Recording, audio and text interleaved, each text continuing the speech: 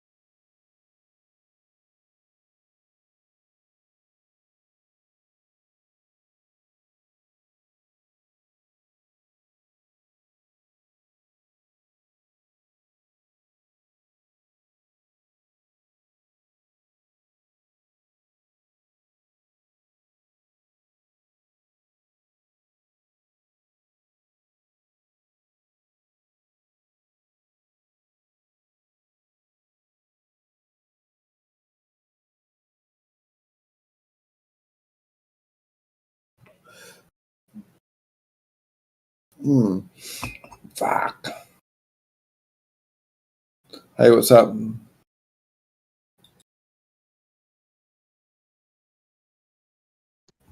Hey, How do you do? doing good. How about yourself? I'm okay. Feeling a bit sick, but not too bad. Sorry to hear that. Yeah, it's just surgery. It's just you feel a bit sick after a few days. After a week or so, you kind of, if you don't taking your antibiotics properly, you might feel a bit sick. I think that's all it is. It's like just got sick from the whole like the wound sort of thing healing. You know you get rid of like yellow phlegm and all that sort of shit. I hear that. Yep. But when it's like it's hard to describe. It's not as bright when it's like a more internal general infection compared to like let's say like a viral infection.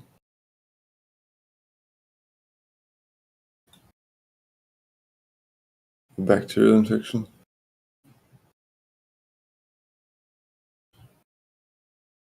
Well, I wish you a good recovery. Thank you.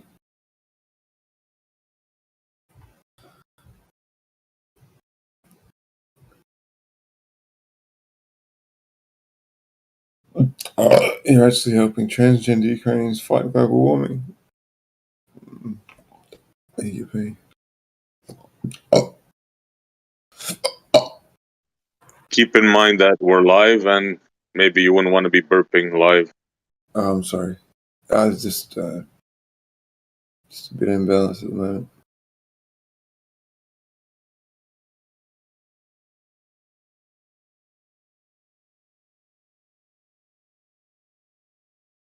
So what's on your mind? What brings you here tonight? It's the morning. I thought I'd wake up with a coffee, maybe roll a smoke, and then say, see what you guys are talking about. See if you need correcting on anything. So morning, I take it you're in Aussie land? Yeah, Western. Okay.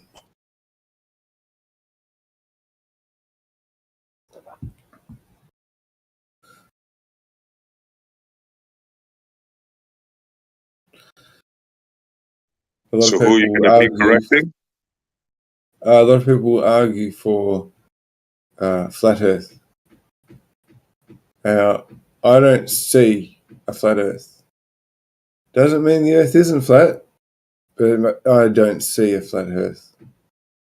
I see mountains and hills and valleys, but so people will make claims that they either haven't tested or they can't test, and they make these claims a lot of the time specifically because you can't test them.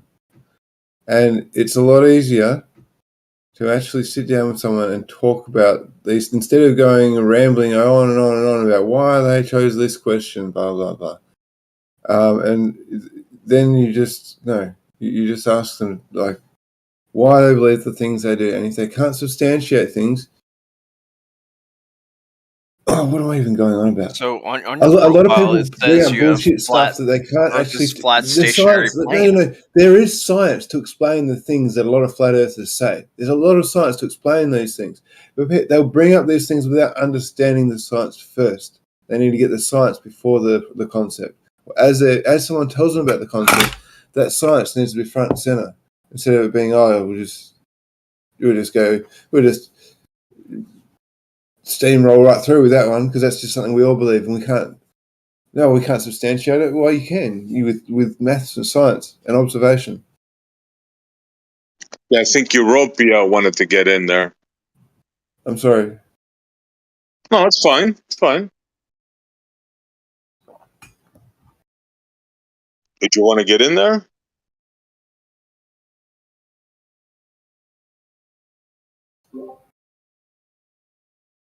Entropy, not. the universe. Is it? Yeah. So I take it you believe in the standard model? I don't know. To be decided.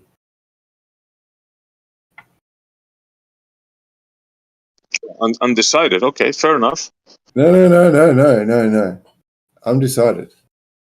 But to you,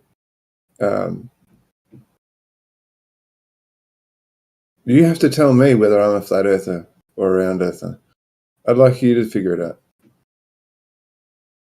Well, I think I already know, but I mean, that's just presumptuous of me not knowing you.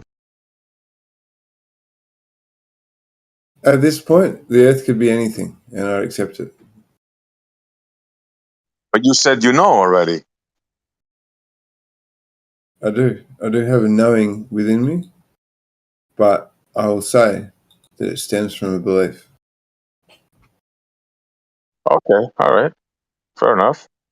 I have observations, but those observations could be explained on either kind of, I won't even say model, but it could be explained by thinking of it in different ways. When you're working with such large systems, there's a lot of influences on the light and refraction. So it's not, but you see a lot more drop away than what the refraction might tell you. So you think you see more drop than the refraction would allow? This refraction that you're referring to? Well, they are saying, see, that's a dead giveaway, right? What was said, right, is that the refraction happens in a downward direction. Would you agree with this? Not always. I'm trying to trip you up here, right? Good luck. So explain to me. Why should I explain to you something I didn't make a claim of? Well, I've intentionally said something that's wrong, so I'm just going to keep pushing you. Well, that's not an honest way to have a conversation. Well, what have I said that's okay, let's talk about refraction. What happens to the light? Let's say I've got a torch or something, and I'm shining it. So I'm right on the horizon, standing on the beach. You're ages away up the beach. What's happening to that torchlight? Or what? Don't even. I don't care what the torchlight is yet. I could explain that to you, but what's happening to the torchlight between the torch and the person that's on the far end of the beach? By torch, you mean flashlight? Oh, it could be any kind of torch, couldn't it?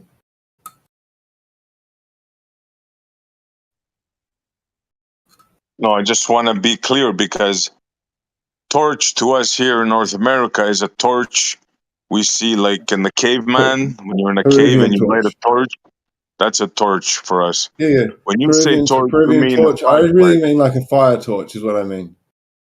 Oh, you mean a fire torch? Oh, okay. Because I mean, to me, that would be the most logical, like a natural form of light. You obviously, who wouldn't use a torch in like any kind of light test? You would obviously use the torch first before anything. Like it's the simplest, easiest. I just wanted to be clear what you're talking. So you're talking about an actual torch, fire. Yeah. In other words, right? Okay. Because when in the UK, when they say a torch, they mean a flashlight. Yeah, that is what I meant. I know that's what you meant. Why do they call it a torch? But I wanted to make sure everybody else knew what you meant. What's it short for? What do you mean? What's it short for? It's hmm? Yeah, the torch is short for some sort of other word. Yeah, what's it mean? No clue.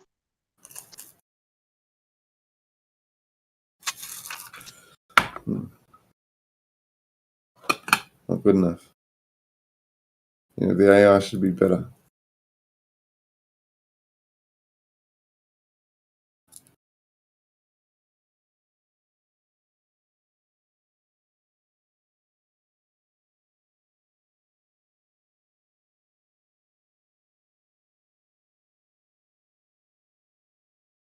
Sorry, what's torch short for? I missed that.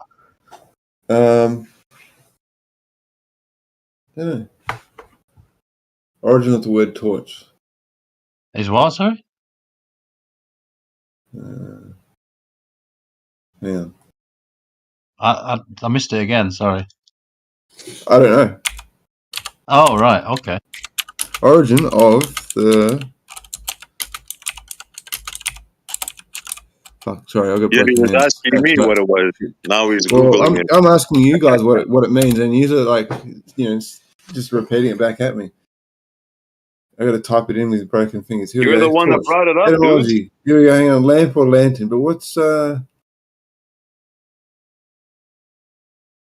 torche? I mean so it actually does come from the word torque, like the twisted thing. Hence torch formed or twisted toe dipped in. What the fuck? Yeah. So it just mean torch was just like some sort of French adjective like torche or torque. Touche. No, torche. No, but also. No, touche is different. It's a touche. Yeah, touche. No, different. It's a torch. Yeah. Or torch. Correct. Torche. Touche. Torche.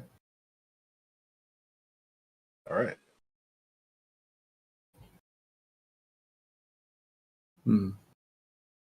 Touche. So you thought you'd wake up, have a coffee, come on the server, and just bring up random subjects like that. No. I got pulled up for using the word torch. Nah. Does seem random. Yeah. If you had somewhere to go with that, then sure. But now you've brought up the word. No, you're a derailer. You've brought up the fact that I use the word torch. Right? You wanted me to fucking do this. I mean, the fact you have an answer, you're just not satisfied with it. It's not the answer you wanted. I was wondering why kangaroos don't lay eggs. I was wondering the same thing. They do. They lay little shits everywhere.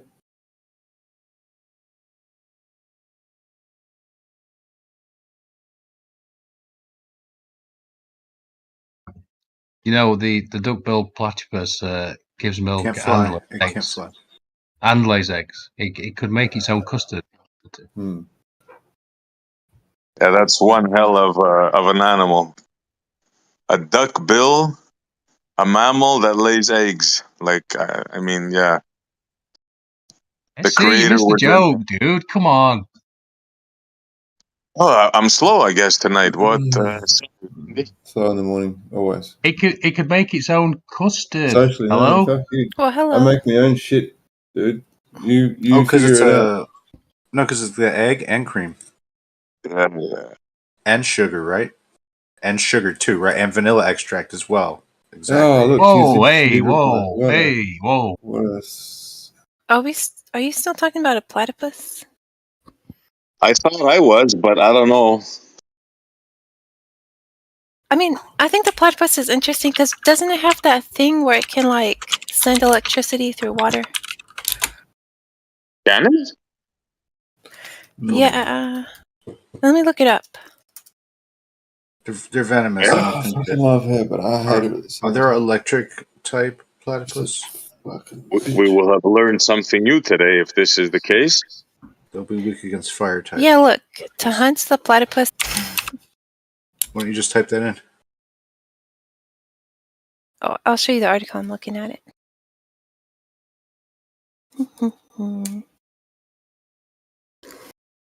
I behold to you the electric duckbill platypus. Damn. And they say we don't learn stuff here. Do they have claws on their feet? And then I think it's got like one claw where it can like poison you, but it's only got like one chance. Yeah, poison bug. Okay, why are you a platypus expert? Well, you know, it's because not discharging electricity. I went to a zoo once, you know, and I was looking at the platypus and I was like, what the fuck is that thing? And I read up on it. I read up on it because, but I did spend a lot of time like looking at the platypus, being like, "What the fuck?" Yeah, that's why I know. Poisonous mammal. It's the only poisonous mammal, and it's like amphibious mammal. It lays eggs. Well, not amphibious. Yeah, but it's in the water a lot. You know, most of its life. So it's a mammal. Like it lays water. eggs. It's a fucking fish mammal. Aquatic. I think that's the creator messing with us. It's a fucking amazing animal. I wish I could see one in the zoo, but I don't live over east. But think about it. A mammal with a bird beak that lays eggs, that has electric sensing, which we just found out today. Like, really? Mm-hmm. Do they lay eggs or do they have a pouch? Because they are kind of like they're not a marsupial. Oh, they lay eggs. That's for sure. Yeah, they lay eggs. Are they not marsupials too? Hang on. I don't think so. I got to Google this. At this point, Like I'm not really believing you, right? Are they monotremes? Let's have a look. I don't know if they have a relationship to echidnas, but I think echidnas are technically papoose havers. Here we go. Eggs, habitat, venom, facts. Here we go. Shit. They're like a... This picture makes it almost look like a lizard, but it's not. They're like the Australian beaver. That's just words. Clearly, they're nothing like a damn beaver. Where's the teeth? Yeah, beaver milk. Look. What's it say about the eggs? It says, you can search that shit. It's like saying pickleball is a lot like tennis. Two small leathery eggs. Yeah, that's what I have. That's terrible, eh? I was thinking like big eggs, like fucking emu eggs.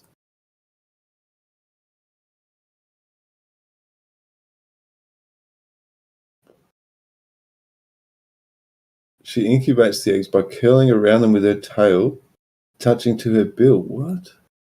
Each tiny platypus hatches from the egg with the aid of an egg tooth. A fleshy nub holdover from the reptilian past. Okay. Did you say egg tooth? They use their caruncle. Okay. Their caruncle, their little nubby thumb thing. I don't know. Yeah. Is that pretty much the worst animal, like, mix-up that we've got on record? The young suck milk from special mammary hairs and remain protected in the burrow, suckling for 3 to 4 months before becoming independent. Yeah. Hatchlings, whose weight often increases by a factor of 20 during their first 14 weeks of life, possess vestigial teeth that are shed shortly after the young. All right. Bills and teeth and all this sort of thing. Like, I want to see what these. How the fuck do these animals even live today? Teeth, they're like some fucking prehistoric reptile mammal. Nah, they're just like some animals that got drunk one night. Don't want to. Yeah, they woke up in the next morning. They're like, "Oh my gosh, did I really just?" No, it's the idea of. And then they call a cab. It's the idea of just feeling a bit fucked. Needing to drink and eat some antibiotics, actually.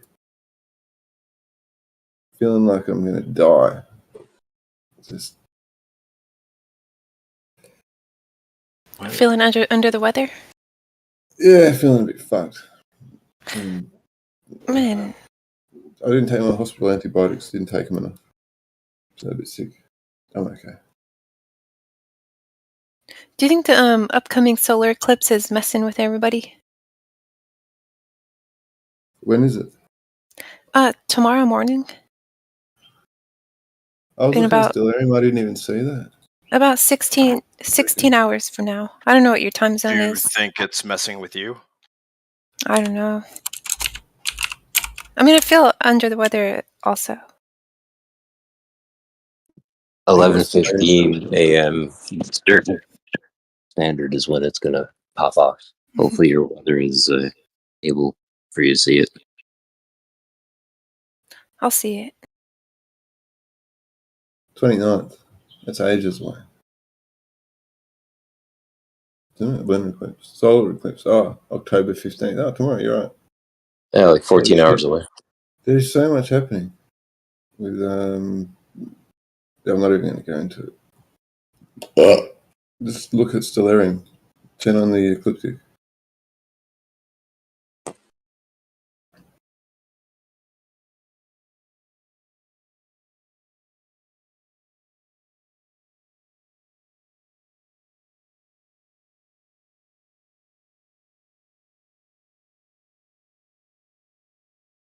Solar eclipse. Okay. When's that happening?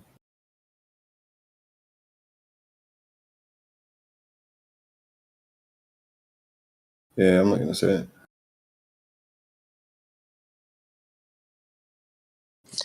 it. People located on the eastern starboard, North America, they'll be able to see it, providing their skies are clear.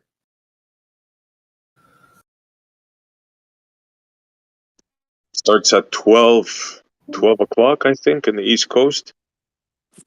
11:15 a.m. Eastern. 11:15. Thanks. Yeah. Who's got the tactile keyboard? Somebody's got Cherry MX switches. Yeah, not me.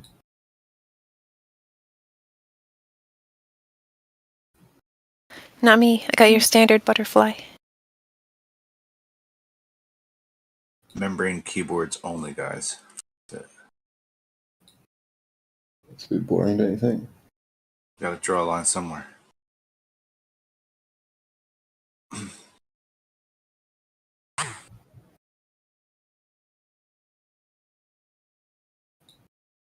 I love me some tactile keyboards. I just don't want to know if you have one. Well, you shouldn't be able to hear it. It should cancel out, right? No, okay, it doesn't. Yeah. Let's Those are a little change bit. Yeah, I'll just turn on. Change the noise. Yeah, no, sorry, I didn't have the thing turned on. Turn the volume down. Yeah. No, you won't hear it now. Here, look, I'll type heaps and you won't hear it. See? Typing. Now you won't hear it. Oh, we heard it. Noise off. Yeah, only when I speak you'll hear it. No, I fixed it. Yeah. I don't know. I think that's like a noisy keyboard, though. Probably Yeah, not very high good. quality. It's good feedback. So, you want to know This you one, press. this one's very comfortable. Those are very good. Those aren't those click. This is not too pretentious. You know what I mean? Sounds Snacks. like I'm like doing something good. You know what I mean? This one, I don't know. Am I fucking with you? Sorry. Nah, dog, you're good. So, I'm a fan of keyboards. Go ahead. So Sunshine, are you a over there or over under person?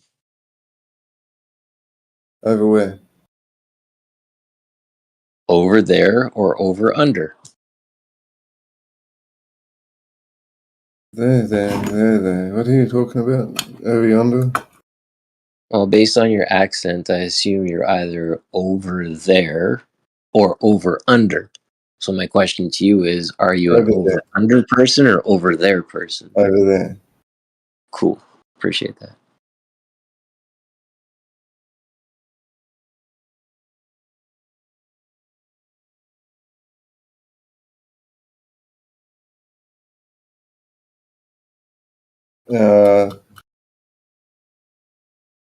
Where do you live? Ontario, Canada. Canada's a shit place to live. It's got a shit government. Don't hold me accountable for my government's actions. I just live here.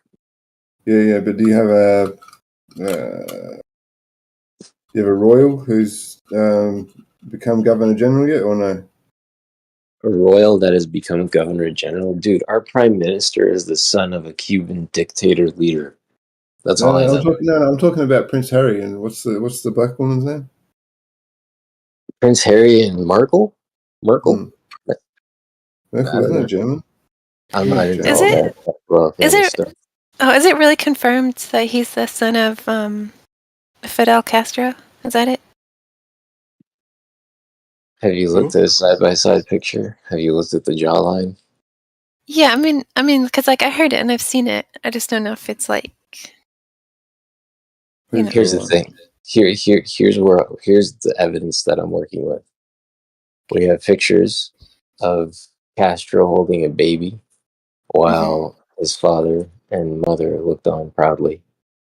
His mother has a horrible track record when it comes to her vagina and people like Mick Jagger and others. So I don't know. Is it a fair accusation to make that Fidel Castro was holding a baby and the potentiality that it could have been Justin? And here we are, like, I don't know, 50 years later, however old he is, looking more like Fidel than his own dad. I think it's a fair finger to point, but everybody call me a conspiracy theorist if you like. But yeah, no, nothing's been confirmed to answer your question. Have a look at what I posted. Maybe that'll give you a little idea. Okay, I see. Yeah, I see. Exactly. Thanks for having my back. You're a very dangerous person.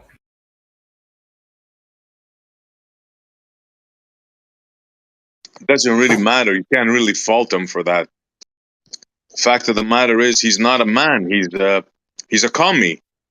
He's exactly what. If I had a son, I would tell him, "You see that man there? Don't be like him." That's exactly what I would tell my son if I have one.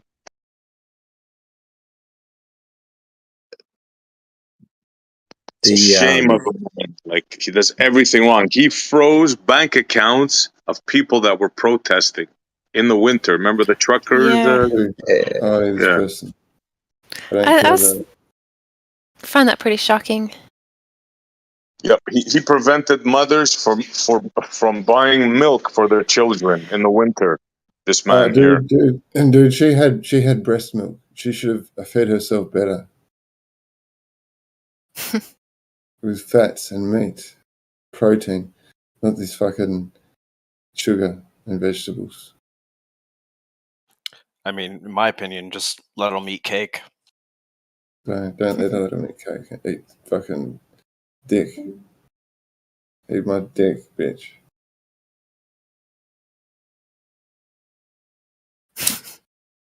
this man also passed a law here that we have to call individuals they them.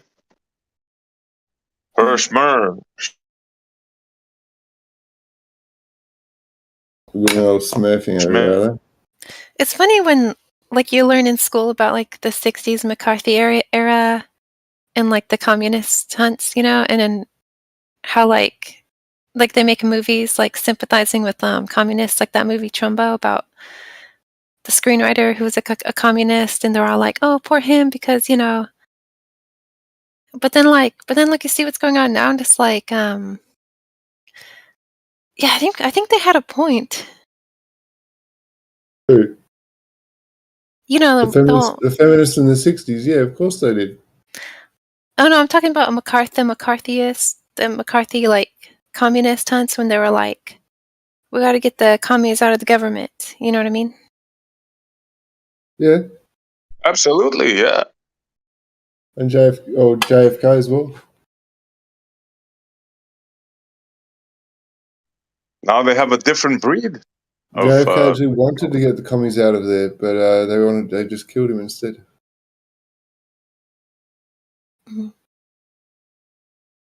These guys make the commies look good.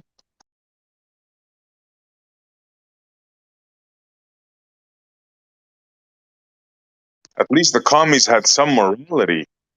I mean, I hate to say the truth, but these are worse than commies.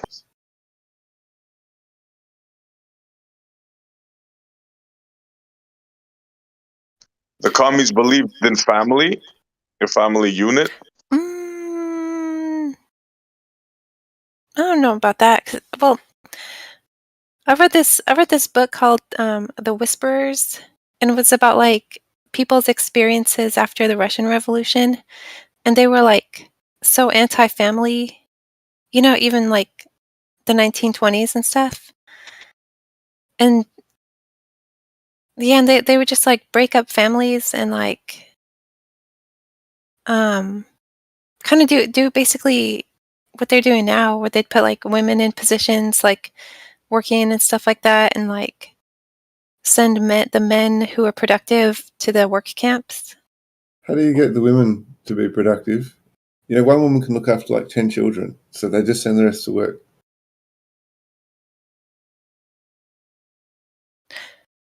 Oh yeah. Well, But what I mean was, Mhm. maybe I overstated it.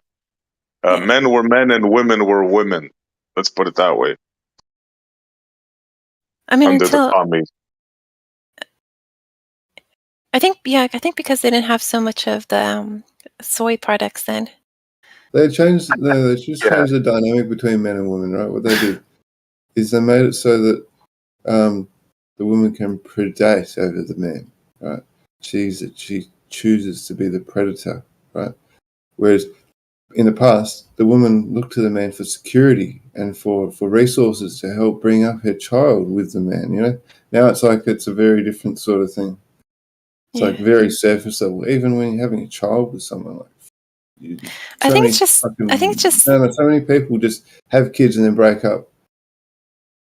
Yeah, because they did that like after the Russian Revolution is pretty much what happened, and then like the 60s Cultural Revolution, like in China they would even put women in the same clothes as men and like shave their head to make them as like sexless as possible. Shave your head like a Zen Buddhist. Yeah, but back then, like I think they didn't have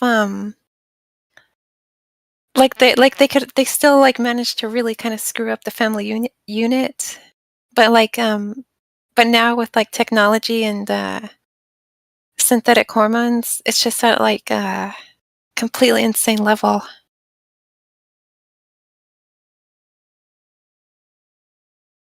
It's just horrendous, and I don't think most people realize how horrible it is.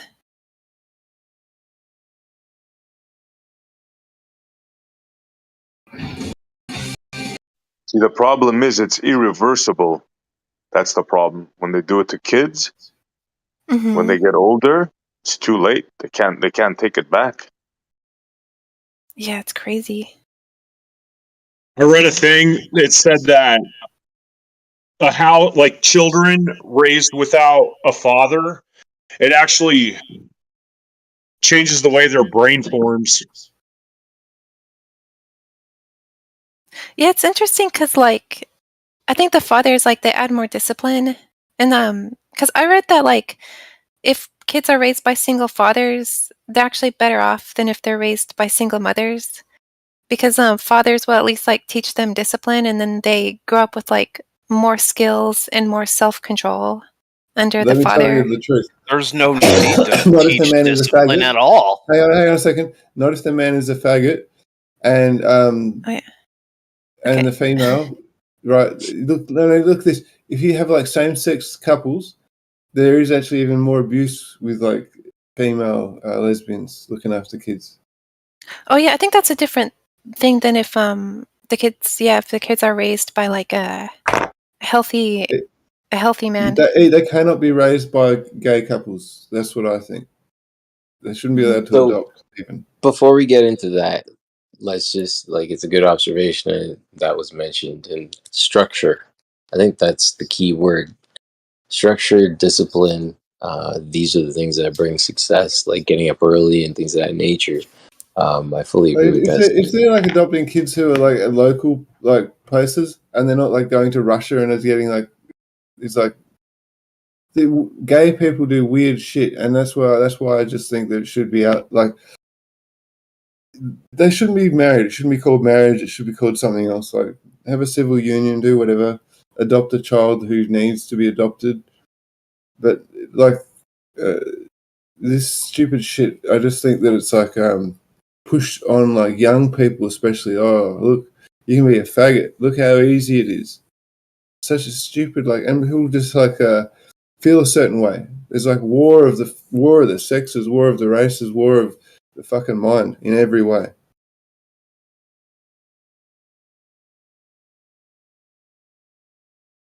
True story, man. Well, one thing that's for sure is there's definitely been like a war on men, and like, anyway, what I was going with it is just because of the way the court system's set up to where the kids just automatically go to the mother. Like statistically, kids that are raised by just not always true, by the way. Not always true. And right, it's okay. actually. Wait, I know Sunshine. someone, right? I know Sunshine, someone can you let who Sunshine? had 2 children taken away from her, and the pedophile father got to keep one of the children. I know, The one but they were fucking. I want to hear what Dr. Silly Questions. This happened in Canada. So I'm saying, yeah, I know what you're saying. I agree with what you're saying in general, but I'm just saying it does happen. I mean, I could tell a story. I have one of my friends. The mom was a heroin addict, and she literally the only time he was getting his son was when she was literally in prison. But at any rate, it could be anyway. But who knows? It's maybe just the judge that day. But the point I was trying to say is statistically, the single mother homes, it's 70%. If you go through the stats, it's outrageous, bro. It's like suicide rate is 4 times higher. I mean, I'm pulling some of this out of my butt, but when you start to look into the stats, it's outrageous. It's 3 times higher, for suicide. It's you're 80% more likely to go to prison. If you're a girl, I mean, it's the stats are staggering really bad. And but then they find that single father homes are they're not as good as both parents together, but they're actually they're close.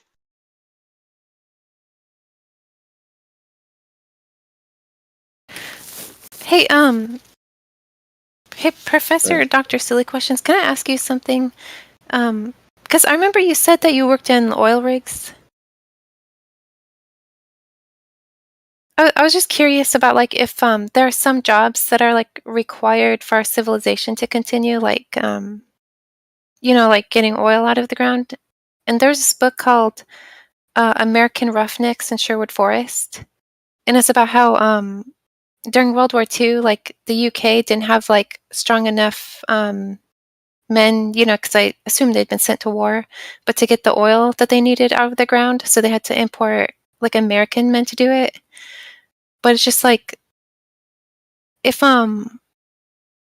we all get weaker, then will there be some jobs that can't be done if you're not strong enough?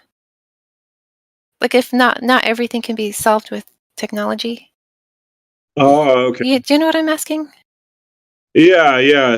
I mean, yeah. So some of the places I've worked, they've tried to literally automate it as much as they can, and they generally fail. At this point, there's a lot of stuff that you just need a guy to do it. So yeah, and I mean it's chopping wood or I don't know, it's a lot easier to move shit by hand than pick it up with a machine. It takes longer. Yeah, so like, we have like top drives that are basically like a bus, right? You basically have a bus suspended on, the blocks and like on basically a big stationary crane is like all a drilling rig is. We just pick stuff up and set it down. But yeah, I mean, like we basically have a bus suspended that's like, has all these hydraulic lines going to it, has all these crazy parts in it. And like, when that thing goes down, like you need a man to get, or, I guess you need a man to get in a, basically hoist it up, they're like way up in the air and they're like digging parts out of this thing. And anyhow, yeah, I mean, that would be really, I don't see robots doing that anytime soon, or, just a lot of the processes. I mean, yeah, you need men to do it. It's just how it is. And even like the production areas, like where they're flowing the oil, I mean, I don't know. It'll be a long time before a robot like does all the piloting, like, like bends all the pipe and hooks it all up and does the, does all the like, like it's just really, there's a lot of instrumentation. Like there's not a robot that's going to do instrumentation. I mean, maybe there is, but not for a long time still. It's just too much. I don't know. I can't see it done for a while.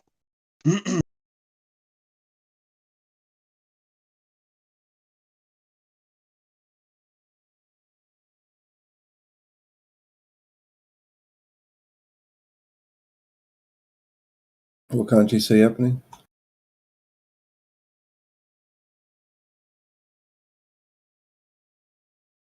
What's that? Oh. So what can't you see happening? I can't see them. I can't see, like, for example, like the like the production pads with like all the wellheads. You have all this like sometimes they're air or hydraulic operated valves. So you have a control room, like you have a skater room with guys directing like oil flows and stuff. Like, well, it's a lot of pipes. It's a lot of you go in and you have all these gauges and all this stuff that you're setting up. Like, I can't really see a robot just that. It's just, I don't know. Like, I mean, you'd literally need a human robot that had like hands and bent pipe and knew how to set everything up. Like, there's all kinds of like transistor or transducers and stuff. Like, there's all these wires going everywhere. I don't know. Like, it's just a lot of stuff. Oh, plus like, yeah, like putting together the wellhead. Like, I don't know. Sometimes I can't really. I can't see a robot doing that. Not for a long, long time.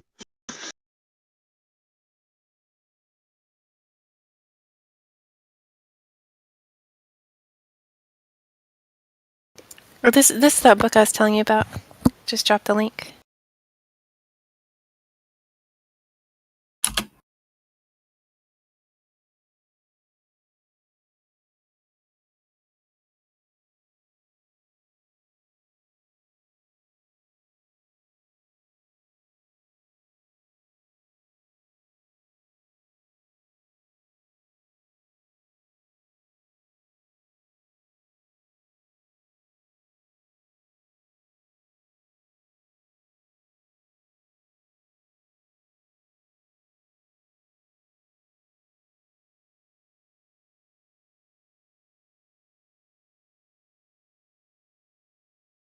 Found something in the sky in Stellarium the other day, and I was amazed. It was exactly what I saw through the telescope as a young child. And after I added it as an observation, and I put like the date as like 2003 or something, or 2002, I don't even remember. But I added it, and then I looked at it the next day, and it's gone. Like the nebula cloud was just gone from Stellarium. But that's exactly what I saw, like years and years ago, 20 years ago.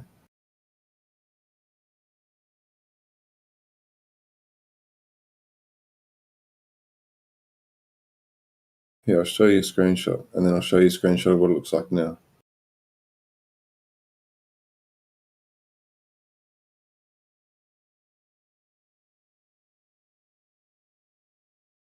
Joe, right. Yeah, that's an interesting book, Eden. Yeah, what's funny too is like even still to this day, American Roughnecks, like. Sorry, I didn't mean to side bust. No, it's okay. Oh no, It's okay. I want to hear. That's what it looked like before, right? And this is what it looks like now. I'll take a screenshot now. Now Solarium is just taking it all out, and it just looks like that.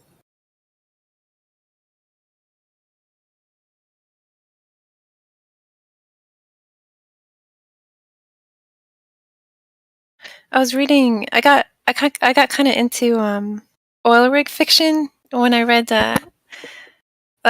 there's this like it's called The Paperback Fanatic. It's just a zine about like paperback books, and they had an article about oil rig fiction. And I don't know. I just had like an oil rig fiction phase. Yeah, that's cool. Yeah, I don't know. Yeah, so even like when I would they would send me to Houston, and I would spend weeks in school, like just drilling school, and my company like basically gave us like a history class on it for like a couple days, just like literally like all the tools and the wooden derrick, from like it was really cool. I don't know. I could talk about oil forever. I think it's interesting because I feel like it's stuff like that we should be learning in school, because then you actually have an appreciation for the precariousness of it. Because I think everybody takes it for granted, or not everybody, but most people do, because they don't think about it. And you just learn like this basic stuff in school. But I feel like anytime you go deeper into a more specific history, it's a lot more interesting, I'm gonna have I a phone happen call. to All right, I gotta vehemently go. disagree. See you later. Dude, I totally agree. I think our school system just makes employees and soldiers. Like, it's so stupid. And I've met. So one of the things I did was I was an industrial mechanic for Keen shoes, and so I actually. So the guy I worked for, he actually was one of 6 men that started Echo Shoe, which is like a European shoe manufacturer. And he explained, he told me how they invented like modern shoemaking. Like I got to learn that whole history when I did that job. And it was amazing. And I think that school is totally like modern day school is totally stupid. Like kids should be learning about like, I don't know, like real stuff, like electronics and like, real stuff. Yeah. Machine. Because that's how you actually invent stuff, right? Like, so like my boss, he was the technical director for Keen, and like he was a machinist. And so like, like they literally like when it was just these 6 guys, they had like a couple mechanics, his boss was a technician, and then like they had like a welder, an electrician, like just kind of like all like basically like kind of had all the trades. There was like one tradesman, and then they like his boss like had the money because he had started their first company where they were just making machines, and I'm totally monologuing, but anyhow, it was super interesting, and I was just like, wow, yeah, like the guy literally, he had like saved up enough money, and he was like, my boss said that he just came in one day and was like, we were going to make shoes, he was Danish, and I don't think his boss was, but anyhow, and like literally he was just like, yeah, no, we are going to do this, and like we don't sit down. This is what we know how they do now, but now we make it better. And like they just literally started making machines, and they literally still to this day, like the manufacturing, the stuff that they came up with is still used today. It's like the best, and they came up with it in like the 80s. Oh wow. Yeah, it was really interesting. I got to like, but that's kind of think, like Yeah, they because that's the stuff of like civilization. Whereas the stuff we learn in school now, it's actually not really going to help you maintain civilization. But they've somehow diminished like trade jobs in trade school. Like they've diminished it in the eyes of like high school students and college students, making them think that it's somehow more valuable to go to college and learn a bunch of bullshit than to like learn actual trades. Whereas like the trades are like the literal civilizational stuff. So you said it's bullshit, and he said it's stupid. So what's the solution? Oh, about school? Homeschool everyone. Dude, I have like they should like instead of like going to school in like Columbus, blah blah. Like here's like, dude, they should have like straight up like pneumatics. Like here's how to freaking check out all these valves. Like check out like that's the shit. Like machining. Like oh, guess what? Yeah, if you start heating this up and then you put water on it, oh, you're gonna freaking harden off that steel, and that's your like real shit. Like oh, here if you want to.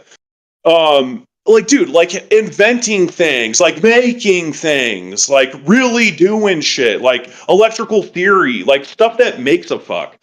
Not like here's let's see where's Washington D.C. on the map. Like that is just like the most useless shit. Like people don't even know how to change a fucking tire.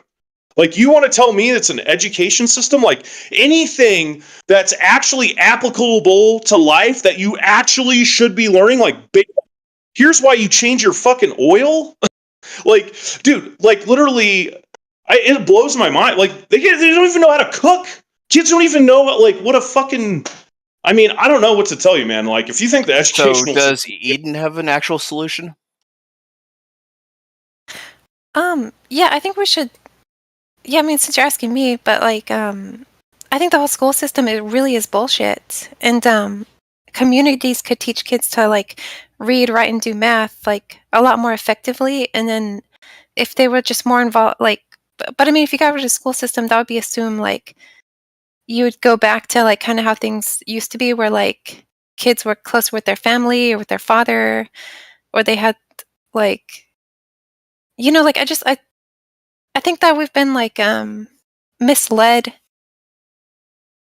with like the idea of child labor, like whereas like it's not quite like what it was presented if like the kids are just growing up in their family working with their dad or like learning to farm, learning skills at an early age. And like I think we're far more stupid now with like our useless school system. School should be school literally should be trades because that's where school should be trades because that's when you're actually learning like real life stuff and actually getting an idea like oh, you know what, I like doing this, I like doing that, oh maybe like whatever, like it should actually be like not just the mundane like I don't know. I think it's just so dumb. It's not inspiring at all either. All right. I'm gonna have to respectfully disagree with both of you, because you have to look at the way the actual school systems work, and so they pay all this property tax, and that adds up to quite a bit when you look at the numbers. It's insane the amount of money that's spent. I think it's like on average like $10,000 per student. I forget if it's I think it's annually, or if I remember correctly. But it's just millions upon millions upon millions of dollars. It's insane, and that's just for like one school. And so, what you Wait, have what are you is you have saying? this whole administrative level that is just, it's just people that's there to enrich themselves, number one. Where is that money And coming from? number Dude, two, you you have to glossed look over at that. what they're actually teaching in the schools. And, like, for example, I don't know if you've seen some of these videos where these parents have gone to the school district meetings, and like what they'll frequently do is they'll check out a book out of the library, and they'll just start reading it at the school district meeting, and they'll just cut them off immediately. Just stop right there, and they'll be like, "Well, wait a minute, I checked this out of the school." Yeah, So I'm that's pretty sure. where I'm I'm going to pretty have to sure. vehemently What, disagree what with were you you guys talking right about? there. What were you talking I about? think You didn't really explain property taxes stuff. Could you just gloss over that one more time? Most schools Where's the don't money pay coming property from? tax, by the way. Yeah, no, I know. Where are you saying this money comes from? Where's it going? Are you saying schools pay property tax, and that's why it's so costly to educate kids because the schools are having to pay property tax? Can you reiterate that, please?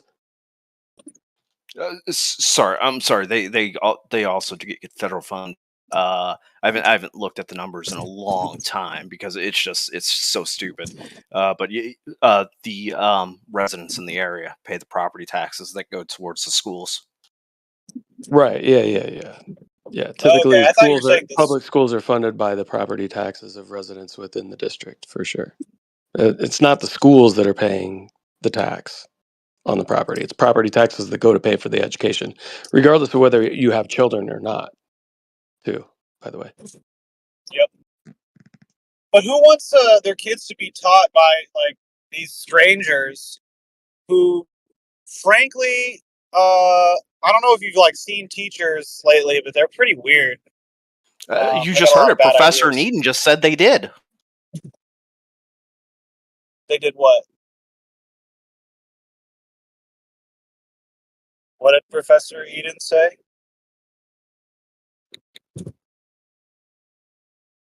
Am I not coming through? I'm so confused right now. Oh no, No, you're coming through I think fine. that He's just not he's really answering. articulating his points very Yeah. well. Yeah, I think he's confused. I think he thinks that I support the employee soldier factories. But it's just like that realization of like that the things that they tend to teach not just now, but they aren't useful.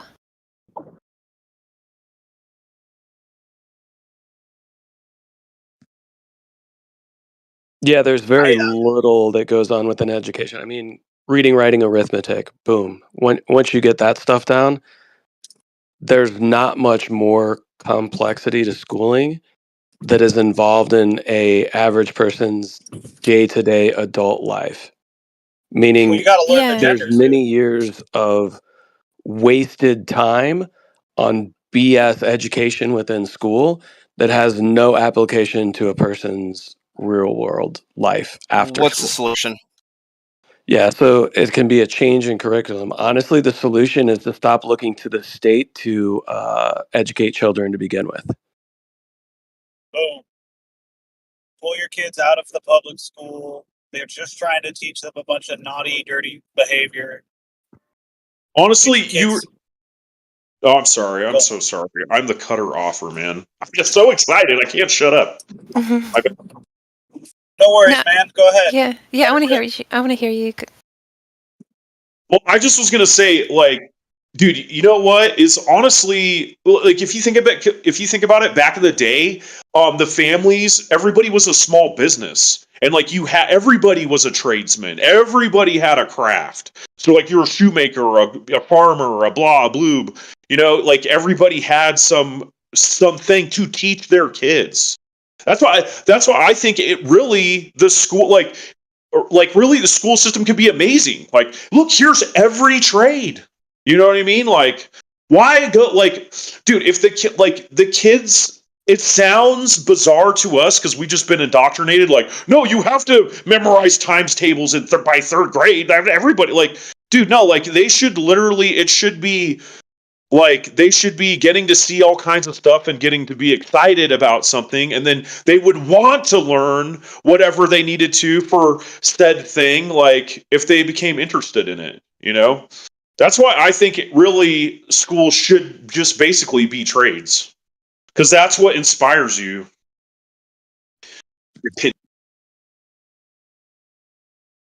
Yeah, like apprenticeships and stuff like that, right? Where kids start to come up within the trades learning how to do certain things. It doesn't mean that you're locked into that. And you're right. Many times back in the day, especially around the turn of the century up until the the 50s time frame. Most people grow up in a household where their family owned at least one business, if not multiple. I mean, my family owned a funeral home, ambulance service, and a furniture store. So, yeah. Yeah, and then people would start like learning skills at an early age, and I think we would have overall like a more highly skilled workforce. For sure. Like that's why like when you're actually like in the trades or whatever, you're like, you're in some kind of industrial construction, like dude, every single super bad dude that's just like you're like, dude, that guy is so good at everything. You're like, hey man, like you start every single one of them I ever met, and they might even talk to you like talk real slow, and you're like, what the fuck? Like this guy talks like some, some farm boy. Well, guess what? They're all farm boys. Like every single one of them. They're like slow talking, just easy going, and you're like, dude, like every single one of them, you're like, they're like a genius. And it's like they on the farm, they were like fixing the combine. Like they learned hydraulics, they learned how to weld, they learned mechanics, they learned, like everything because they're on a farm. It's wild.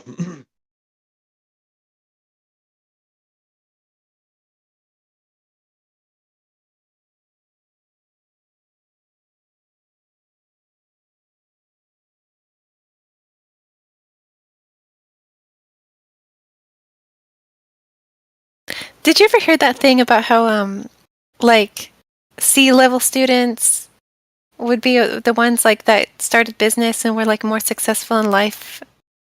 Like, did you ever hear that thing of like how some people like they just like fucked off in school but then managed to be successful still? I don't know. I could totally see that. I only made it to grade 10. I'm doing fine. I said fuck high school, fuck college, and had a 10-year career, successful career, just ended it because Hollywood's lame.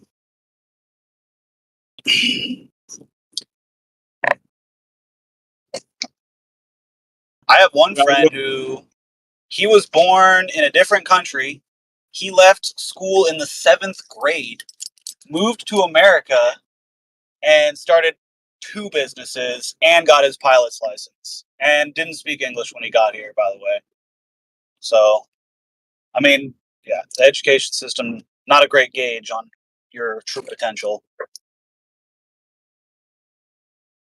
Really, if you think about it, it's not like any of it's teaching you problem solving or like, because I mean that's all any successful person, they're just a problem solver.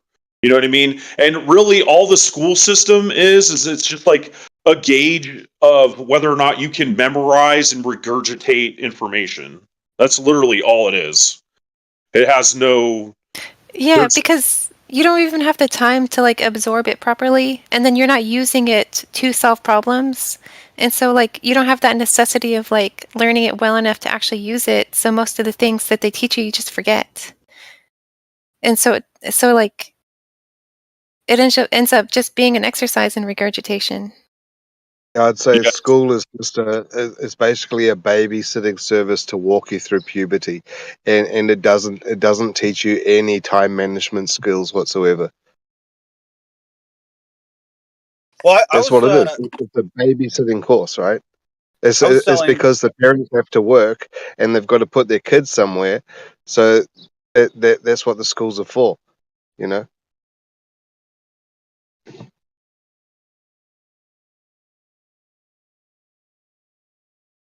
Oh, what were you saying, Platypus? Well, I was just saying I started a business when I was in high school selling weed, and I did all right. Actually, that was one thing that high school definitely taught me how to do. Mm-hmm. Yeah. And it pushed me once I left high school, and I was like, wait, I didn't need to do this in order to get normal jobs. Oh, wow. Like I got 3 jobs right off the bat. I worked at a grocery store. I was an office clerk for a law firm and a janitor. And then like 3 years later, I was full-time working for Hollywood, starting a career. You just fake it till you make it.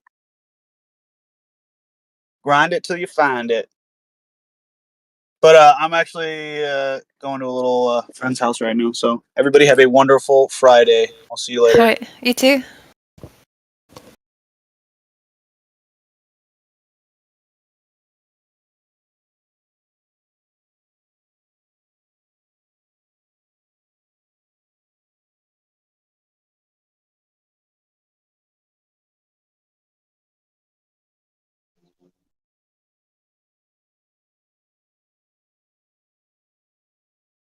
Yeah, really, if you think about it, our public education system is basically it's just an indoctrination station for children. You know, it's like they It literally is. Yeah, that's Yeah. what it's for. Yeah, Mhm. that's why they ensured that both adults within the household need to have full-time jobs in order to afford shit. Got women really enthusiastic about being, strong and independent and getting into the workforce so that they could steal the children for the most influential years of their lives and indoctrinate them into the system. Yeah, that is so true. Yeah, that's it. Yeah. It's like, why do we? What do they say? Like, if you sending them to whatever, to wherever the Romans went, the Roman kids. Well, if you think about it, like, what is the difference between a public school and a private school besides paying shitloads of money and allowing the parents to rub shoulders with their other rich neighbors? What's the extra education they're getting for that extra, $50,000 a year? Are they really getting some extra knowledge that the public school kids aren't getting? I think in a few cases they have some more specialized classes and might teach like a few skills, but they still waste a lot of time and indoctrinate you. Dude, yeah. So like, I think they could just afford to buy, a mini grand piano at home and to practice on, or they could pay for their field trips to another country just for fun, for language exchange, or it's just stuff that money allows you to have a little bit more luxury and maybe buy a violin. Whereas the public school, they go to school and they've got like shitty, battered old equipment in the music room and but the actual knowledge that they're getting, I wonder if they're getting more knowledge. So I went to both a public and a private school, and I will say that the quality of the education is much better in the private institutions, and it certainly helps when there's less children per classroom and per graduating class. You have a lot more one-on-one attention. Plus, within a private education system, there is a much larger incentive for you to learn and understand and succeed, because not only are your parents paying for you to be there, if you do not maintain a specific GPA, you're getting kicked out. So I experienced both. It's definitely a better education. Is it that much different? Not vastly different. Same curriculum, but better quality.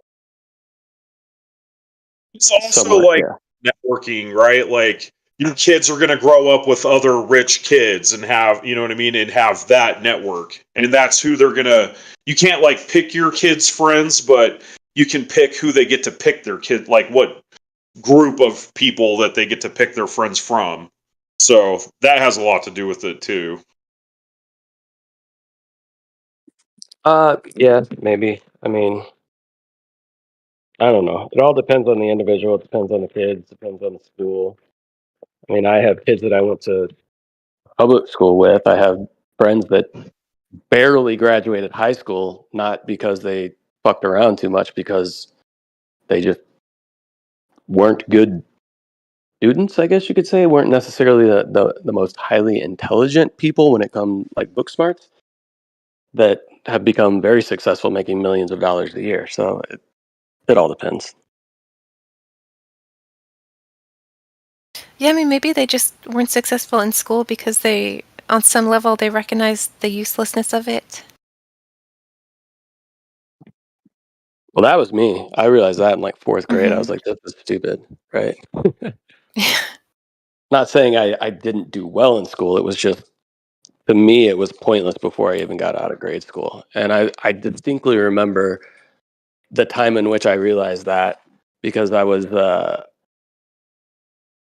decided to just kind of start doing my own thing. Like the Mhm. schooling was not necessarily challenging. And one time I was sitting outside of the principal's office waiting to have to go see the principal, because sometimes I had to do that. And on the wall in the like office, whatever you want to call it, there was a sign that said, "Everything I needed to know I learned in kindergarten."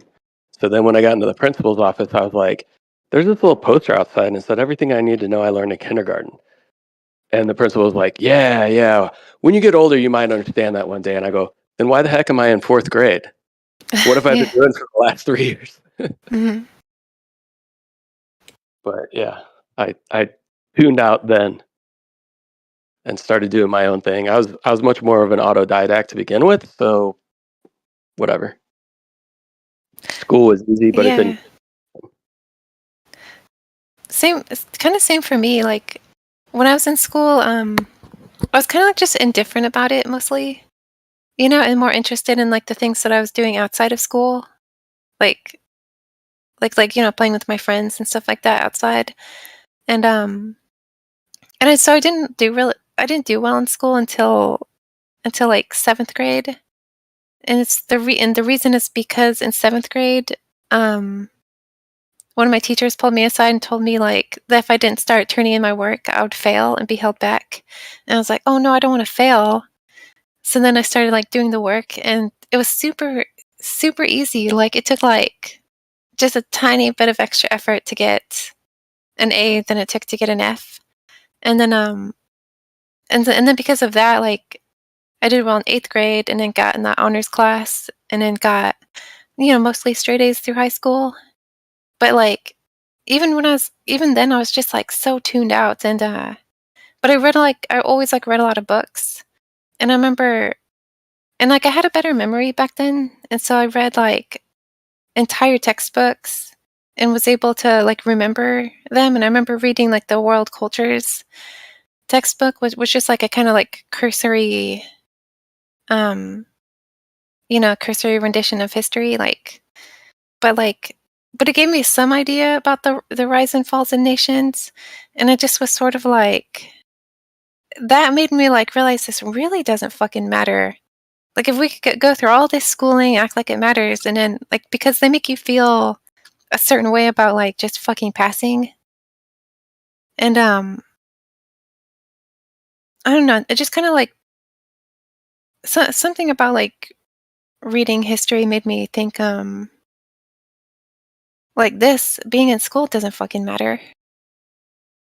And then the fact that it was just like so easy that I was just like tuned out. Yeah, if they really cared about people's success in life, if school systems actually cared about that, they would certainly teach you more about the things that would benefit you as an adult. Like most people come out of school, and when I say school, I'm including college and even um, grad school, knowing very little about personal finance.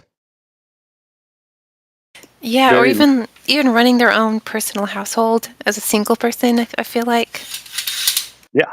I mean, most people don't understand that they need to operate their personal financial life almost as a business. And so many people have just been devastated that way, regardless of how much money they make. Lots of times people that are doctors and lawyers are in some of the worst financial situations because they think, oh, I just make a bunch of money. I can just buy whatever I want. And they just get themselves into huge financial issues. It's interesting how like we live in like a kind of like a paradox, because it seems like the people who are perceived as the smartest, like the people with like the PhDs and advanced degrees, are supposed to be like the smartest, but I feel like a lot of times they end up being the dumbest. But then in different ways though, like in certain yeah. aspects, right? Like I have a family member who is in their just getting into their 40s and is just getting out of schooling and literally needs a safe space as an Oh adult. wow. Yeah. I'm talking PhD in neurology. Needs a safe space if you say a word that they find offensive. So yeah, I do feel like I know a lot of people like that, how it feels like conversations are kind of like a minefield because there's so much that will like upset people. Especially now. yeah. I find it ever increasingly more difficult to deal with certain friends that I have that are just on the side of some idea of their political beliefs as being virtuous to where they're so hypocritical that I just can't even hang out with them. Like literally, I don't talk about religion, I don't talk about politics, and I don't talk about like much of that stuff with these people at all. But it's like since they've been to my house and they know that I have a Bible on my desk and I read the Bible, it's let's make jokes about the Bible and let's talk shit about Christianity to this person or try to bring up religion to get into an argument. It's like I even tell them, I was like, I don't even want to talk about this. But these people Yeah. are the ones that say that they're the most inclusive and they love everybody and they're so willing to accept everybody for who they are. And it's like, then why do you talk to me about religion when I've never brought it up to you? Right? It's weird. Yeah, I can't talk to hardly anybody about religion because most people like, especially Christian religion, like I notice like a lot of people find it offensive. And like, well, because like some people find it like because it's what they've been taught, like, but the idea of an objective morality is offensive.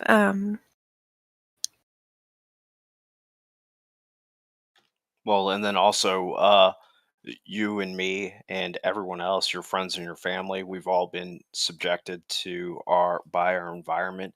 We have a lot of toxic foods nowadays so it's not making us as healthy and as smart as we could be to reach our full potential. And then also, like you were saying, they've been indoctrinated.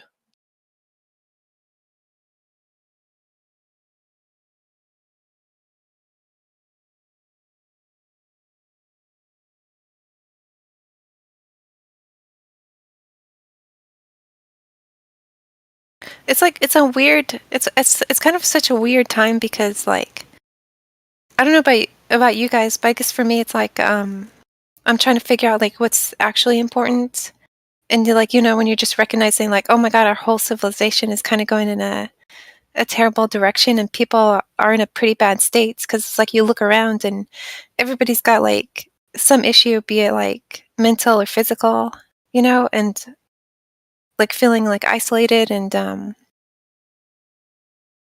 like it's just not good. So it's like we've clearly as a whole taken a not a good path. So then it's like trying to figure out, okay, what's actually important, I think a portion of people feeling maybe isolated or things along those lines might have to do with over the past decade plus the introduction and really takeover of everybody's mind and time by social media and the influence that has had on people to the point now where even the younger generations have a hard time actually talking to each other. They'll be in the same room and text each other. It's weird. Like we were kind of sold that social media, even though we do have the ability, like right now, there's people on this call that are from all over the world, right? So you can connect with people from all over the world and share conversations. Like that stuff's great. But then it's also can be very isolating in a sense that you have the anonymity online that you don't always have in real life. And then in the real world, and your real world friends that are online, there's this sense of knowing what everybody's doing, but not feeling actually connected to it.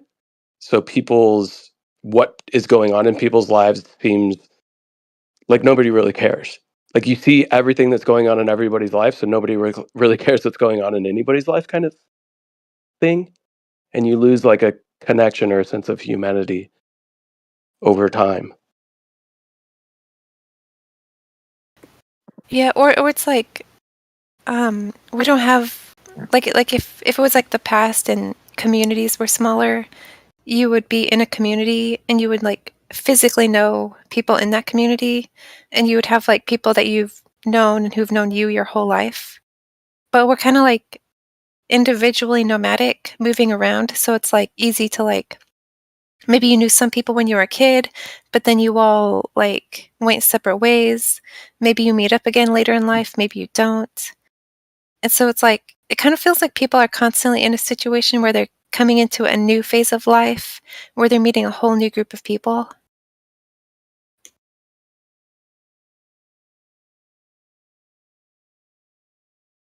Yeah, definitely. I mean, I've been in situations like that because I've moved really far away from where I grew up, so I experienced that for sure. But yeah, there aren't close knit communities. Most people don't even know their neighbor's name, let alone hang out with them or would feel comfortable calling them or anything like that. And I've lived next to them for years, and don't even like. I don't know. It's weird.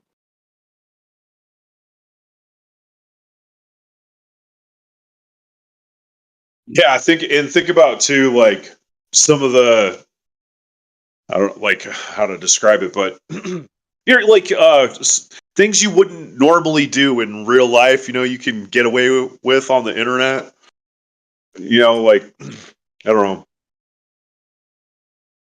and damn it, lost my train of thought. But yeah, like basically, like how that affects people. Like doing stuff online that you would never do in person. Just shaping people's personalities. Yeah. Basically, the whole troll mentality, sophistry, like the way that people treat other people just conversationally online. People know that there's no fist that's going to come through their phone and punch them, so they'll just act a fool, and then that translates into their normal life. And then you see kids that are just like, don't get me wrong, I have a healthy disdain for authority, but I certainly don't or never did act the way that many of these kids are. Like, I don't know, like a chip on their shoulder and the arrogance. I don't know. It's weird. Yeah, like or because you can do that, like some of the mentalities that people have, like what it fosters. You know what I mean? Like what it develops into. It's actually probably super bad.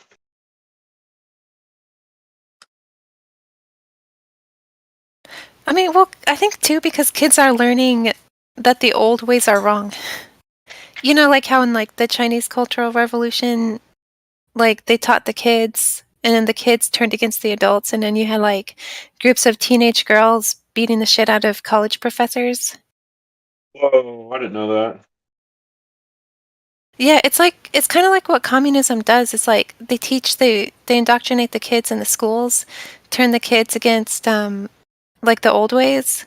Like it's especially women, like you can see happening now. Like and so yeah, during the Chinese Cultural Revolution, it was like really mostly led by teenage girls. Like it's weird, huh? It's weird. Yeah, well, that's Man, not how communism operates. I mean, have you guys listened to Yuri Bezmenov talk about how Yeah. communism would take over this country, right? Yeah. Yeah, because what's their name? Yuri? Yuri Bezmenov. Yeah, Yuri Bezmenov. I'll put it in the chat. Oops, sorry, spelled wrong. 1 sec. Dude, Bismillah. homeschool is so the first step in fixing all of this mess. Like, it's literally the first step. Like, homeschool. Like, moms, there should literally be, like, teams of... We should be, like, figuring out, like, teams of moms that homeschool, not garbage, you know?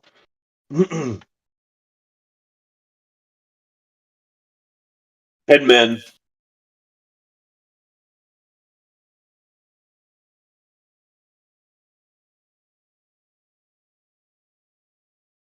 Yeah, if you Doctor, Professor, PhD, physicist, Mr. Silly Questions. I can't My remember what your name is. Yeah. Professor and doctor. But if you... Oh, Eden posted it. All right, cool, yeah. Yeah, if you listen to that video, he goes through pretty much exactly how communism will take over a country. It's not through countries coming in and physically fighting to overtake a country. Communism comes in and plants its roots in the education system and then trains generations to eventually take over. Yeah, he said that like, it's Americans indoctrinating Americans, and that like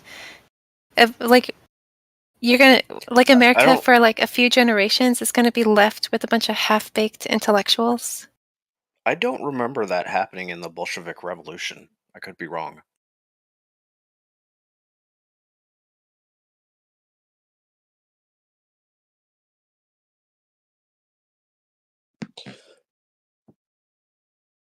What do you mean?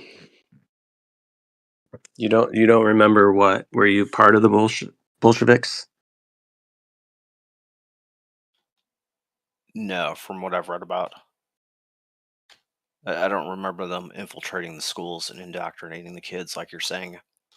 Oh, but it's because they did it during the 1800s, the late 1800s. Because if you read literature from back then, like if you read Dostoevsky's The Demons, I think that's what it's called. It's got like another title too, but like those ideas were like filtering not with the lower classes, but with the like upper classes, the people who had like more wealth and money and time. And so they would be getting into these ideas, but they felt, oh, these ideas are revolutionary. I mean, so it happened in a different way, but it was definitely like the lead up to the Bolshevik Revolution was like many, many decades, and you can see the influence of it. Like just read some books from like the early 19, like, like Dostoevsky, Tolstoy, like read the books and you can kind of see it happening. Yeah, I'm pretty sure Tolstoy talks about it. But so, yeah, that's the thing. Like, if there happens to be some sort of communist revolution in this country and it starts, 3 decades from now, does that mean that the foundations that have been laid for the 3 generations that are growing, have been growing up now, somehow weren't involved in the revolution that may take place in the future? Communism started in 1902. What? Communism started in 1902. Okay. But it only works because there are enough people who like buy into these ideas. And the people who buy into the ideas are like the weak and unsuccessful. Like the people who aren't actually doing the hard work of contributing to society, which is why like when we're talking about getting an education in the trades are important, because then like what's actually required like for civilization and for things to be good. Whereas if you're like a weak or like not successful, like you don't have any money, you don't really have anything to lose, like you're more susceptible to these bad ideas, because like it'll be kind of like that devil's appeal of like, oh, it's not your fault, it's because these people are screwing you over. Isn't communism in contrast to capitalism though? Because it was feudalism, and then there was capitalism, and then there was communism, and then they said it's socialism, which is like between capitalism and communism, but I'm pretty sure communism is about the means of production, right? That's what the whole thing is about. It's about the state owning it or something like that, instead of Yeah, private. Instead of yeah, private yeah, and ownership. okay, so with the Bolsheviks, what they did is like they would go into towns and they would like appeal to like the people who were kind of like not really doing much, and they would convince them that like, oh, these people who have money, they've been like screwing you over, they're taking everything. Like they become convinced that like if people have something, it's because that they've somehow gotten it by unfair means, and so they use like kind of the losers to like turn against the people who are like more productive, and then they take everything. Professor Zach, please. What country? In Russia. In Russia. Only in Russia. You said countries earlier on.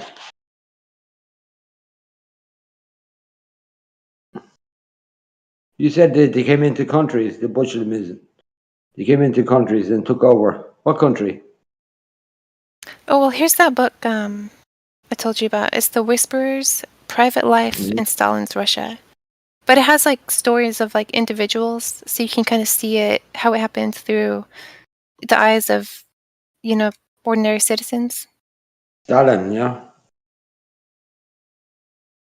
There's a lot of Americans in here. What's your stance on the conflict in Israel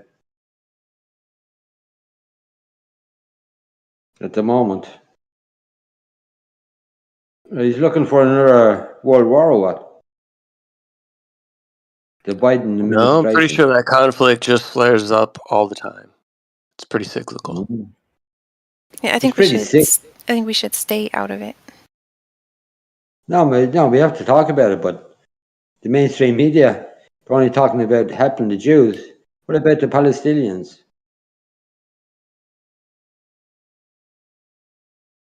I don't think anybody agrees with any of it in this room, probably. But it's pretty sick, when you watch the TV, everybody's supporting America, the Jews, terrorist attack. The 57 years they're in an open prison in the Gaza Strip. The guys are fighting for the country. They stole the country. The Jews stole their country from them. And nobody gives a fucking shit. That pisses me off, guys. And America, the big fucking guys are going with the fucking Jews. The guys that fucking stole the fucking country from the guys. Yeah, I agree. I agree that it's devastating. That's normal, though. If you're in debt to someone, then you're their slave, and America went bankrupt and is in to the bankers. So whatever the bankers tell America to do, America's gonna do it because absolutely, yeah. If you're a debtor, you're a slave. So America is a slave to these bankers. Absolutely, that's what. Who are you? Yeah, absolutely. That's what I'm thinking. They're slaves to money, Americans. We all are. There's no such thing as nations and any of that. It's all business. All the dollars are based on the American dollar at this point, or at least were for a bit. Now it's kind of changing a bit, but if you think it's all the Americans' fault, then you're highly uneducated. Up in 2008, the way they had fixed rates is because of like translation between currencies. Is because America fucking ruled it all. Like everything was based off American dollars. Well, you had the Bretton Woods Agreement, right? So, like, oil was pretty much agreed upon. Like, all oil sold would be in U.S. dollars, and then after once Vietnam was cracking off, everyone was like, and we were still on the gold standard, and then once Vietnam started cracking off, everyone was like, oh, they're just spending so much money. There's no way they have all this. And that's when Nixon took us off the gold standard because everybody was trying to turn in their dollars for gold. We're going to stop the speculators. But yeah, it's just like the financial system everybody is but every country is controlled by the same banks. It's not just America.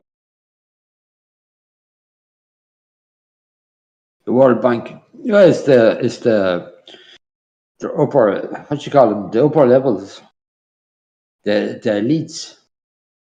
It's a big agenda, and this is, I'm telling you now, guys, this is the start of World War III, because what Israel is doing now in the Arab states, they're going to suppress, they're going to kill everybody in Gaza, and he's going to,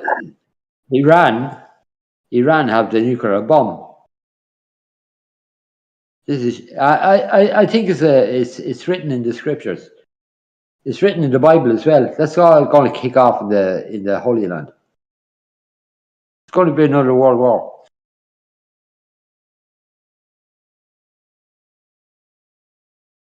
Because you remember South Africa? They were banned from everywhere because they did apartheid. But for years and years, the Jews are doing apartheid for the Palestinians. They push them into the Gaza Strip. They have them in the West Bank. Open prisons.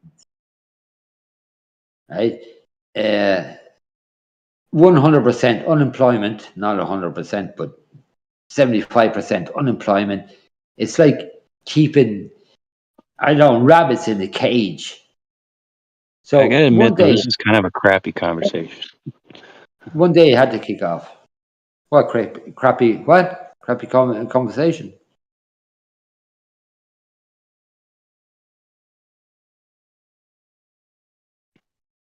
Honestly, I'm just being honest. Yeah.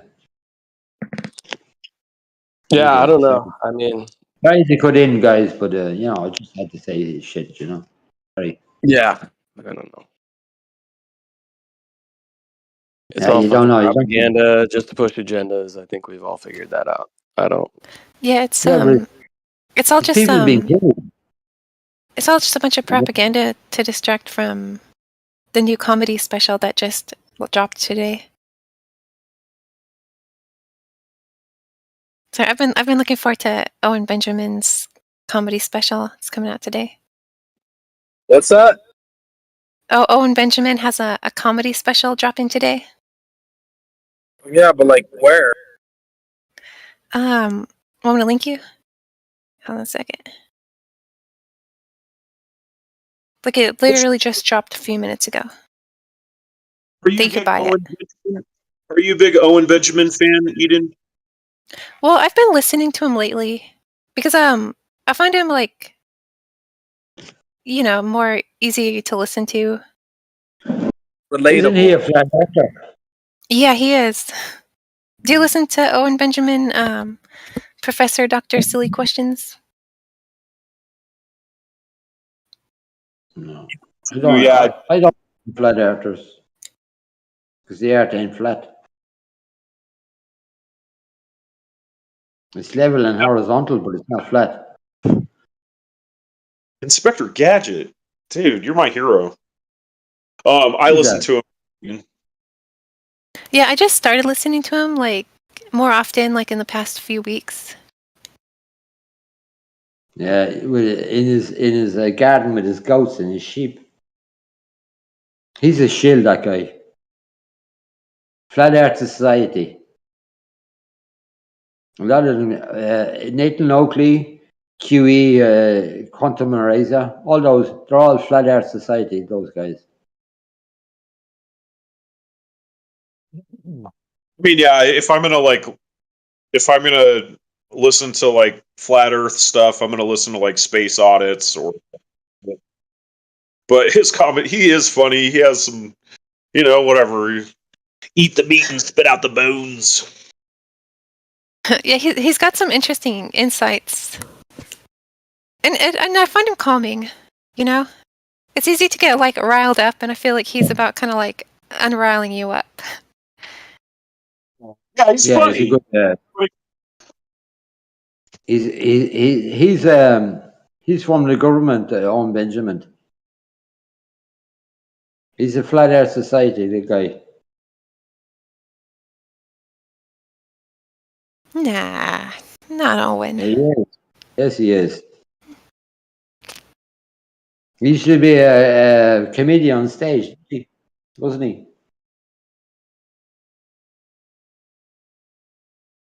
Yeah, Dude, him and he that really other good. guy that keeps going on to Joe Rogan Experience. What's that other guy's name? Fucking Eddie Bravo. yeah, Eddie Bravo and fucking Benjamin Owen. Aren't they like they're part of the same like network or something like that? Well, no, just think about it, guys. With all the money they have, right? Rogan, Benjamin. I don't think Benjamin has a lot of money. Fuck. He was on stage. He was on the mainstream media. With all the money those guys have, Gadget. Fuck you, they by could the get way. helicopter shit and do experiments. None of them do it. All they do is talk online. Blah blah blah. Flat Earth Society. They're all in the fucking narrative. Gadget. I think maybe you might have your information a little bit crossed. Fuck you, by the way. No, not at all. I'm in this It's arena. true. I'm in this arena now 8 years. I know how to deal Owen with people. Benjamin. Owen Benjamin is not what you think he is. He's definitely. He is just, and no offense to anybody in here, I'm not trying to like degrade him or anything, but I think you might understand when I say this, but he's just a backyardian like us. He's Yeah, just maybe I'm another guy. wrong about him, but the others. Like he even said several times that there were multiple times where they wanted him to do a show a certain way, but he's like, nah, fuck that. I do my shit the way I do my shit. If you don't like it, you can fuck off. Yeah, I don't think Owen Benjamin's a shill. I don't personally listen to him anymore, but I don't. I certainly don't think he's a shill as far as that's concerned. No. He's just a backyardian like us. Like he's just trying to find the truth. And you know what? Honestly, I when I first started watching Owen, I never thought that he would even entertain this idea. And when he did, and I watched the looks, the expressions, the experience, the journey go through that man, going through all the. Yeah, but he's an It was actor. genuine. But he's an I actor. get So it. that's not really. You can't really cite that as. You can't really cite that as something that like his emotions on his face when he was going through finding out about flat Earth is really something you can't cite because he's an actor. I get it. I'm taking it with a grain of salt. But I still don't think that he's under society. I just think that in general, if we unless we have definitive proof that there's a paycheck, it's pretty hard to say that. So just example, like I remember I said something in one of Jeranism's chats one time, and then someone goes to me, "Oh, you're just a fucking shill," and I'm like, "Holy shit, man!" It just gets thrown around, you know. It's just Yeah, like I think it's easy to get like a little too paranoid. That's what they want. Turn up Benjamin Owen, whatever you call him. He is a shill. He works for the government. He is a big shill to keep this narrative alive. He is a no offense, Gadget, but do you have some paperwork to prove that? Because if you have paperwork to prove it, then we would be like we could actually be down with it. But you're making a very specific claim, and I really liked what you were saying about. Really liked what you said about Israel before and so forth. But with this, you need to show a paper trail if you're going to make definitive Did you claim ever like hear that. of Flat Earth Society? Yeah, but I Keep don't the think. narrative going. Yeah, I don't see how you're think he's ever connecting said Owen anything that. Benjamin to the Flat Earth Society. Yeah, You when need has to he said? know quantum arrays. Because all those are. Because Owen Benjamin, I think he wasn't even. He only got into Flat Earth because he thought he would like. They're all big channels. Hey, you just go that never gets banned by YouTube. Yeah.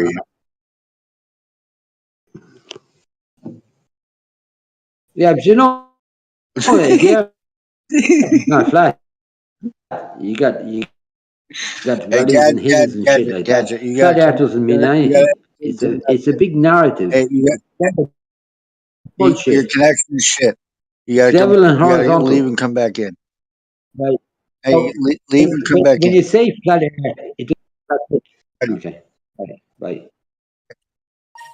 There you go. I'm a van. God damn it. He's Yeah, on I don't know. dial I up. just think that shield just gets thrown around way too much. You know, like the moment someone just disagrees with something you say, then you're a shield. You know, it's like people can have different opinions, even if we have similar opinions in some areas. Doesn't mean we're going to align in everything. Doesn't make Right. someone a shield because they don't align with every single What word you say. if the person doesn't actually represent what he's presenting to represent? Then would that not be an appropriate time to call an individual shill?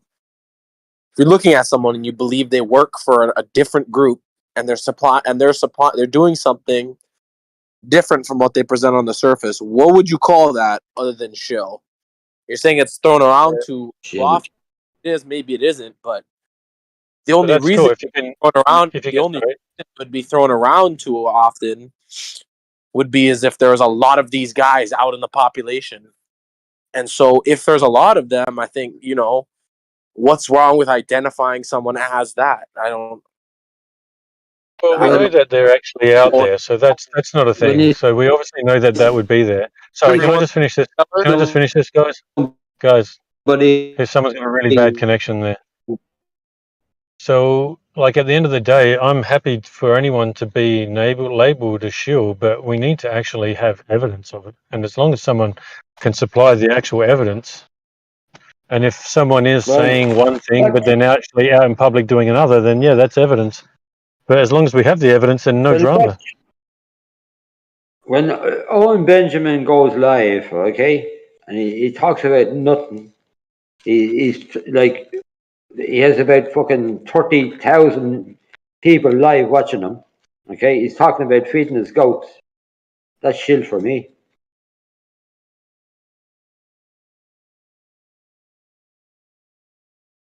Oh, because he talks about feeding his goats, that makes him a shill?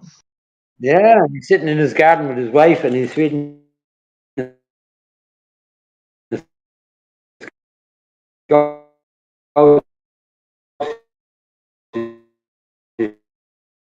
That's really bad. Gadget. Yeah, Gadget, you're roboting hard, bro. We're not getting any words you're saying, Gadget. You're roboting really badly. That's the shill. That's shill for me. Who watches? Yeah, Gadget, we didn't hear a word of it, mate. You're roboting. Can you hear me now, brother? Oh, you know what I think is like when I start to think somebody's a shill? Like when they start like when they have all the information and they begin to like misrepresent it. Like for example, like how like Joe Rogan's podcast, in the beginning it seemed like he was like really exuberant and talking about things he actually wanted to talk about. And then it seemed like he was like kind of onto the flat earth and like curious about it. But then like it feels like there are times when you kind of get a sense that something happened behind the scene where you can tell, okay, he will not touch like these particular topics. And it's like he might have like fun conversation about other topics, but there's something behind the scenes where he's not going to go into these topics. Yeah, you know what I mean? I'd agree. You know what I mean? Yeah, I'd agree with that. I think that someone like Joe Rogan is definitely shilling for someone. Hey, Yeah, you know like what? he's- We know that. Uh-huh. You know what the ultimate shill test is? What? The ultimate shill test is if you question foreign policy in Israel. Because if they don't, they're still. I bet that's the real test right there. Yeah. Yeah, that's definitely one test for sure. But like I don't know if he's here, but I question people like Zanuck and that, right? Because I've been out, as we know, this is what I'm always mentioning. I go out filming every single day, And when I present all my information, I'm going to present everything that shows the stuff that matches the globe, the stuff that doesn't match the globe, and I rarely get anything that matches the globe. But yet we get all these other people like Zenik and Wolfie and all these other people. The only thing that they ever post is their footage that they think shows what matches the globe. How many times have they been out and filmed things that didn't match it and they don't post it? That's what I want to know. Yeah, and that's interesting because like the concept of like looking into things for yourself. So if you're reading or like researching or taking your own footage and you know like okay things are this way, and then there's somebody who's insisting that like no they're this opposite way, but it's like upholding the mainstream. Like you can tell, but if you don't do your own research, if you don't go look into things, then you may not be able to tell because you might think, well, I'm trusting this guy to tell me the truth. Is Yeah, Zanuck definitely. still around? I haven't seen him in ages. He's been on here a bit just lately. He was gone for a while. Yeah, he went away because he said there was a river in Canada that flows uphill.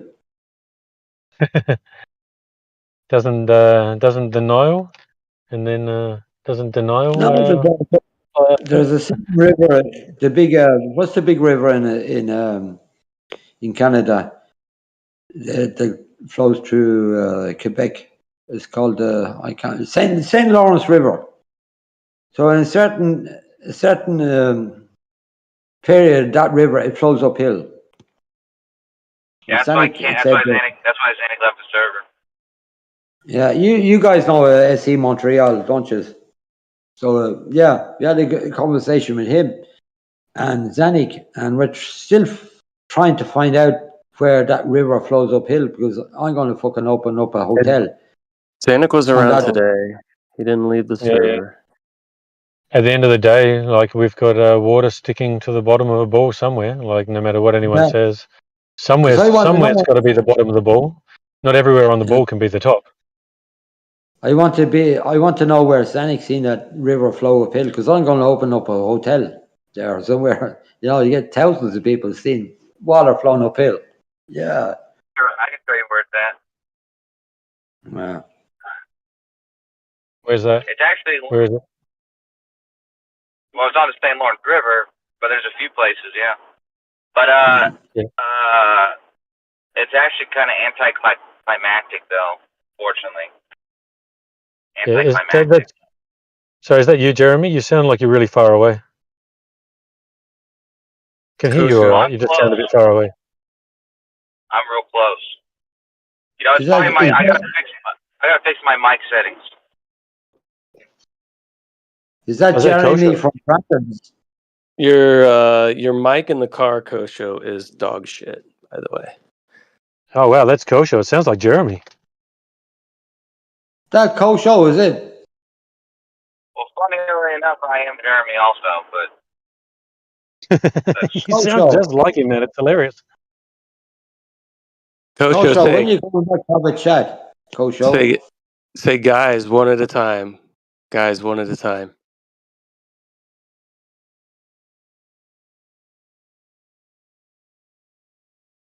Kosho, the guy that contradicts himself every time. hey, let me know real quick. Is it better or worse? Better or Worse. worse? Same Worse. shit. Same. Okay, hold on. Pull the microphone out of your ass. All right, is this better or worse? Worse.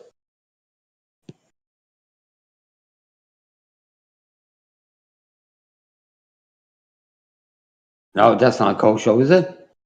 Haven't seen him in ages. Yeah, Kosher's always here. Did he? I never come in here anyway, so. Yeah, he's my favorite baller.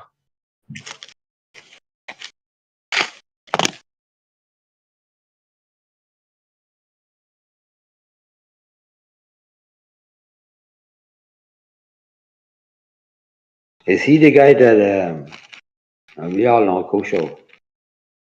Level is horizontal. And we bend Yeah. straight lines, don't we? Level's curved, bro. What are you talking about? Level is curved, yeah. And no, it's level at a local position, and then it curves. Yeah, but when you go to the next local position, it's level there, but it's curved at the next local position until you go there, and then it's also level there. And then it curves Yeah. at the next local position until you go there, and then it's level again. That is, So yeah. all these level lines create a curve. Is this better, by the way, or worse? A It's a little bit bit better better, than yeah. before. Yeah. It's You don't worse. sound like a normal Gosho, but yeah. It sounds worse, but louder. Why put my mouth in a weird? Maybe it's my mouth, but I'm gonna do one more. Is this better or worse? Well, you're louder. Good. Wouldn't call it good. You're louder, so it's better. Okay. Okay. Yeah, the St. Lawrence River. Yeah, it's anticlimactic. You know, many people in this room actually know the truth about it. Flat earthers even, because we've talked about it plenty of times. It does, in fact, technically go uphill.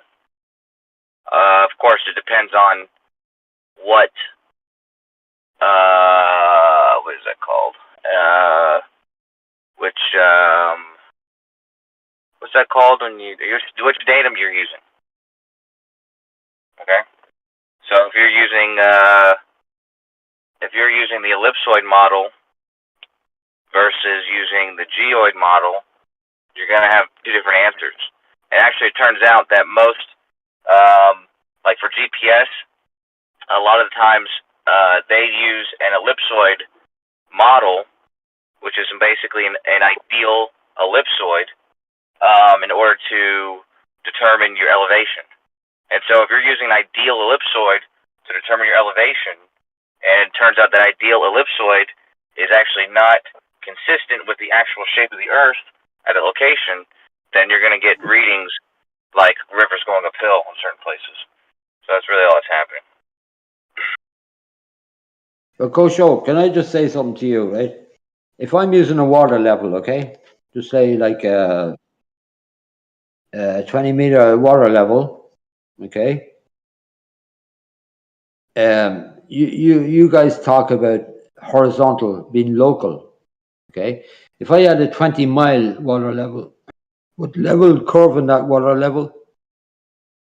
Because the water level is a tool of establishing a horizontal plane.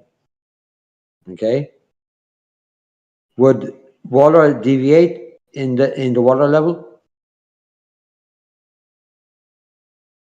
And attention, it's not touching the surface of the earth.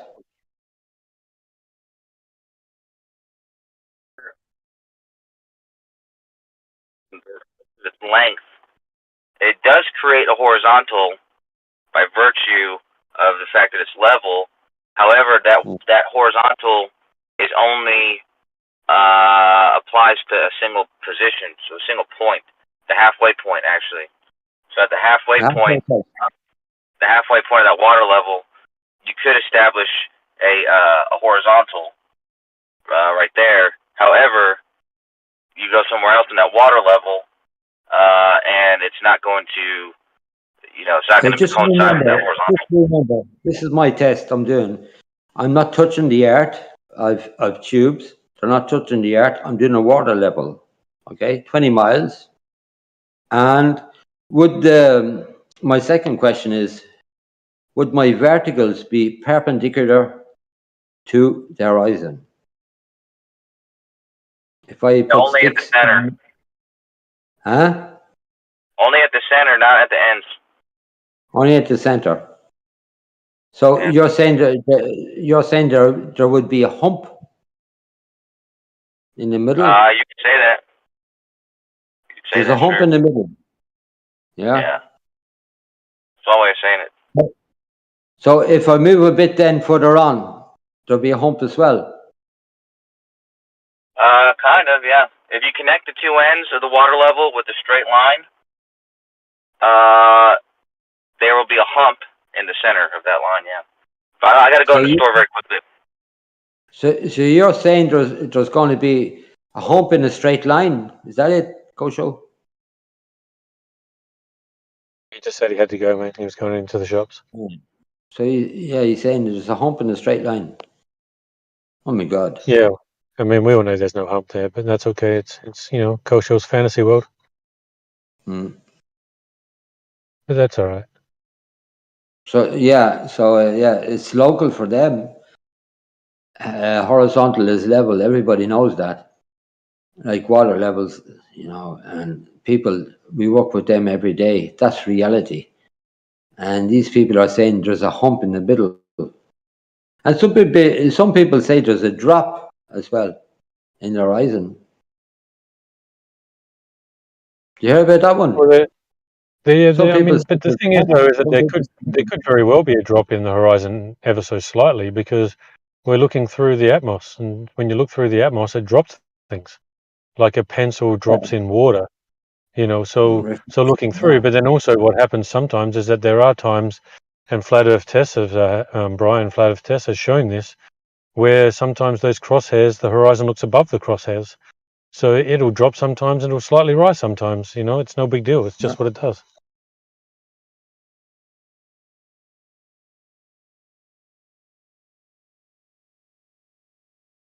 Yeah, but auto levels and theodolites, they have a maximum distance. They only work 300 meters.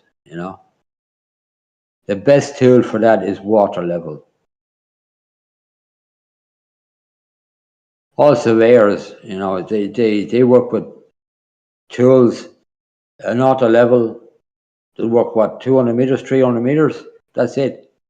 Theodolites, the same shit. They don't work because with the refraction and shit like that, you don't get a clear reading. Because we're going through a medium. It's full of air, it's full of fog and shit like that, It's just reality. But the real tool for establishing a level horizontal plane is a water level. That's the best one.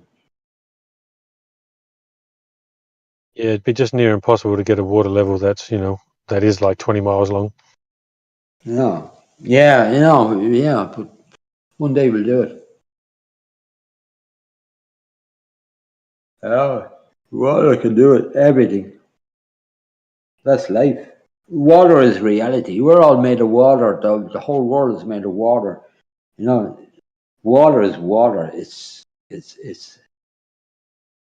even in airplanes, fucking the attitude meter, there's water in it, we know where we are. We know everything. Is We can't rock live. made of water? No, we don't live with a rock. No, it wouldn't be made. It probably was made of water one day. The Earth is a big rock, right? I don't know. Is it? I don't know. What do you build your house on? Water? No, it's probably the dirt, the soil, the earth. Dirt. So rock then, right? I don't know. Yeah, probably a rock. Yeah, a few rocks in my garden. Yeah, rocks. Cool. So it's not all water then. Yeah, but 70% of the so they say is water. Did you verify that 70%? No, that's what they say. Like when you look at the map of the world, it's a lot of oceans, less land. So a lot of ocean out there, mate.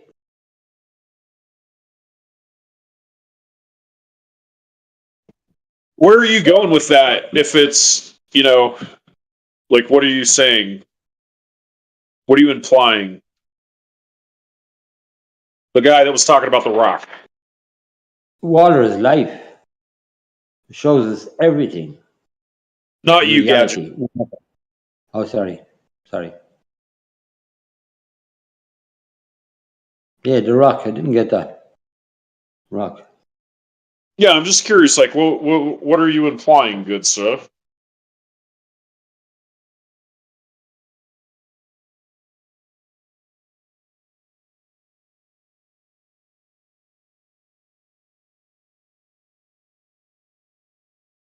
Guess he's gone. What else kids should be taught in school if they're gonna do just a bunch of rote memory is laws. And like the kids should be getting a full dissertation on their rights and like how to defend them. That would be important. Not draw the unicorn. Gone. I think you dropped out there, bro.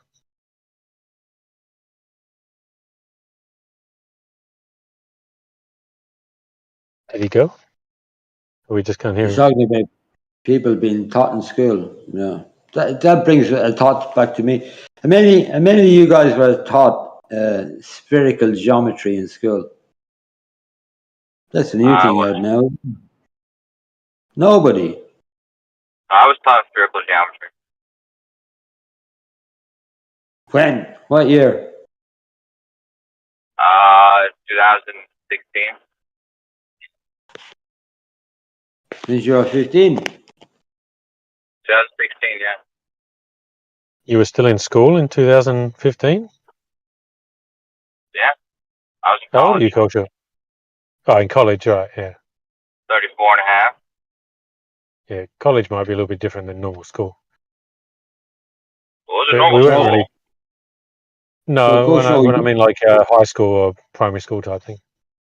Oh, yeah. Spherical geometry is not really useful information to a high school student.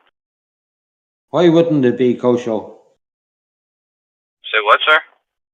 Why wouldn't it be? Oh, because it's like topology. It's like a special type of geometry. It's kind of advanced for a regular high school student, I think. No, but when we talk to Globers, spherical geometry is the reality of the world. So why wouldn't it be important in schools today?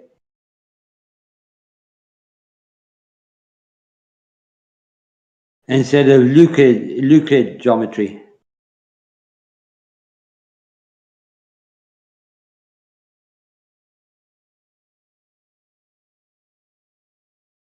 Hello? Yeah, you never really learn anything about as far as, being able to measure the globe yourself or do anything while you're at school. You don't learn about the kind of curvature of the Earth. You don't learn about any of that. Maybe unless, like, it's someone in a particular class, their teacher was interested in it, but in general, you don't learn about that. No, I just think Coach O was just lying. Like he was never taught that in school, spherical geometry. He's just lying again. Or maybe Took him college. College could be a different thing because, maybe he did the right type of courses where it was a part of the course. College could be different, but in high school and stuff, I can't imagine it. Yeah, right. Sorry, I'm getting chicken. Hold on. Oh, he's coming back. What is he doing? McDonald's drive-through or what? Well, I'm getting chicken. Chicken. Mayonnaise, ketchup. Buffalo sauce. Yeah, man, don't go to McDonald's. Don't ever go to McDonald's.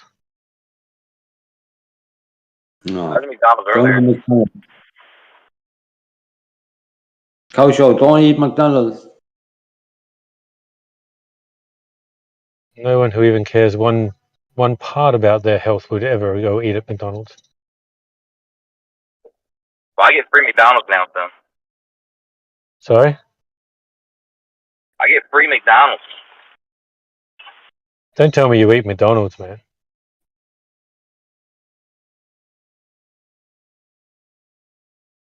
That's sad. I don't know how any adult even lets McDonald's that stuff is worse than COVID boosters. Worse than what? COVID boosters. Okay. Hey, have you ever done cocaine before?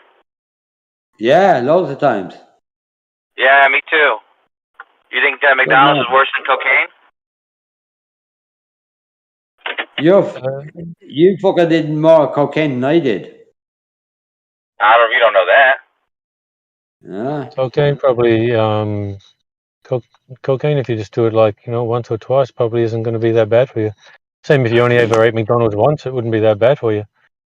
But if you do it on a even moderately regular that basis, McDonald's is bad for you?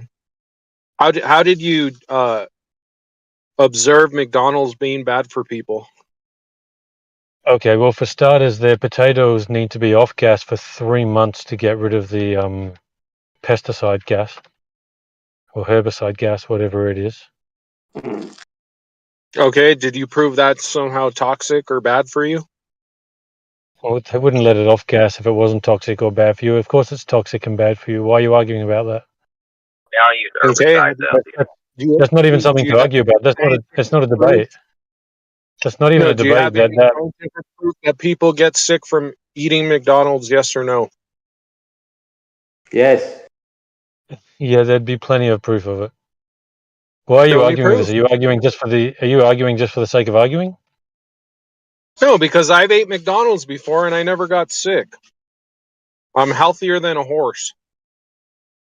And then what other things do you do to make sure that you're healthy as a horse? I don't watch my diet at all. I don't exercise. And I can bust out 30 push-ups right now. Okay, does that make you healthy? Yes, I'm very healthy.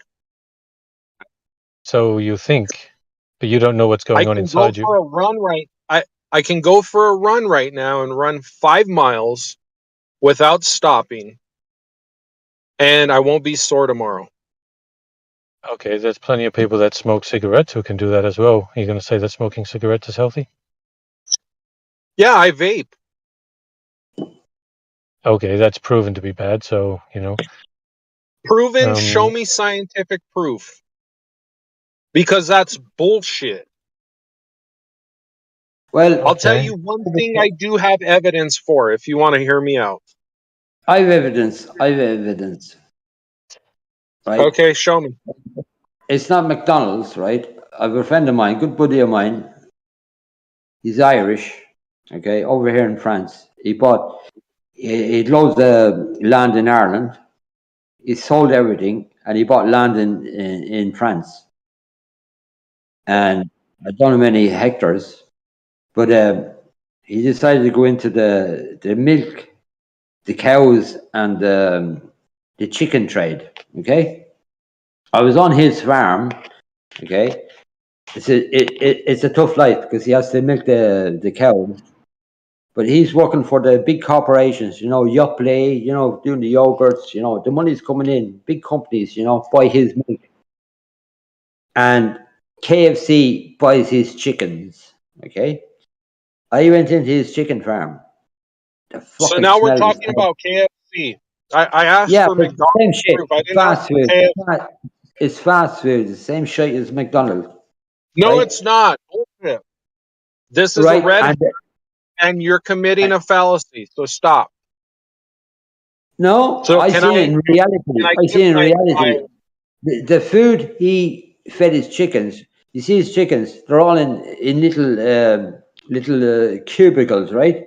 You don't even get to run around. No shit. They're all there, just pecking away. And these sacks, these big bags of nuggets, you give them to them, right? To the chickens. They're not running around, right? And then the chicken grows up to be a certain size. He has a certain measure.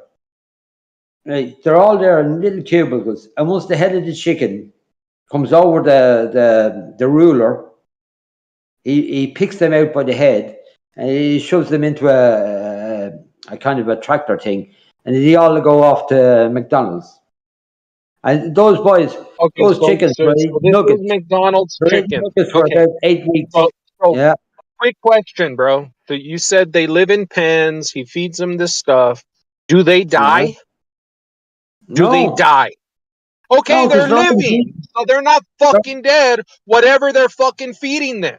So they're okay. They're not dead animals. They don't eat grass. They don't eat. I don't care. If they're So fucking you're, dead, then they wouldn't be no good. So Right. is your judgment on whether something's bad for you is whether it kills you straight away or not? Is that what makes something bad for you? No, my judgment would be if these animals aren't dying, it ain't gonna kill me either.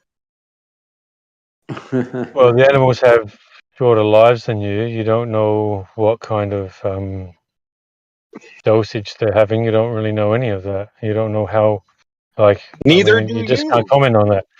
Right, but one thing that is known, all pesticides, herbicides, and fungicides fall into a few different categories. They're all either neurotoxic, they're damaging towards your reproductive system, they're cancerous, they all are. All of the major chemicals that are used on food for pesticides, etc., all fall into those categories. Like the water, tap water. I don't drink tap water. I filter it. And if I can't filter it, I don't even buy bottled water anymore because that's a fucking disease as well. Bottled water. Water's not really healthy, dude. If you want to be water. healthy, don't eat McDonald's. Don't drink water. You guys are fucking pussy ass snowflakes, bro. You guys are scared of everything. Everything's gonna fucking kill you. God, man, grow a fucking spine already, dude. Like, come on. It's not about growing a spine, bro. It's about why am I going to deliberately put shit into myself that I know is going to be bad for me? I'm not going to do that. If you want to do that, you go by all means. You do what you want to do. No one's telling you that you can't do it. If you want to go do 45 grams of meth in one shot and do it, it's not disinformation. How's it disinformation? How's it disinformation to tell people? The vaping. Let me address the vaping because you said, "Oh, if you there's people that can smoke that could still run," and I said, "I vape," and you said, "Well, that's bad too." So this is my firsthand observation. This is my own firsthand observation with my body. I used to smoke cigarettes. I quit smoking, but at this, while I was smoking for a very long time, I had a cough. Right. I had a cough and I would cough up this phlegm. So it was my body actively trying to produce more mucus to trap it and whatever. Can I finish? It was my body's way of cleaning itself with mucus, and it would it'd do a good job because it'd pull out brown stuff. So then I quit. Then I noticed, something funny happened. 2 months later, the color of the mucus changed. Oh, that's weird. So it was clear then. And then about 2 weeks, a month later, the mucus stopped. Oh, isn't that funny? And I was vaping the whole time. So it appears that, smoking is bad for you because it gave me a cough. My body was actively trying to heal itself. But then after I started vaping, it didn't have the necessity to utilize the mucus anymore. And I'll also tell you another observation I have is my smell came back, my taste came back, and I noticed I could run a lot further. And I have I could breathe better. And run a lot further. It doesn't make vaping healthy. Okay, it doesn't mean that vaping's let me tell you what it does. Not bad for you. Let me tell you what it does do. Stop, please. It improved my health. It gives me more endurance and longevity from not smoking, but vaping. So vaping didn't make me stay the same as I was when I was smoking. It improved my health, or it wasn't as detriment as smoking. We can make those observations and conclusions. It can be just as detrimental in other ways. You're still ingesting the chemicals. You're still ingesting chemicals that are not good for you. Dude, you told me not to interrupt you, so please don't interrupt me. Okay, you're still taking in chemicals that are not good for you. Maybe How there's did you things prove in they're no the good for e-cigarette. me? How did you prove that? My God, are you a child? So what chemicals are there? There's nicotine and there's also oil, glycerin oil, and that's it. You got That's all the chemicals there are. acrolein, benzene, xylene, diacetyl, cadmium, What? acetone, benzaldehyde, What are you styrene. talking about? These are all the chemicals that are in formaldehyde, glycerin, nickel, In benzyl alcohol. vape juice? This You're is in lying, dude. e-cigarettes. It's just look it up, bro. You're Fucking hell, man. fucking Why? lying, bro. Okay. What the fuck? What? Google a Yeah, packet of Marlboro. there's no Google a packet fucking of way all those Marlboro. chemicals are in there. There's only glycerin oil and nicotine, and that's it. Hey, buddy. Google a packet of Marlboro. Google. Okay, which And We're vape do not you use? talking about cigarettes. Which vape do you use? Let me see the brand.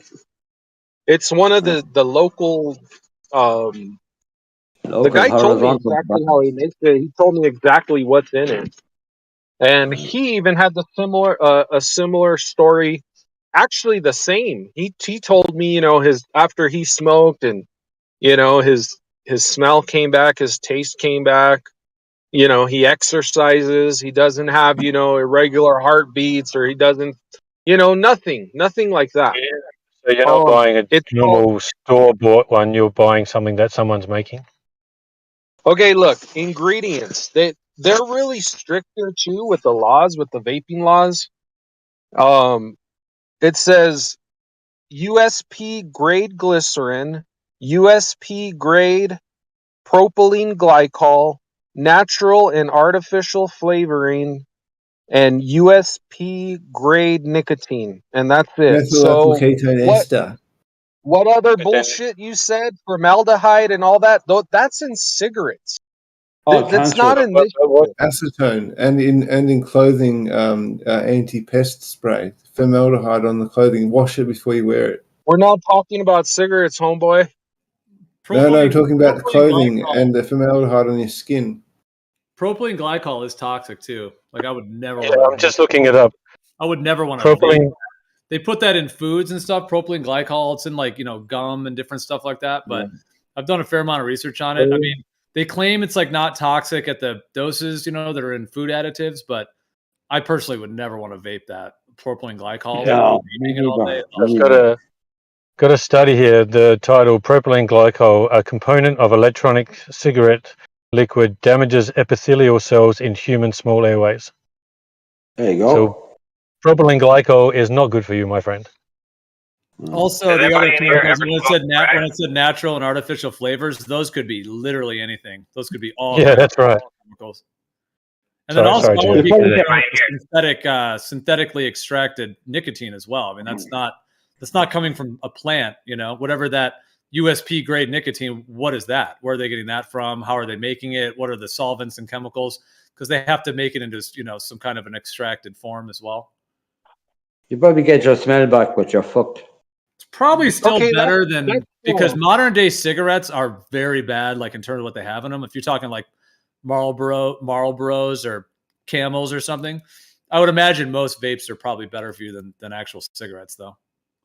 Oh yeah, Gio, did you hear me of how my health improved after I quit smoking? Because gosh, I'd noticed, man, and it was like I had to wake up and smoke one, and then after like the second or third, that they start making you feel a little shitty.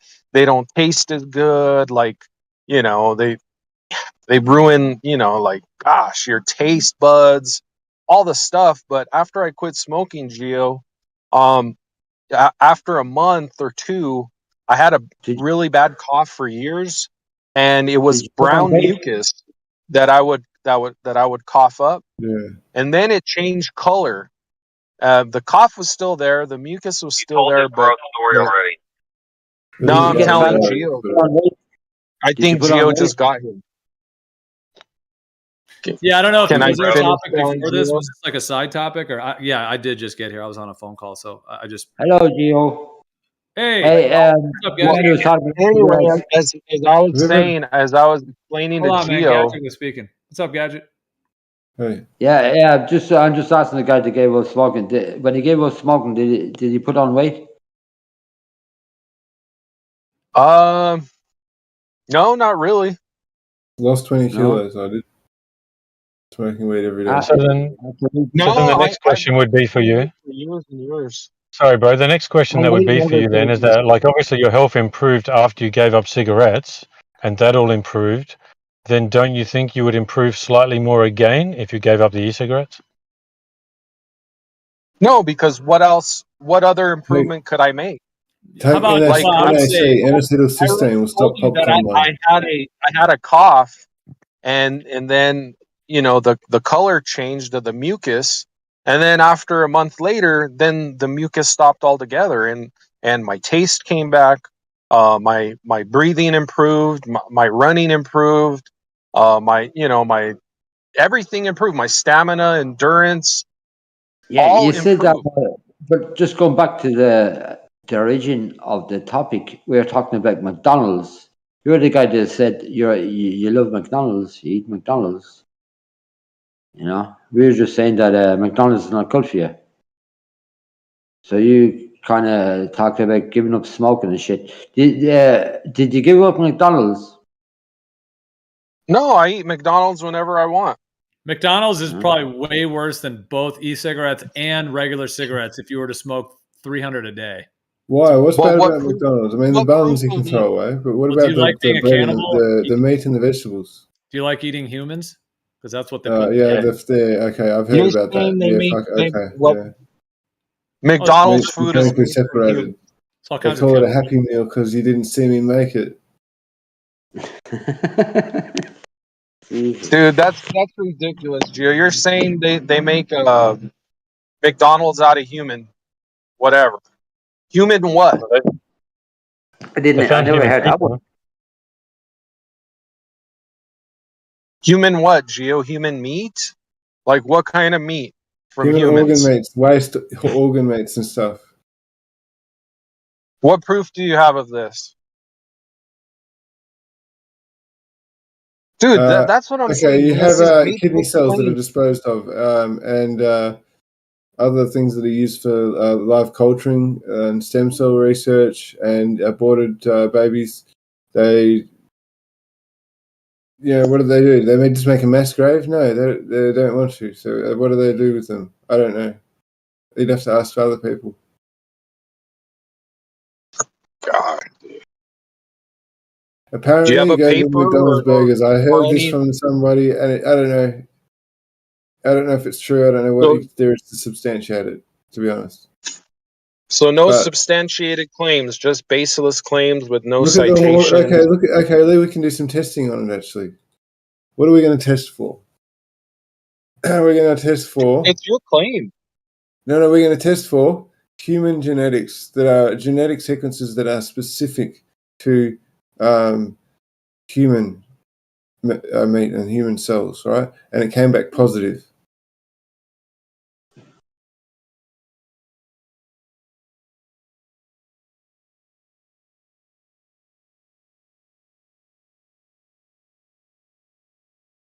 Anyway, yeah, that's hilarious. Anyway, I've wanted to eat talk at McDonald's, you might as well just go to Rockefeller's house for dinner.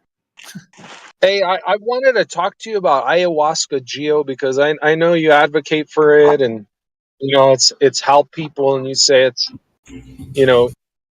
potentially good for you on whatever level. But I wanted to ask a question. Why does it make you throw up? Like, why would the body reject it if it's non-toxic or wasn't good for you or wasn't bad for you, whatever? Purging the bad Why does it energies make out of you you. throw up? Right. Well, because so vomiting is a function that the body does to rid itself of something toxic. So obviously, if you were to drink some poison So chemical, ayahuasca is toxic? Hold on, just don't interrupt. Let me just finish. So what I'm saying is that if you consume something toxic, that's one reason your body will vomit, to get toxins out. However, vomiting is also one of the natural forms that the body uses to rid itself of toxins. So when it comes to ayahuasca, for example, not everybody purges on ayahuasca, but many will. Usually after you work with it for a long enough amount of time, people don't purge anymore because they've gotten all the toxins out they need to get out. So ayahuasca is not toxic at all. It has literally zero toxicity to it. And every molecule found in ayahuasca is at least the main alkaloids are also found in the brain. So it's like very, very organic in terms of its like adaptability and it's like adaptability related to the human body and the human genetics and all of that. So it's not like a foreign substance or toxic at all. However, part of its effect that it has is that it can cleanse the body of toxins. So the vomiting effect is not a vomiting because you've consumed something toxic. It's a vomiting because the ayahuasca itself is actually activating that purging, vomiting activation within the body in order to rid your body of toxins, parasites, heavy metals, whatever it may be that you're purging. So it's a purgative effect, not a toxification type effect. It's releasing toxins that are stored in the body rather than something where your body's trying to get it out because you consumed something that is toxic. Are you a medical I mean, doctor? is there any proof, like how can you differentiate between the two? Like, say you'd have, your body do it on its own, right? Say, you do have these toxins. I guess this is the way, the body would rid itself. I think it uses other means by like through the skin and whatnot, the urine, other methods. But if you say the body is ridding itself of toxins by throwing up, is there any way you can differentiate between the two? Well, I mean, I think people that consume ayahuasca or have had ceremonies, from direct experience, like if you've ever been sick from like drinking or something, you feel really sick and then you vomit, like all parts of your body and your mind, that when you drink too much alcohol, that's why you're puking. Your body is just totally poisoned. You're trying to get that stuff out of your stomach. Or if you're sick on the flu or whatever it may be, there's certain parasites that can cause vomiting, all that kind of stuff. But in terms of with ayahuasca, if you're asking like for anecdotal type experiences, when you take ayahuasca and you're actually having the experience, like, within every cell of your body that you're purging toxins and that you're not sick from the actual medicine. So, that's one thing I would say is that's pretty universal, that people that do ayahuasca don't ever feel like, oh, that shit was toxic, it made me sick. Like, that's not really the thing. Like, on a very deep level that you're getting rid of something that's deeply stored within you that needs to come out. Sort of like, well, isn't it a fact that it also gives you hold on, bro, let me just go back and forth with Gio a little bit. Isn't it a fact that it also has psychoactive effects, like it makes you hallucinate? So isn't that another trait of toxicity, is like your body starts hallucinating? No, why would that have to be an effect from toxicity? It doesn't necessarily have to be. Well, I don't really prefer the word hallucinate because it has kind of other connotations to it that imply that there's something that's kind of false that's happening, like, oh, hallucination, you see something that's not there. I would say it's like more visionary, like you're actually having visions. And no, that's not a toxic effect. DMT, dimethyltryptamine, is a human neurotransmitter. It's actually found in our bodies, our brains. Every human body and brain contains DMT. It's very similar to serotonin. And that's one of the main visionary alkaloids that's in ayahuasca that brings on the visions. So that's already something that's made in your body. It is made in the body, but it's only used at a certain period of time and for a specific function. It's made for sleep, and that's the only time it's activated. Never activated conscious. Only they did measure it and find it with near-death people. So near-death experiences and sleep is when DMT is activated. But that's not necessarily true. That's not necessarily true. People can have spontaneous DMT activations. People that have like spontaneous spiritual experiences. So it can happen in waking state as well. Can I tell you an experience that I had? I had an open eye vision a Satori awakening experience when I was fasting and I connected my heart neurons to my brain. I had open eye vision, a Satori, and that was completely endogenous. DMT, it's unmistakable. One last thing to Geo. Isn't it also a fact? It's probably more likely that ayahuasca has human genetics in it rather than McDonald's, is because I've literally seen them make the that little soup they got and they spit in it. So you're actually consuming human spit. All right, that sounds like complete misinformation. I have no idea where you're getting that. When they brew ayahuasca, nobody's spitting in anything. When they That's brew bullshit, ayahuasca, dude. ayahuasca is I- all right, you're interrupting. I've So is there a seen need the to interrupt? You're talking about other stuff. think You're talking about other things. Yeah. What are you referring to? I guess that's what I should first ask. What is the spitting you're talking about? The shamans they do not spit in the brew. Usually if you're in the jungle and they have a huge pot that they're boiling it, there's no spitting. They blow into it. They may blow energetically they may go, they do like a whistle or a blow kind of like you do if you're like, boiling water, you're, cooking food. I mean, it's different when they do it because they're actually doing it energetically. They're actually honing it in and tuning it, but they're not spitting into it. They might blow over the top of it energetically to kind of work with the medicine in that way to kind of prepare it, but they're not spitting into it. Hey, bro, sorry to cut in. Watching a video, and the shaman would chew it and spit it back in the brew. So Yeah, I did. I never heard of ayahuasca before. Maybe I'm stupid, but where does ayahuasca actually come from? It's the first time I heard of that shit. But, It's what a is it? mixture What is of two plants are the main plants that are used from the Amazon in South America is where the plants grow naturally. So it's a healing kind of thing. Yeah. Yeah, I mean, in terms of a tablets? category, in some cases it could be categorized similar to like magic mushrooms, peyote, etc. So it's kind of in that visionary plant medicine in that sense. What is it? Sold in tablets? No. There's a vine and a leaf. So there's these big, thick vines that grow up the side of these huge trees in the Amazon. So they cut the vine, they pound it down into they shred it, and then they boil it in water. And then they also take a leaf. The leaf contains the DMT, chacruna, and then they add the leaf to it. And so they boil those together. They boil them rigorously for many, many hours. And then they pour off the water, and then they add more water and boil it more, etc. And then they eventually, boil off all the liquid or most of the liquid so that you end up with a very concentrated liquid. Is that commercialized? Can you get that in the pharmacies? No. I mean, in South America, it's not. It's totally legal in South America. So there's, people do ceremonies and retreats and all kinds of things. It's technically illegal in the United States. The plants are not illegal, but technically it's illegal to cook them and then consume it. But there's a lot of people doing ceremonies, all over the world. And Joe, can you microdose ayahuasca? You can, yeah. Yeah, people do that.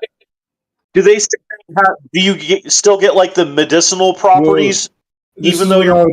When you're doing ayahuasca, you take why did you interrupt? MAOI, which is Can we not interrupt? Hold on, can we not interrupt? Let's just not interrupt. So wait, what were you saying? What was the last thing you were saying, Professor? Silly question.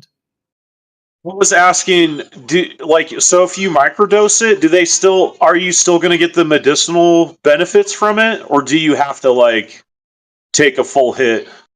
The way that they do it in the Amazon is they won't consume the chacrona. They'll only consume the capi. They'll consume large amounts in the morning. They do it as a purgative thing, but you can take small amounts of it. But the thing you have to be aware of is you have to be on a tyrosine-free diet. So no egg, no fermented products, no alcohol, no wine, no cheeses.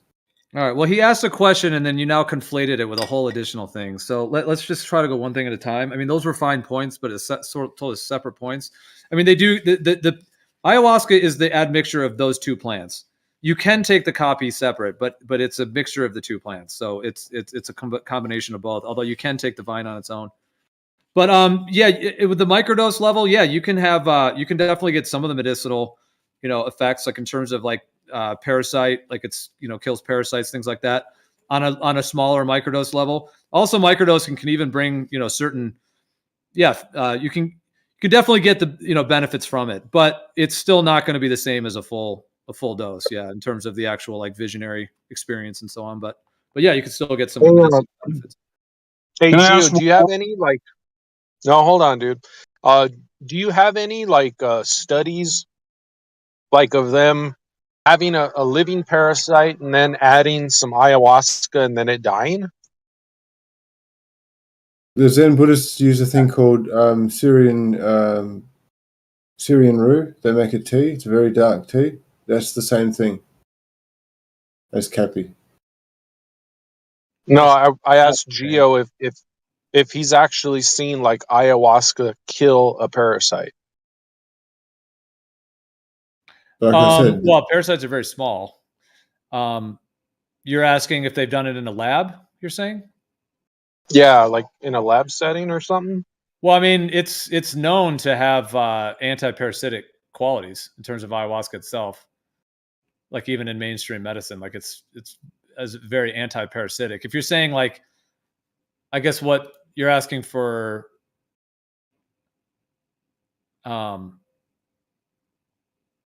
like being able just to put the actual plant onto a parasite and it kills a parasite. I'm not sure if it does that necessarily. I mean, it purges the parasites out of the body.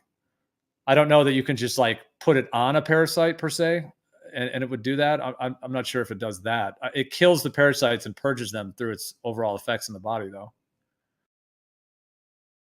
Because like a purge of like something out of your body is one thing, but for it to actually kill it, that's another. So I'm not sure. I guess it's unclear.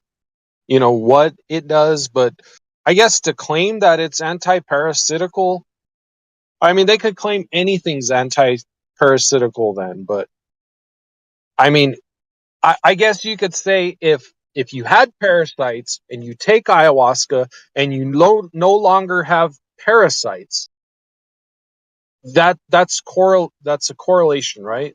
Just like how I'm viewing it is, well, if you're not vomiting and then you take ayahuasca and then you vomit, there must be a reason why it's making you vomit. Now, you had said, well, it's triggering your response. I don't know what the difference is, like, because it's because your body's rejecting it. That's what I would think ayahuasca is doing, but I don't know, Yeah, like how would it not what it's doing? I mean, at all. well, how would it trigger it though? Like how would it trigger your like purge response? So that's interesting. Yeah, I mean, it's not the only one that does it. Peyote does that. Iboga from Africa does that as well. They all can have purgative qualities. Not that everybody purges every time, but those three are known for often having a purge related to them in that sense.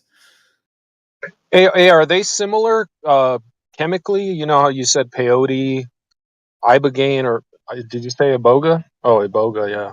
Yeah, no, they're all totally different, completely different alkaloids.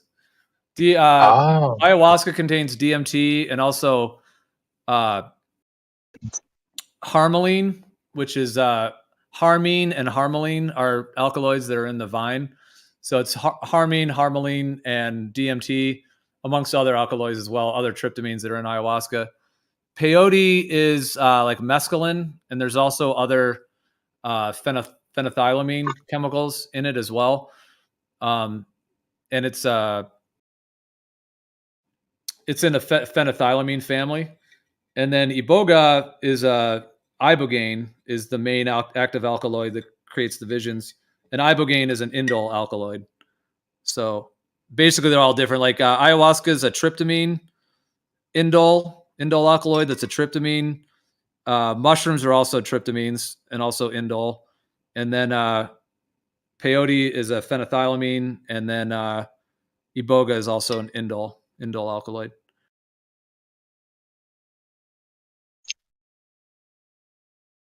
So, what is it like? Like to take a full dose? Gio, have you ever taken a dose of it? Yeah, many times. Oh, okay. Is it like compared to? I'm sure if you've taken that. So like compared to like say like an acid trip or a mushroom trip, like is it like way more hardcore for just a single dose, or is it comparable? Yeah, I think there's some comparability. Yeah. I mean, like, yeah, there's some overlap with mushrooms and LSD in some ways. Like, is my friend going to turn into an owl and fly away, or is it going to be like the patterns and like the body high? Well, I mean, they're all different, and there's a lot I could say on each of them because they're all very different. But I would say like ayahuasca, peyote, and iboga, in my mind, are kind of in a category a little bit separate than like mushrooms and LSD. They're all different. I mean, LSD is like an amplifier of mental processes, and it's like lysergic acid. So that's like the main. It's essentially like a similar to lysergic acid. Is like the base for LSD, and then it's obviously LSD is slightly different than lysergic acid, but it's like this, like an amplifier in that way, and it is semi-synthetic as well.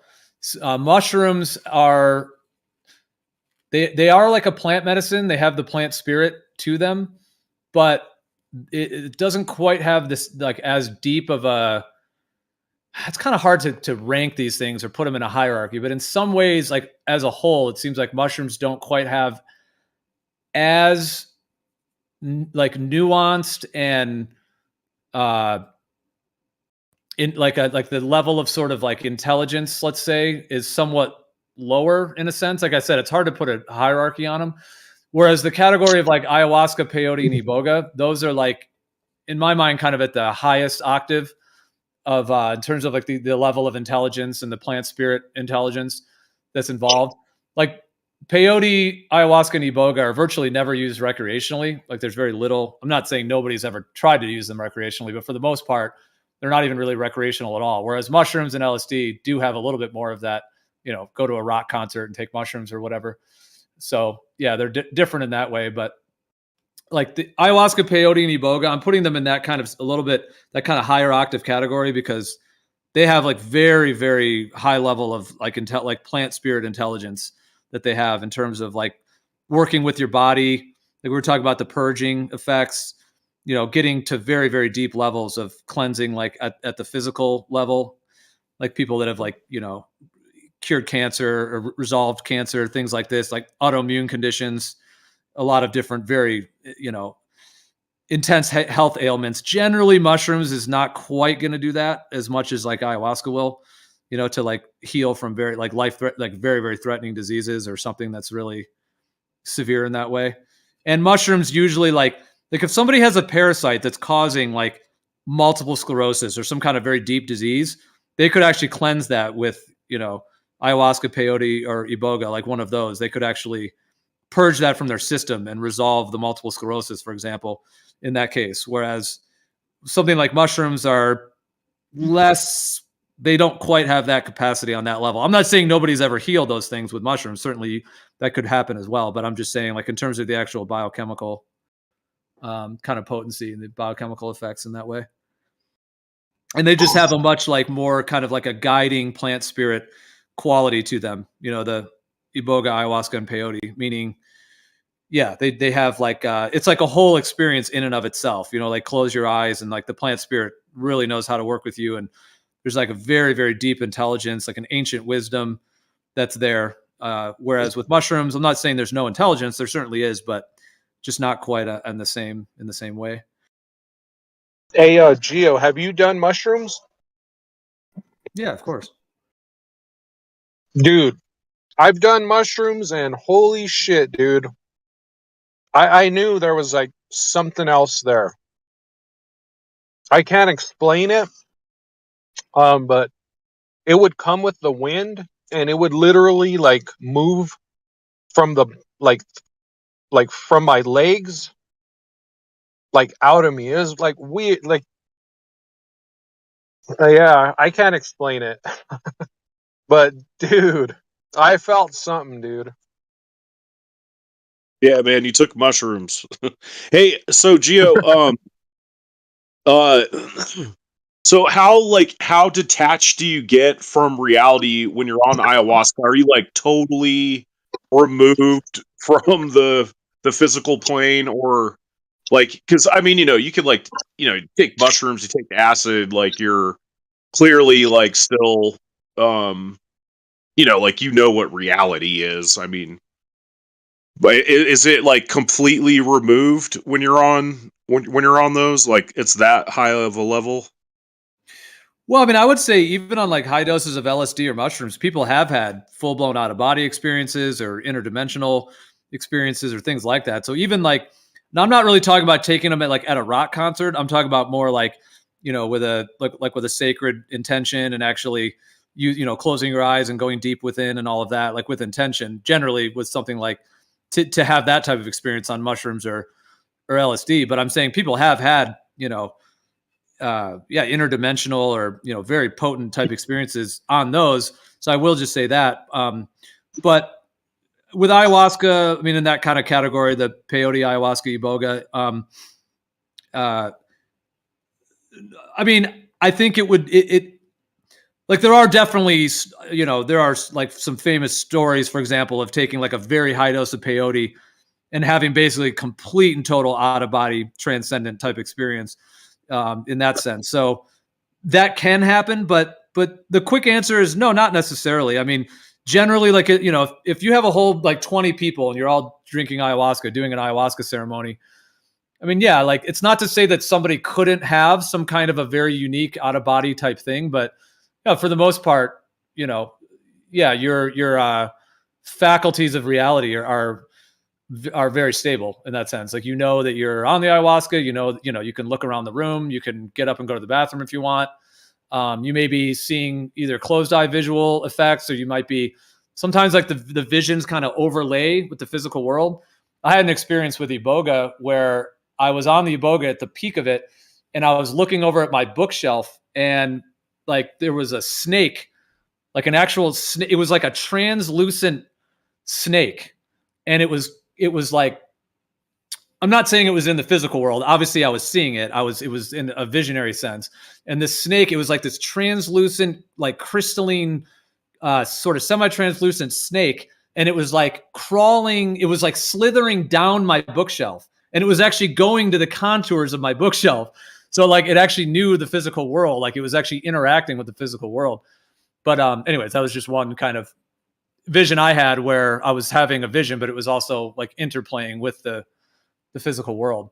But no, I would say like if anything, you would even have like a more like a in terms of like being in touch with reality. Like if you're talking about iboga, peyote, ayahuasca, etc.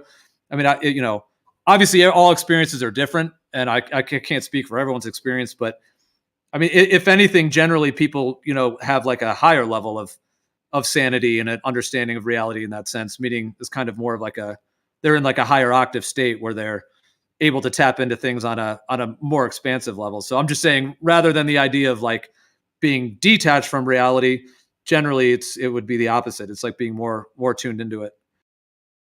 Yeah, I guess like to be more specific, I was like really what I was the information I was trying to pry for is like, I mean, like when you take a hit of acid, you're like, okay, I'm taking a hit of acid. Like, it kind of like there's a baseline of like, I mean, it's not like a 5-hit trip, right? Like you could take a 5-hit trip. I'm just kind of wondering like, like the baseline dose, I mean, like, and even mushrooms, I mean, of course you can get that far out there, but like, like, oh bro, I just ate like a big fat bag. Like, let me give you an example.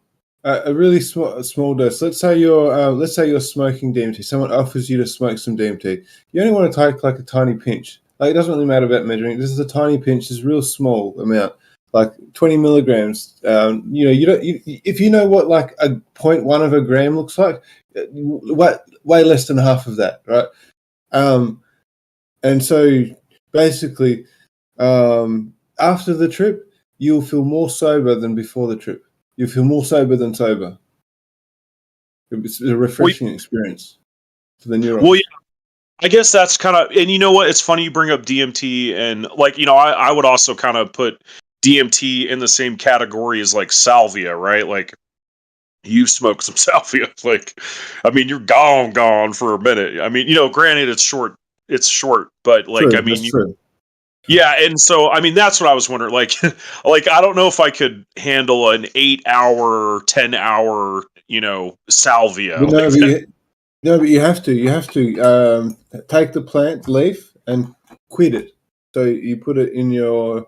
You might chew it a little bit and put it against your gum, and you roll it into like a quid, like you get the leaf or stack some leaves together and then roll that really tightly, and put that in the mouth for hours. And that is the traditional way. That's the way you're supposed to take salvia. Burning it is a sacrilegious thing, and I repent and I'm sorry. I didn't know. Dude, I agree with that too, man. I've had the exact same experience, and I've talked to others. It's awesome that you know that. But yeah, burning salvia is like a major, like you said, sacrilegious of sorts, or like anti-sacramental, or whatever the term might be. It's like you're using it as like some sort of a sacrificial thing. It's not. It's very connected to the bardo and everything.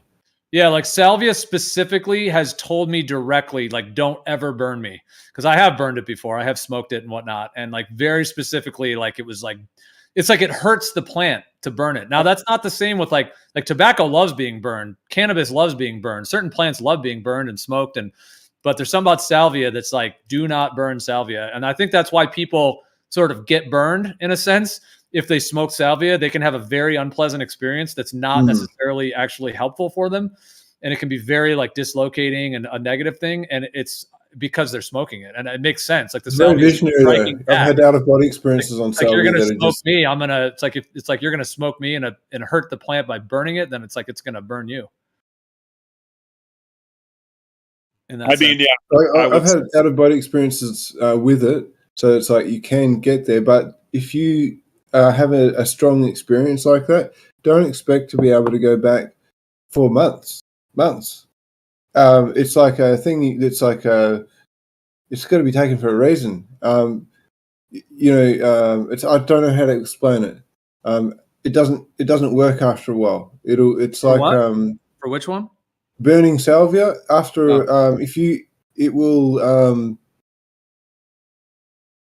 you'll feel like you're going somewhere, but you won't go anywhere. And it's like there are certain things like you know how Alan Watts said once you get the message, hang up the telephone. Well, it's like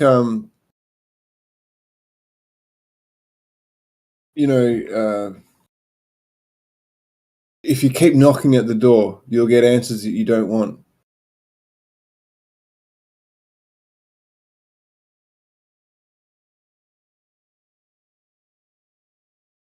Yeah, I mean, like you said, the classical way of using salvia is rolling up the leaves and making a quid and then chewing on it. And then very gently the juices go into the body. And in that case, it can last longer. You can get like 2-3 hours out of it if you keep rolling quids and keep going with it. It's not like super long lasting, but yeah, that is the way to use it, the correct way. And then in the modern day, in today's world, salvia was sort of figured out. And at the beginning, people were like, oh, is this like an alternative to weed, just get salvia. And then people were obviously finding out it's not the same at all, but it's kind of like a westernized modern day thing to even smoke it at all, like you said. And then people can have very unpleasant experiences by smoking it. So yeah, it's a whole thing that I've only seen 1 or 2 bad experiences. But they're very mild bad experiences. Majority of the experiences, or all experiences that I've had with certain substances are like all very positive. It's all to do with knowing yourself and going in with the right intention and not having a bad mindset going in. It's the worst thing to do. Try and escape reality, or you're just compounding it.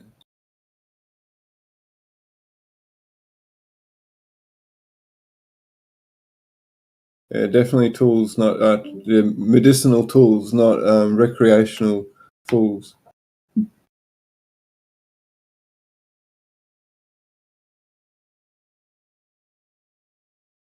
Because it teaches you to seek purpose and to find meaning in things rather than just enjoyment. I mean, they are enjoyable sometimes. Like music, it's like enjoying good music or making art. Well, that wasn't music.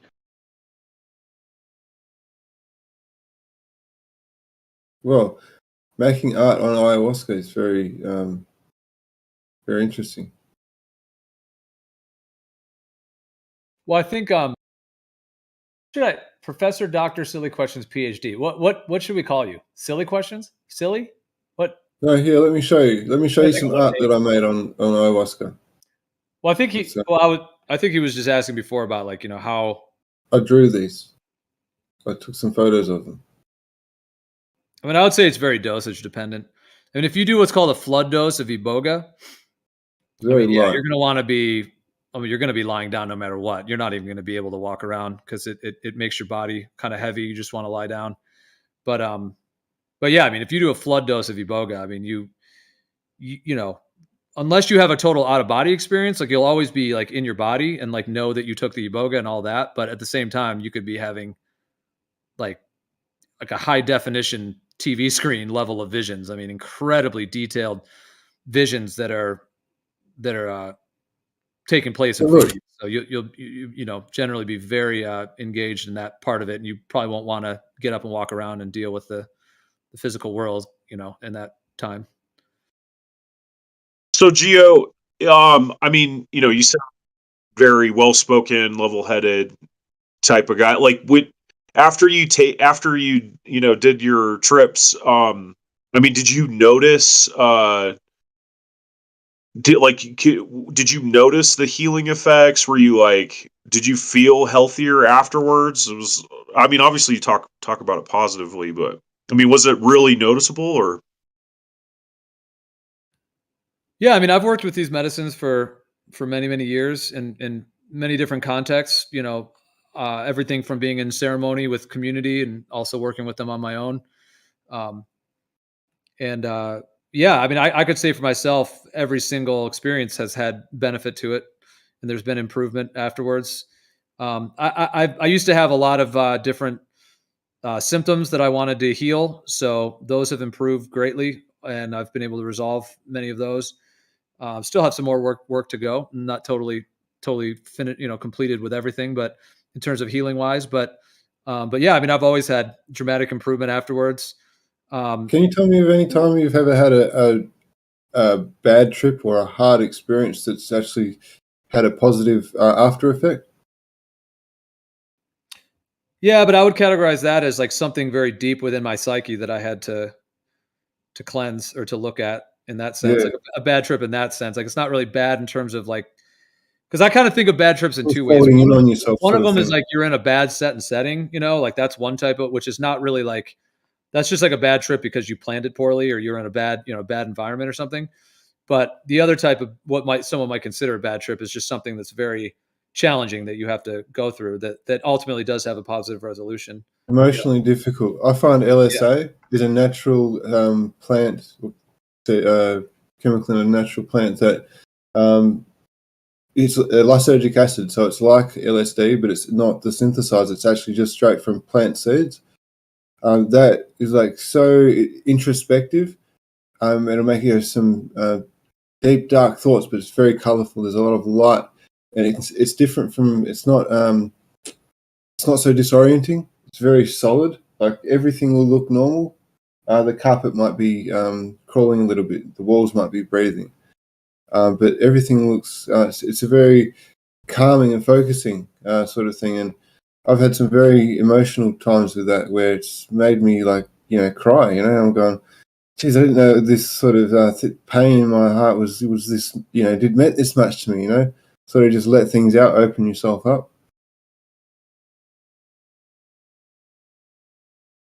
Good for that sort of thing. Yeah, it's like I'll tell you about this time. I was like on this riding this push bike home, and she was riding me push in. I'm just like, why can't I stop sobbing? What the fuck is wrong with me? I'm like falling apart. And it was like this. It was because my grandparents died. My grandparent, one of my grandparents was murdered, and by another family member, and it was not a good time, and just fucking Anyway, help me process things. It actually makes you less of a nervous wreck outside of life. If you focus on things and you deal with them, if you just push things aside all the time, you never deal with them and they affect you more. Yeah, exactly. I mean, they're like, to answer also what Silly Questions had mentioned, because there's a lot of, I mean, it's hard to be brief and to go into these because it's hard to be brief because there's a lot of components. But in general, like if someone has trauma or emotional conflicts, whatever it may be, often that's because there's like repressed emotions in their psyche, like very repressed because that's just the way that trauma kind of functions in that case. And so using these plant medicines in that case, especially if you're using it with the right setting and intention, I kind of think of it as it's like giving your psyche an opportunity to advance that process, basically, to kind of go into your psyche and move things forward in some way, progress, either kind of unlocking energies that might be stored or blocked, or purging something physical from the body that needed to be purged, or getting an insight or getting a further understanding about some conflict or whatever it may be, or some kind of process going on in someone's life, maybe, their marriage or their work or whatever it may be, and kind of trying to understand parts about that. So when you were just saying like, afterwards, what are the effects afterwards? I would just say that it does seem quite universal for people, especially if you work with these medicines in the right set and setting, that it seems to sort of evolve you forward in that sense, move your process forward in one way or another. Some people have, like, if you do a whole ayahuasca ceremony with like 20 people, and let's say that a lot of people, it's their first time or something, there's probably going to be at least one or two, or it's likely there might be one or two that had like a very mild experience, or they kind of didn't really experience too much, but they did have certain insights, or they had something. And then often, like in the days or weeks following, they see a lot of the different improvements and things. So there's some people that don't have, like, especially if it's their first time, like as much of like a complete transformation on that level. But then there's, even out of a group of 20 like that, but there's going to be a spectrum, but there's going to be some people that, maybe had a really powerful transformation, a really huge, deep healing in terms of that. So I just kind of think of it as like, it advances your process, basically your spiritual process, and then there's like an afterglow effect as well. And there's sort of the different, it's kind of like getting a tune up in a sense, but also kind of progressing the, one's own process, especially if you're using it, in that sense, to kind of like have like a spiritual entropy towards something that, a more holistic or more in groups ayahuasca, you really need what do they call? There's like a shaking leaves and a good Icaro with a shaman who can read the energy properly. Yeah, for sure. Yeah, I mean, well, for sure, like if you like if you're gonna do something like that, and like you're gonna have, and you have a rookie with you, and you're both doing, if you're both on hallucinogens, if you're doing hallucinogens and you're with somebody that's having a bad trip, like, gosh, does it suck? Like, it just obviously. What you need to tell them straight away is that this too will pass, and focus on your breath, and just focus on my voice, and everything will be okay. Yeah, I mean, in general, like, be anxious, but everything's going to be all right. Yeah, I mean, everything that happens during, I mean, it depends on what you're consuming, but if you're consuming, the right plant, the right set and setting, etc., everything that's coming up is part of that person's psyche. So it's part of their psyche on a deep level. And generally when people have what might be called as a bad trip, it's because they're usually avoiding that. So maybe like fear is coming up, or some kind of conflict is coming up. And then instead of like surrendering to that and going into it, because that's what you would need to do to heal it, you need to actually surrender to it and go and kind of feel the emotions. Because, for example, if somebody has trauma, let's say, where there was a lot of fear, when they were a child, they were traumatized, and there's a lot of fear. Well, then that fear is going to be like suppressed and trapped in that person's psyche. So then if they then take, mushrooms or ayahuasca or something like that, well, that's what I was saying about ayahuasca. There's such a high level of intelligence that it really helps you to process it in a very organic way. Whereas something like LSD, which is semi-synthetic, it can be very jarring. And that's why those classic stories of people in the 60s where like people were like spiking punch bowls with LSD, and there were, so everyone's at the party drinking the punch or whatever. And then, there might be a case where somebody kind of freaks out, quote unquote. Well, they're freaking out. It's not like the LSD is causing that. The LSD is activating their psyche. And there's something, maybe they were traumatized as a child and there's a lot of fear. So then they're on the LSD at the party and they're feeling a lot of fear. And like I said, LSD is a little bit of a synthetic. The way it activates the psyche is a little bit kind of unbridled, whereas something like ayahuasca kind of knows how to work with your process, with your fear in a way that's not like jarring and kind of fracturing, whereas LSD can be a bit jarring in that sense. And so it's just in that case, like they're avoiding basically something that's coming up.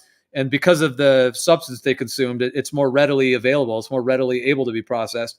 And so if they're then avoiding that or projecting that fear, then they might kind of be quote unquote freaking out. But it's not because the substance is doing that to them. It's because their psyche is being activated and something very deep within them is being activated. And then they're projecting it or avoiding it or resisting it rather than having the right setting to actually, be able to help them face whatever they need to face that's connected to that. Because if they do face that, then that state will change. The fear will vanish once they kind of process whatever needs to be processed. But if you're just projecting it, then it kind of stays stuck in that sense. Getting stuck in the loop. Yeah, that's funny. Actually, that's exactly what happens too with people when you see them on a bad trip. They're like, they'll have like, you can literally see them like, be stuck in that, mental loop that people get, when you are going through traumatic stuff, the thoughts will just sit there and recirculate. That's interesting. I'm just, you have traumatic things in the body, like psychosomatic things, where certain actions or things of the body, there's things of the body tells the brain subconsciously, like, oh, I can't breathe right now because I'm squished, like that I'm, or I don't breathe, or there's like, tells the brain tells I need this much blood flow, or, tells the lungs, pump a bunch of adrenaline, you need to breathe more, this sort of thing. It's like, that's all happening without you knowing about it or controlling its function. And so there's like psychosomatic things related to trauma where the brain and the body are communicating, and it's like setting off like anxiety responses without there being awareness of it. Absolutely. Well said. Yep. There can be very deep psychosomatic processes in the body. Absolutely. Yeah. That can be going on and that can feel, in some cases, can feel kind of strange if you don't know what it is. Like, for example, somebody that like maybe had like a surgery when they were a child, like some trauma where there was a surgery, there could be a lot of sensations, that are trapped in that trauma. And so those can resurface and there's. Yeah. Real quick, I was going to say there's like this famous story. I'll just say it super briefly, but there's this famous story of this guy. There are these bathtubs, this place called Esalen, which is this retreat center, and they have these hot springs in California, and people go from San Francisco down there, and they go to the hot springs because they used to have like, on Sunday it was open to the public or whatever. Anyways, so back in like the 70s, there was a famous kind of story where this guy was, him and his girlfriend went and they took LSD and they went to the hot tubs or whatever. And they had a fine time, but apparently they went back to their van and back to the van that they were staying in, sleeping in. And the guy who took the LSD was just freaking out. He was just had all this aggression. He was just totally like basically a classic freak out. He was like throwing bottles and just, so the girl was like scared. So she called like the front office or whatever. And because at Esalen there was a lot of psychedelic researchers and a lot of people that knew what they were doing. So, Stan Groff was the one, Stanislav Groff was the one who actually, went to kind of, go down there. And basically he opened the van door and the guy was just going crazy and he was throwing bottles and he was going nuts. So Stan just knew exactly what to do because he's worked with thousands of people with LSD. Back in the 50s and 60s, he was one of the main researchers doing a lot of the research, not like the CIA stuff, but the actual therapeutic and, Are you psychiatric. talking about the Ultramind stuff? Well, no. What's his name? They were doing out of body experiences to remote view places where the hostages were getting kept and stuff. Yeah, Is that the one? no, this is not that at all. No, he was doing like he was not part of the CIA or anything like that. He was doing the actual like psychiatric psychology research with LSD before it was made illegal. He was like the clinical studies with it. I'm saying, but anyways, just so he was the one that was called to the scene. So like I said, the guy was freaking out, and Stan knew exactly what to do because he's worked with thousands of people, with like LSD psychotherapy type of sessions. So he knew exactly what to do. So he grabbed a blanket and threw it around the guy and kind of did a bear hug, kind of hugged the guy and kind of pinned him to the ground a little bit. And he just said he just kind of whispered into his ear, you've taken a very powerful, you've taken a very powerful psychedelic, your psyche is being activated in a very, potent way. So, just, breathe and just, whatever you're going through, just, go into it, just, face it, really just feel the emotions, et cetera. And within minutes, with that level of support, the guy was able to do that. And, within 5 or 10 minutes, he was totally fine. He was able to process what he needed to. They were kind of laughing. He was like embarrassed, oh my God, I'm so sorry. So it just kind of shows that when someone's like freaking out, quote unquote, in that case, if you actually just know how to handle it and know how to help that person, they can actually, you can help them through it and they can actually process what they need to. Whereas the worst cases with that is when somebody takes their friend to a hospital, the hospital says, oh, he took LSD, and the doctors don't know they have no idea what's going on. So they shoot him up with, some kind of sedative, they give him some kind of drug, some kind of sedative. And that's just the worst case scenario because now you're like freezing the psychological process with the sedative. And that's been known to have a lot of negative after effects because your psyche's opened and you're in this opportunity where you can heal something deep. And then the mainstream medicine people are so clueless, they don't even know what to do. So they just give them Thorazine or some kind of sedative drug, and it like locks them in that psychological process. And in some cases has caused like negative effects afterwards because that person wasn't able to actually heal what they needed to heal. But these are some of the dangers of LSD. LSD is like, I don't know if I'm not sure the word danger is quite the right term, but it is semi-synthetic and it is a bit unbridled. So yeah, it can, I think if used in a therapeutic context, it can be a very potent tool, but at the same time, it can be. Have you used it? Oh yeah, many times. LSD, yeah.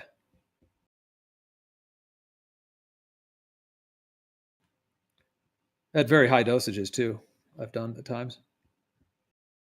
100, 200 micrograms. Like 500-600 at the high dose, but I've even done like 1,500. Have you ever had salvia at a real low dose? It seems like with LSD, there's like a saturation point about 500-600 micrograms. That okay, you know how you feel. You know how you feel with salvia. You just feel really, really unsettled, right? If you take a dose where you're not going to be going out of body or anything for salvia, and it's just it makes you feel weird. If you take a real low dose of LSD and wait hours, it'll kind of be that same sort of strange situation where you know something's going on, but it's not really hallucinogenic. That's the therapy zone there. Where did you get your precursor? People doing like counseling or therapy sessions. That's where it should be used. Between microdose and baseline, somewhere there, and waiting hours before actually having the therapy session. I think I calculated that like if I remember correctly, 1 kilogram is worth like over $80 trillion, if I remember correctly. Of what? LSD?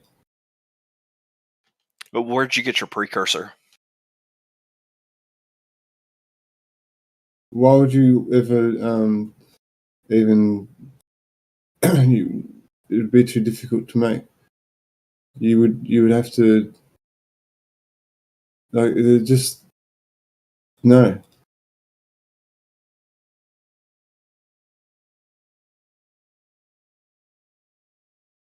You need to learn how to interact with nature. Plants are teachers. They'll teach you to be kinder.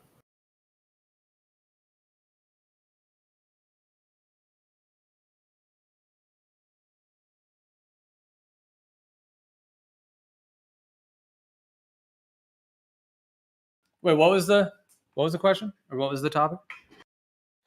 I was curious where you got your precursor from. Precursor for what? You said you did like 500 micrograms, so I was just curious. What do you mean by precursor? To make it? Oh, no, I didn't make it. No, making LSD is not very easy. I mean, it's not impossible, but I didn't make it. You said, have I taken it? Yes, I've taken it. I haven't made it. No, I never made it. I mean, I think it's fairly complex to make, although it's not like super difficult. But I don't even trust LSD. If you were to buy LSD from someone, it's not a plant. You can't look at it and tell what it is. It could be anything. It could be any kind of random crappy research chemical they're putting onto that blotter paper, and you don't even know what it is. So I don't even bother.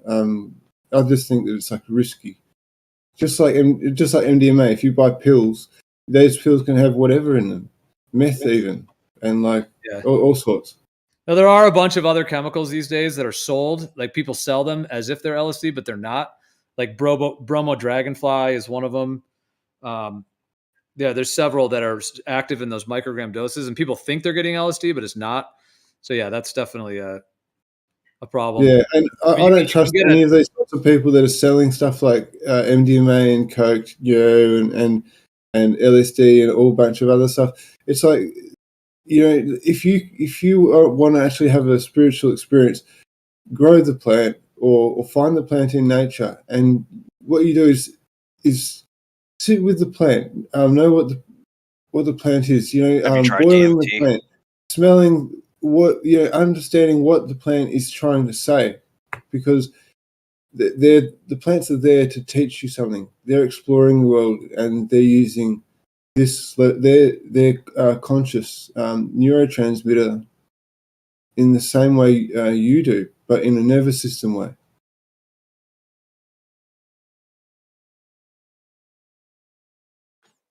Yeah, I mean, LSD is semi-synthetic. I mean, you were saying the precursor. Yeah, my understanding. I mean, I'm not a chemist, so I don't know all the details, but I have read a fair amount about it. But you need lysergic acid, which is like, that's one of the main precursors, and you can get that from different sources.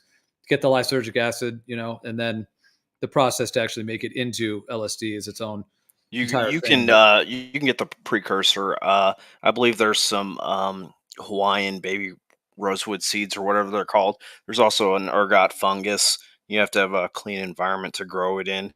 They say it's pretty dangerous for that step to grow the fungus. And they say that they've completely wiped out the fungus in North America, from what I've heard. But anyway, once you have the fungus, what you have to do is you have to extract. It's like a huge alkaloid, and you have to hydrolytically cleave it into two parts to get your lysergic acid. Then what you do is you treat it with your diethylamide to get your lysergic acid diethylamide, but it's chiral, so you have to separate the two chiral components. And then also, since the dosage is so small, you wouldn't. I question some of these people when they say the dosage, because it's just you have to use so much extreme dilution and mathematics, and a lot of people just aren't good with that. But I was curious if you tried DMT. Even someone that's really skinny, right? If they have how much of the alkaloid is in the plant. So if you're saying, strong dose is this much of the alkaloid for someone, and you look at the research and stuff like that on the internet, you find, where you go, okay, well, you need this much, at least this much plant in the brew for it to have an effect. And, you're making a tea or, brewing it down to an extract so you don't have to drink so much of it. and just like a shot glass or some sort of like runny thing. You know, I've never really experimented that much because I haven't done. I haven't had the stuff for ayahuasca, but you can grow like it's just like vines and leafy sort of things. That's yeah, it's probably illegal, but if you go to the Amazon, they're growing wild in the jungle. And what's a plant? Like what? Yeah, I mean the plants themselves are actually not illegal in the United States. Like the Banisteriopsis caapi, the vine, and then the Psychotria viridis, the leaf, technically are not even outlawed. But it's so stupid. If you brew them together, if you cook them into, you could have the two plants in your house, and technically it's not illegal. But if you put them into a pot and add water and boil them, now all of a sudden they can call it DMT, and it technically is illegal. I mean, I think the people getting like busted, quote unquote, for ayahuasca is like virtually zero. There's like, I don't know if I've ever even heard a case of that. Maybe there's, even DMT, like, extracted DMT, which is different than ayahuasca. Even that is probably like, I mean, how many cops are even going to know what it is? And they're usually going for, heroin and meth and all those hard drug stuff. They don't even really know what these things are. So if you had like ayahuasca, it just looks like a brown liquid, they're not even going to know what it is. But technically they would call that a DMT derivative, and then technically that would be illegal. It's just so stupid because DMT is found in our bodies as well. So are we all just illegal? Are we all walking felonies just because we have DMT in our bodies?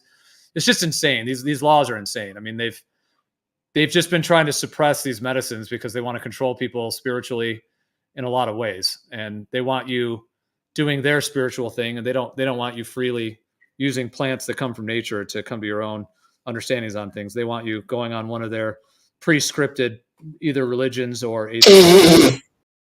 You reminded me of there's a chemical that they outlawed, and what they did is they like put it onto some lenses, and you're supposed to be able to like view people's auras or something. I don't know if you're familiar with that at all. And there were stories like in one of the wars where they were testing out the new night vision goggles, and they were like into the red or whatever, and then they had to change it over to the green because the red side, they would see like super crazy things. It's a different topic, but you talk about Kirlian photography. I'd have to look it up. I don't know if I was just curious if you heard about it, but you were talking about like what they've made illegal as far as spirituality, and that's what I thought of, because apparently with those types of, with that chemical on the lens, you could like see someone's aura, or you could see like crazy things. Those types, these scribes, what are they seeing? Oh, you're talking about like crown projection and stuff like that with the green, or looking in the green spectrum with these night vision goggles.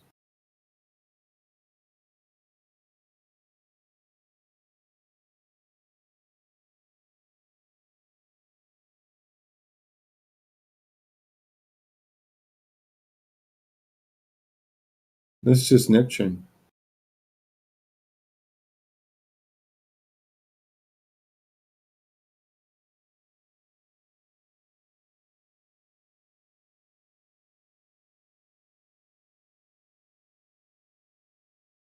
Yeah, I mean, people pretty freely, they do ayahuasca ceremonies in the United States, and generally people don't ever have any issue with law enforcement type stuff.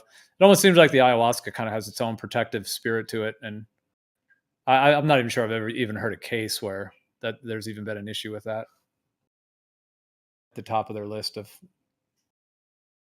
they even care about, it seems. The thing is, everything that you have done, said, ever recorded, ever posted, everything is recorded on the internet, and everything you say on Discord is run through filters and said and put down on text, and it's recorded in files and archives and shit everywhere.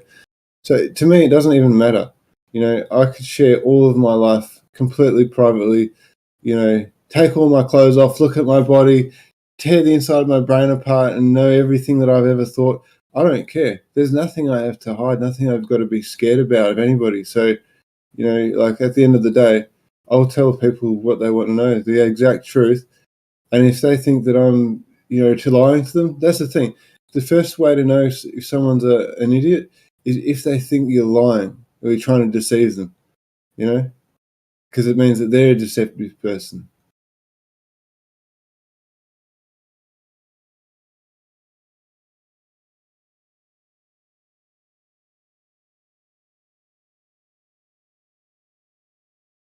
So I don't like to, well, what do you think is worse? A black lie or a white lie?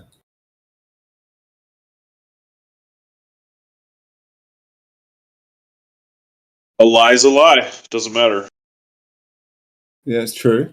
Yeah, man, the white lie is pretty bad, right? Because the white lie comes with some truth, apparently. So that sometimes can be more dangerous. Yeah, it's deceptive. It's more deceptive. Well, what's the exact definition of a white lie? Is that where it has truth in it? Or I think of a white lie, don't they usually people use that where like it's like not harmful or something? Well, they think they're doing good. Like we're telling the kids a lie to so they don't go or don't do a certain thing, so they're scared of it. Just some irrational fear, telling them something that's untrue. Something like that, or let's say, going to what am I saying? So a white lie. So a lie that someone justifies by saying, yeah, it's not true, but it's for the greater good in some way. They justify it by saying that it's necessary in some way, that it's Yeah. Well, like a classic one that's kind of a colloquial sense of white lie, but like let's say, husband and wife, and the wife comes, puts a new dress on and she says, how do I look in this dress? Or do I look fat in this dress? And even though maybe she does look fat, the guy says, no, not at all.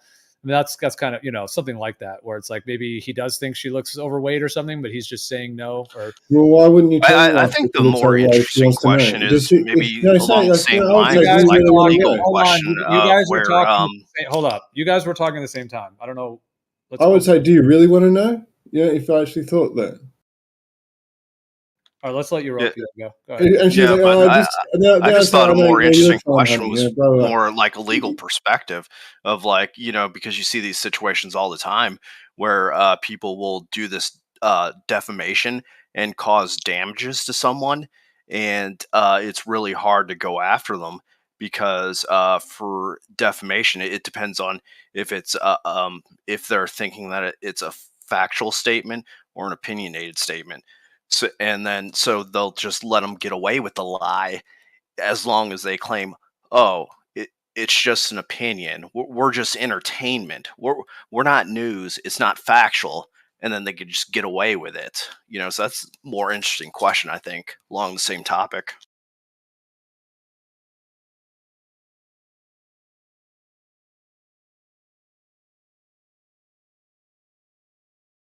Yeah, and I think people have speculated like an idea that there's like other land out there with like some kind of extraterrestrials that are harmful to us, and so if they lie to us about the shape of the Earth, then that would be like for our good. I'm not saying that's the case. I'm just saying people have kind of speculated like, is there some possible good reason, like they're trying to protect us or something? I don't think that's the case, but I'm just saying like, in terms of the shape of the Earth lie, that is in the upper echelons of the government. The DOD, they always, of course, tell a lot of lies to get people to go up higher. And, they're just like politics, so, it's the same thing with the people in the military. Hey, you're the most advanced pilot we've ever had, Geo, and you got that kill in, Syria 3 years ago during the undercover war. And your skills are so important. And because of national security, we need the best of the best. And we're hiding aliens. We can't let them know that the Earth is actually this. So we're going to fake all this stuff. And it's for national security, the best, blah, blah, blah. And that's literally what they tell a lot of these people in the upper parts. Yeah, I've wondered if they did that with the moon landing guys, convinced them that this was for national security and this was the Cold War and this was going to save Americans, like. But they didn't, because they did the interview and you can see it on their faces. Know, right? The thing is, if people start to know things that they shouldn't know, it puts too much power and concentrates too much power into the hands of everybody, and people are able to use that power against each other. And so there's certain things that can't be let out. There's certain things that can't be talked about. There's certain things that the military wants to keep secret for their own advantage. They interviewed the astronauts. You never seen that interview? They do it so they can funnel money through NASA. No. Yeah. So after the interview, though, that's the down. Like at first, it sounded like a good idea. Then after lying, and then after going through the motions, they seem to not be too happy with it. How many $1 billion a day do they take? All of them. NASA? Isn't it some? Sure, man, all of it. Whatever number you want, pick a number, 70 million, whatever, 80 million by next year, whatever. Yeah, like it's just millions of dollars a day, just ticking over. Tax money, it doesn't even matter. You look at the Federal Reserve, look at how the debt was created, and look at how it's being leveraged against you. You don't owe it to your government. Your government is a corporate pirate. That's got it. Like somebody earlier in one of the 24/7 discords was like, why would they spend all this money if it's a lie? And it's like, that's got to be the dumbest question ever. Why are they stealing all the money if it's a lie? That's what they're really asking. Like, you can't make that up. Like, obviously, that makes it why they would lie, because they're literally just stealing billions of dollars. Like, how do you not get that? Gosh. No. I'm saying that's just I'm that's saying nothing. The money's nothing. Go ahead. You want me to read it? Go ahead. No, not yet. I'll find it for you, the quote. But are you aware of there's a guy that founded the Federal Reserve, Edward Mandell House. Yeah, I probably heard it before. Yeah, but do you know Woodrow Wilson? Yeah, but what I meant was it's not my claim that it's money, but when people ask why would they insert, money laundering, I'm just saying, like, they're the ones claiming people want to do stuff for money, and I think it's much worse than that. What did Woodrow Wilson say? Okay, so this is a quote of actually a quote from Edward Mandell House to Woodrow Wilson. So this is what he's saying to Woodrow Wilson. It says, very soon, every American will be required to register their biological property in a national system designed to keep track of the people, and that will operate under the ancient system of pledging. By such methodology, we can compel people to submit to our agenda, which will affect our security as a chargeback for our fiat paper currency. Every American will be forced to register or suffer not being able to work and earn a living. Let's roll a cigarette here. Yeah. And I mean, if that was the end goal, or work and earn a living, they will be our chattel, and we will hold the security interest over them forever by operation of the law merchant under the scheme of secured transactions. Americans, by unknowingly or unwittingly delivering the bills of lading to us, will be rendered bankrupt and insolvent, forever to remain economic slaves through taxation, secured by their pledges. They will be stripped of their rights and given a commercial value designed to make us a profit, and they will be none the wiser, for not one man in a million could ever figure out our plans. And if by accident one or two would figure it out, we have in our arsenal plausible deniability. After all, this is the only logical way to fund government, by floating liens and debts to the registrants in the form of benefits and privileges. This will inevitably reap us huge profits beyond our wildest expectations and leave every American a contributor to this fraud, which we will call social insurance. Without realizing it, and that's corporate social insurance as well, don't you realize it? Without realizing it, every American will insure us for any loss we may incur, and in this manner, every American will unknowingly be our servant, however begrudgingly. The people will become helpless, and without any hope for their redemption, we will employ the high office of the president of our dummy corporation to foment this plot against America. The president of our dummy corporation, not United States of America, it's United States, US Corporation, USC. United States of America, USA, you do not have a government that represents USA, national people. Yep. I mean, but people still believe in the Constitution, right? Like, you have Americans, that think that they're gonna. What? They don't follow it. They write their own fucking laws. They're but legislative parliament on top. It's a fucking democracy and not a republic anymore. Australia's a stealth republic that pretends it's a democracy. It's all fucking backwards. I'm just pointing out that people believe in the man-made constructs of like the Constitution as if that was real or legit still. You know what I mean? So people want to believe in their government even after they do atrocities, even after they find out these things. They'll say, oh, well, there's still this 1% left that we can save and Trump is going to do it this time, bro.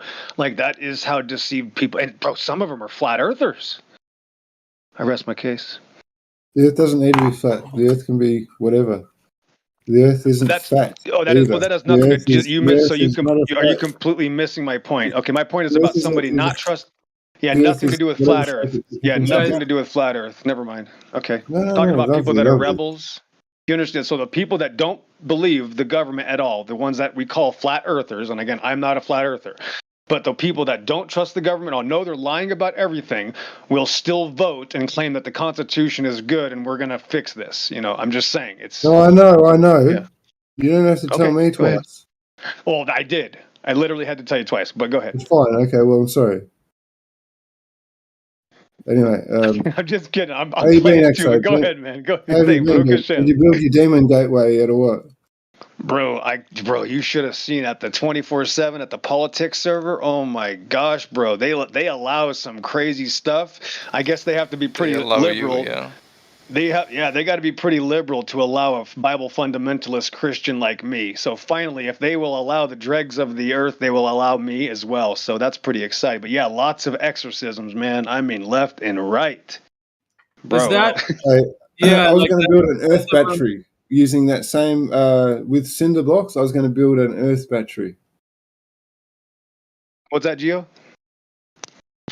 Well, I was just going to ask, I know Panto had DM'd me and said that he set up a room.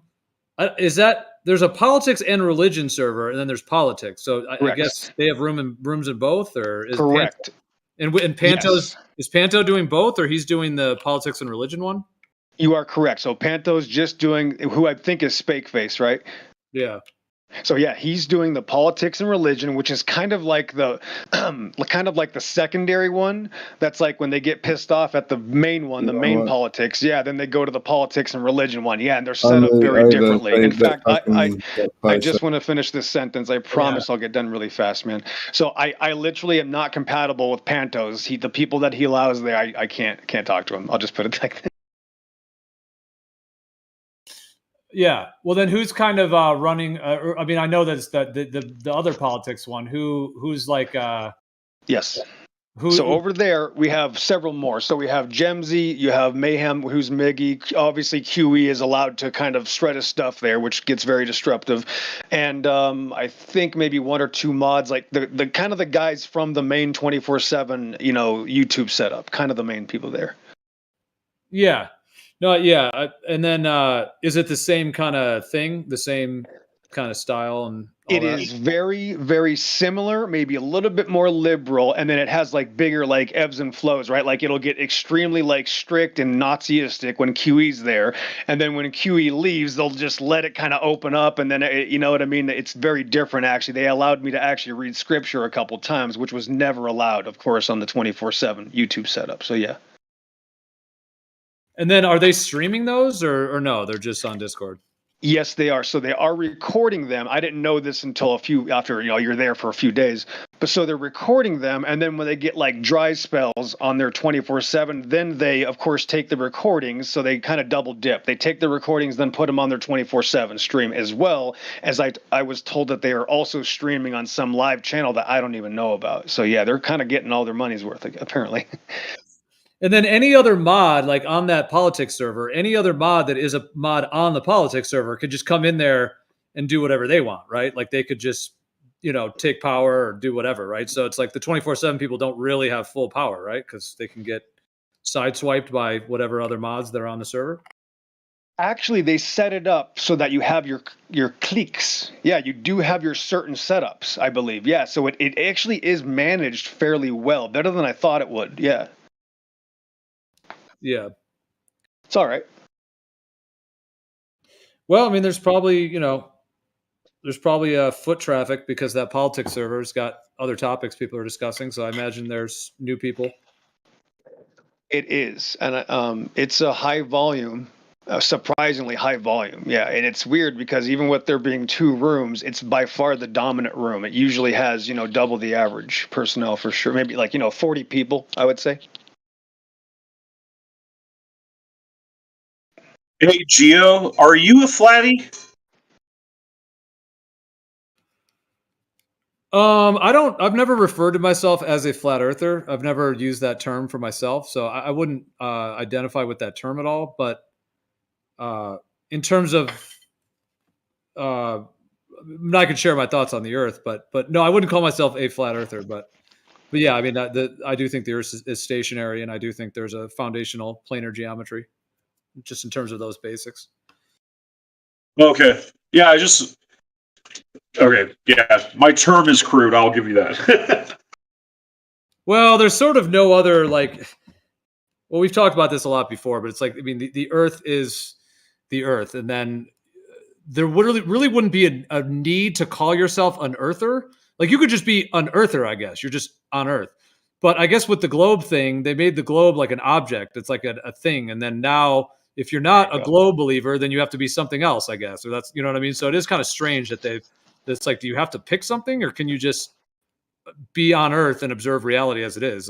But yeah, it's kind of part of the modern day. But even with that, there isn't really like another term, other than, I know Witzit and Jaren, they tried to do True Earth. They tried to do True Earther, but I don't know if too many that use There's that. also Level Earth Observer who calls them demonstrable realist.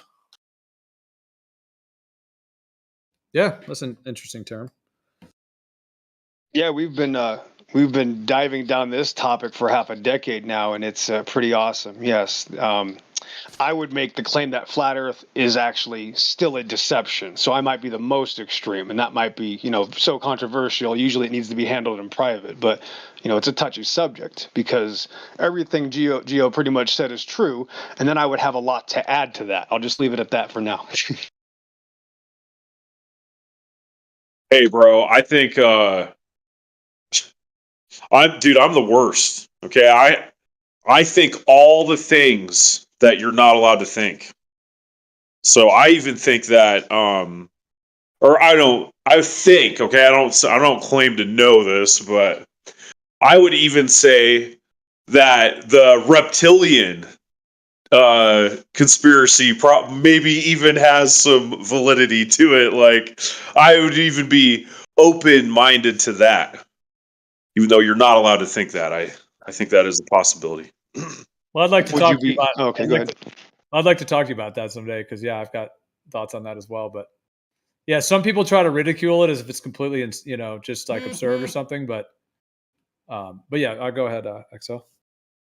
I'm just gonna say, I'm obviously gonna be controversial because I could tell you that nothing to do with anybody that I know in here, but the big flat Earth channels are still telling the same deceptions, whether they know it or not. I don't know those people personally, but they still teach some of the same secular deceptions, and that's just how it is. In the Great Deception, the truth comes in pieces. You got to kind of eat the meat and spit out the bones. And there's a lot of bones. There's a lot of cancer. There's a lot of lies still, I would be curious about a few examples if you could. Well, it's a friendly conversation now. Things would have to be established a little bit more. I don't want to use I'm not going to use Geo's platform to do. We've talked about this before, and even though I haven't broken this rule, I'm not going to. I don't need to start talking, because Geo has rules. I'm not sure about all the details, but I have to be held on a tight leash. I'm a very controversial partaker in these discussions, and I'm very motivated because this is biblical based for me, and I've been in this arena for a very long time. In 2012, I think you misunderstand me. I'm coming across the wrong way. I'm not trying to ambush you or anything or do a gotcha. I'm just genuinely curious. And if I am, there probably are other people that are also curious. Right. Now, Yeah, I mean, we'll definitely talk about it eventually. Maybe I need to talk to Geo in private or some people in private first, but I don't want to I'm not going to use this live. This is a live platform. So when we're in public, we have to act different. Like if we're in, private, we would discuss things differently. But because this is a public arena right now, I have to be general. Also because of my past, let's say because I have been aggressive, I can come off a certain way because I have my own personality flaws, right? So there's just many reasons why we don't want to go down that road immediately. I have to make the general claim, and I don't want to insult anybody. But in private, we can talk about those things. It's just not going to be appropriate for this time, especially when we're calm and we're not having any issues and everything's chill. I'm not going to just now let's turn this conversation into dissecting the evil of these No, it's not that level. It's actually quite normal, and I expect this. But if you want to ask, in general, I'll tell you that the people that understand that we're being lied to will still have a secular point of view, and even the 24/7 flat earthers, who I'm not talking about, but that arena that I've let's say I've butted heads with them for years, they would admit this, and this is why they stick to a very small portion of conversation. It's almost bluntly ridiculous and almost Naziistic. If you ever notice, like some groups will say, nope, we're only going to talk about this. We're going to talk about have you ever experienced, curvature of the earth? Have you ever experienced movement? And does anybody ever know whatever, whatever that, right? And they'll only let you talk about certain things. And that's actually safe. It doesn't mean that I agree with that, but that's safer than, let's say, a group of people that says, oh yeah, the earth is 70% water and 70, they're still telling the same thing. Like, earth is this object. Did you hear Geo use the word object? That's a word that we've been trying to get people to grasp onto, understanding that they've taught everybody for the last how many decades or hundreds of years about this outer space ball religion that we live on an object holding water. So if there's a flat earther channel out there that says, yeah, actually it's not a globe, it's a flat earth, and we know it's a flat earth because 70% of the earth is water. Well, it's the same lie. They're still claiming that earth is an object holding water. Does that make sense? Almost. Not quite, because you need to know what the alternative is, right? And then you can know how it makes sense, right? Well, however much water there is, whether it's 70 or 71 or 40 or whatever it is, a lot of the surface of Earth is covered with water. Lakes and oceans. It's a huge chunk of the area we're in. Right. So the lie would be that it's an object holding the water, and Earth is not an object. We can determine the object of the earth, and the surface of the water, though, is not the surface of the earth. So when they say the surface of earth is 70% water, that term is still completely fallacious, but that's not the only problem. It's one of many other problems that are very secular in its nature. They're just the same kind of lies. You're just replacing kind of, an object, earth, versus flat versus globe, things like that. Well, the dirt you would say dirt is an object, right? Or we're referring to Earth as dirt, right? Yes, that would mean that, yes, Okay. dirt can be an object, but the whole of the earth is not an object. You cannot objectify the whole of the construct of Eretz under the heavens. Before you were using Earth as dirt that comes up out of the water, and now I feel like you're using it in some kind of different manner, and now it's not the dirt.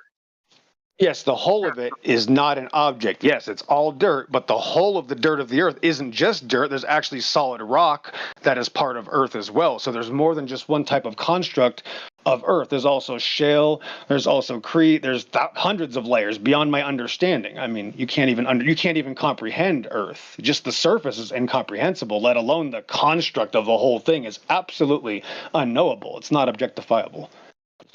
I don't know if the surface is comprehensible. I mean, but all right. You that's the point, is that you don't even know where the surface is. You just know parts of it. There's parts of the earth that nobody has any idea of. It's not even knowable in the least. We're talking about the parts that we're on that we know about. Obviously, we're not talking about the parts that we don't know about. Yeah, you can only know parts that you know about. You can't know about the parts that you don't. That's the point. You cannot objectify Earth. Earth is just the land coming out of the water. Nobody understands the size of Earth at all. No. Or the percentages, or what this is, or the details. No. Who's putting a size to it?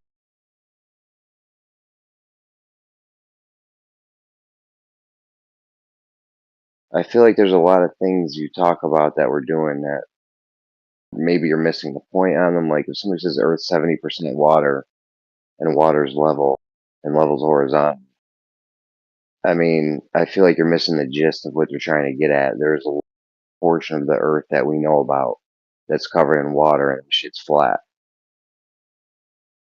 Right? I think you might be thinking about this a little bit too hard or something.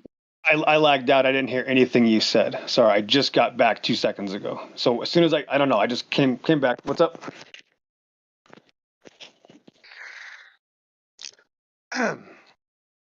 Yep. So Earth isn't the water, and water is not Earth. So they're just completely two different parts of creation, and that's just how it is. Like Earth is the dry land coming out of the water, and that's it. The Earth is the Lord's.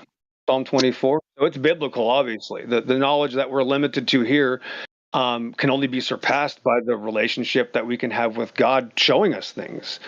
But Earth is not measurable. I'm not going to make a claim about Earth. Yeah, obviously, I can just go where I can go.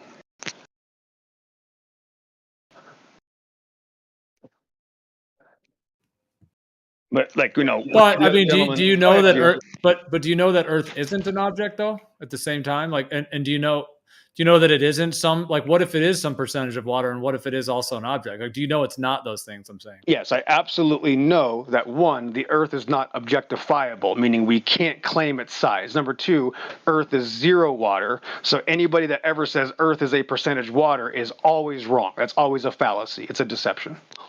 Wait, what'd you say there? Did you say it's zero water? Yeah, there's no such thing as Earth being partly water. Earth is Earth, and the water is the water. So if somebody says Earth is any percentage of water, it's always a fallacy. It's always a deception. Even though they're not doing it on purpose, they're still preaching a deception unknowingly. But how is it a deception? Well, okay, so you're using Earth as like the definition of like soil, right? Like, the rocks, like the dry land. Yes, exactly how it's described in the Bible. Yes. But in the current day, like colloquially or just in our current language, the word Earth is also used as the idea of this place that we live. Like if somebody says like, oh, like, I'm a human on Earth or something, like they could technically be swimming in the ocean and they would still say I'm a human on Earth. Like what, you know what I mean? Or if you were on the land and you went off the beach, you wouldn't really say you left Earth to go swimming. So what I'm saying is that people do, especially nowadays with the globe thing, they say that's Earth. That's what people say. Globe, that's Earth, a ball in space. So, but even outside of the ball thing, I'm just saying the word Earth, like originally, as far as I know, like historically was used, like you're talking about, as like, the soil, as it were. But it seems now maybe it was used in the previous times as this as well, or maybe it's a more modern thing. I don't know the exact on that, but it does seem like people use Earth now just as like the whole thing, the land, the water, Exactly. Yes. Right. So that's a secular term. Right. It used to be we are on the face of the earth. And when we were in the water, we're in the water. And that's just the way I look at it. So yeah, I would try to use terminology different. I've tried to use a lot of things differently. But there's many other, I'm not going to nitpick. It happens in an organic conversation. When I talk to somebody one-on-one, I can start showing a lot of details. Like if you want to we can go back and forth. I don't need you to do anything. I don't want to do that. But I'm just saying, like in an organic conversation, when I first meet somebody to this topic, then I can explain these things. Now, after a few times of talking to me, you guys might not like what I have to say, but this is literally just coming from a literalist aspect of just reality, because conflating the water, saying, look, the water's flat, that proves the earth is flat, that is a complete fallacy. Just saying that is wrong. There's no such thing as the water of the ocean proves the earth flat. They are not the same thing anyway. And the earth is not flat. The earth goes down. That's why we have these bodies of water. The earths are separate. The earth, continents are separated by big gaps. It's not a plane. And it's so saying the Earth is a plane is incorrect. You can say it's planar. Okay, it's linear. It's a linear system. But to say that the Earth is a plane, that's actually a fallacy. And there's just many more. There's just many more attached to it. Well, okay, we could unpack that, and there's some things to that as well. Obviously, but I mean, you do obviously kind of agree. I'm not saying you have to accept it or agree with it, but you would at least agree in the fact that people do use it in that way today. Like when someone says flat Earth or globe Earth, obviously. They're just how they're referring to it. I mean, I know you know that. It's not, you don't even really have to respond. Obviously, I do know. Yes, I do know that, and that is the deception. Yes. So calling all of creation Earth when it's not. Earth is just part of the creation. Like when people say nature, they're also confused about that. That's another problem. Like, what's the origin of nature? What does that mean? You know, nature actually means design. So it's quite weird that, like, when you talk to an atheist, you'll hear an atheist go, "Oh, I just believe in nature," and then you go to the atheist, "Okay, do you know that means design?" They'll say, "Oh, no, it doesn't. It just means nature." What do you think nature means? It means how things are as they come from birth, as they're designed. Like that is a nature. Like the nature of you is you, right? You're designed a certain way. The nature of something a man does, that means design. So these words are very hyper specific. Yeah, so to say that's earth, no, that's the point, is that when they show that earth, yes, they're calling the earth and the water and the atmosphere, right? They're calling that all one system when really it is a system, but it's not earth. That's the earth idea of what is. There it is, Gio. The question is Earth a system, right? So you'll hear one side, the glober will say Earth is a open system, right? And the flat earther will say Earth is a closed system. Well, both sides are dead wrong. Earth is not a system. Earth is part of the system. They have NASA Globe Earth scientists on record saying you got to get used to the idea of Earth being a closed system, some place that we can't leave. Right, and now they're still wrong. But they're contradicting their own paradigm, but they're still wrong. You know what I mean? So it's, yeah, interesting. Well, let me ask you this. There's a lot of interesting things that have been brought up, and we can unpack them all. But just to go back one step a little bit, and then we can continue on these other points as well. But Exo, what about now? I'm curious what you'll think of this because, you're obviously, saying everything you said, just in terms of like the water, the earth, using the word earth as, the land, the soil, the land that you said the word dry land that comes up out of the water, et cetera, and those being separate and using that terminology. Now, how about the fact that it isn't really dry land, meaning there's water in rocks, there's water in soil, there's water in, don't they claim there's like water in like all physical matter on a very tiny level? But there's obviously lots of water on the earth in terms of like the soil is damp and wet. You can have puddles and lakes and rivers and lots and lots of water on earth. Now, maybe in the desert, you're going to have less, but even that, all the plants have water in them. So what about that? How about the fact that the water is actually, on the earth and in the earth? Yeah, it's just like my skin. So like when your skin dries, right, it wrinkles and the way that things dry can be kind of an antithesis to how we think sometimes. Like if you wet your arm enough, you're actually going to dry it. Why is that? Because the water is taking the oils out of your body, right? So you can actually become more dry because you're wet. So it's very interesting when we get to the details. So some rocks have water in them, but is it still considered dry? Yeah. So things can be considered drier when they're not fully without water. Like I have plenty of water like in me and on me, but I'm still dry right now, right? So these technical aspects would be, of course, to the context of the situation. Yes, when the dry land came out of the water, it was obviously no longer in the state that it was. And the state that it was could have been so different. Like when you take a bucket of salt water, Geo, out of the ocean, and you walk to the beach with it, just like Gemsy says, all the building blocks of all the elements, if those are correct terms, right, are in that bucket. All the blocks or all the elements of Earth, of everything that I've told this is apparently some sort of consensus. Gold, whatever, you name it. I guess diamonds, at a microscopic level, are apparently in a bucket of seawater, right? So when they brought the land, so that is not dry, right? But there's land even in the water, right? So there's dirt in the water, but that's not necessarily the earth, right? So we know that earth is this construct. And of course, this is Genesis 1, day 3, when he specifically says he brought the dry land out of the water and called it earth. So that is the specific title, giving it a title, showing us that obviously it was all water first, making sure that everybody gets that clear, and then bringing up the earth out of the dry land. So he's just showing this event. And there, of course, is a technical understanding beyond mine, and that's, of course, God's understanding.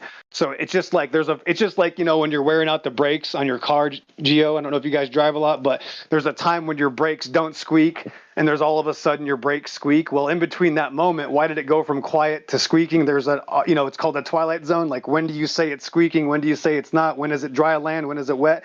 There's a line, but I can't decipher that. I'm not smart enough.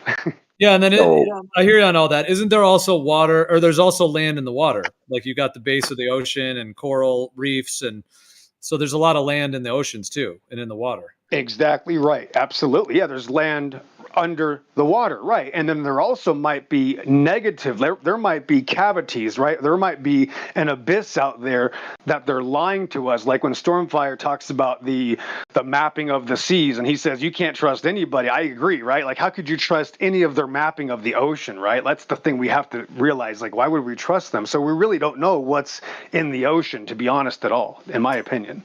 Well, so then, but do you call like this, like, I've been scuba diving and snorkeling. And when I've done scuba diving, I've, you know, stood at the bottom of the ocean, 50, 60 feet under the water in scuba gear, you know, hanging out down at the bottom. So would you call that thing that I was standing on at the bottom, or, you know, would you call that Earth? Yeah, you're in contact with the land. Yeah. But now when he's titled, right, the title of Earth, he called it that specifically when he brought it out of the water. So there could be a technical aspect of course, it going from silica, going from loose particulates, and then him bringing it together as a solid. So understand, under that soft, let's say 15 feet, 30 feet of wet soil, it might become solid rock, though. It might be literally solid, dry earth under that part that you were above. Geo, does that make sense? Yeah. Yeah. I think so. What you're saying, even more dry land under the oceans that is not even... very well, right. There very well could be a bunch more dry land. Then there could be more oceans underneath. You know, we have no idea. You know, I obviously know there's water under the earth. I'm just not going to make a claim of how big and sizes and scales. And of course, I'm never going to do that. Well, back to the word Earth for a second. I wanted to ask you. So I just looked up, this is dictionary.com, which I think they pull it from, they do pull it from like official dictionaries, dictionary.com. Anyways, I did Earth. The first one is a planet third in order from the sun, having an equatorial diameter, blah, blah, blah. So the first one is just totally globe in space. And so, okay, the second definition is the inhabitants of this planet, especially the human inhabitants. So, you know, that's why, like, we're, you know, saying humans are earthlings or whatever. That's secular. Yep. Definitely secular. Yep. So let me just rifle these off, and then I want to hear your thoughts. Okay. And then the second one is this planet as the habitation of humans, often in contrast to heaven and hell. Ooh. Okay. So that's contrast.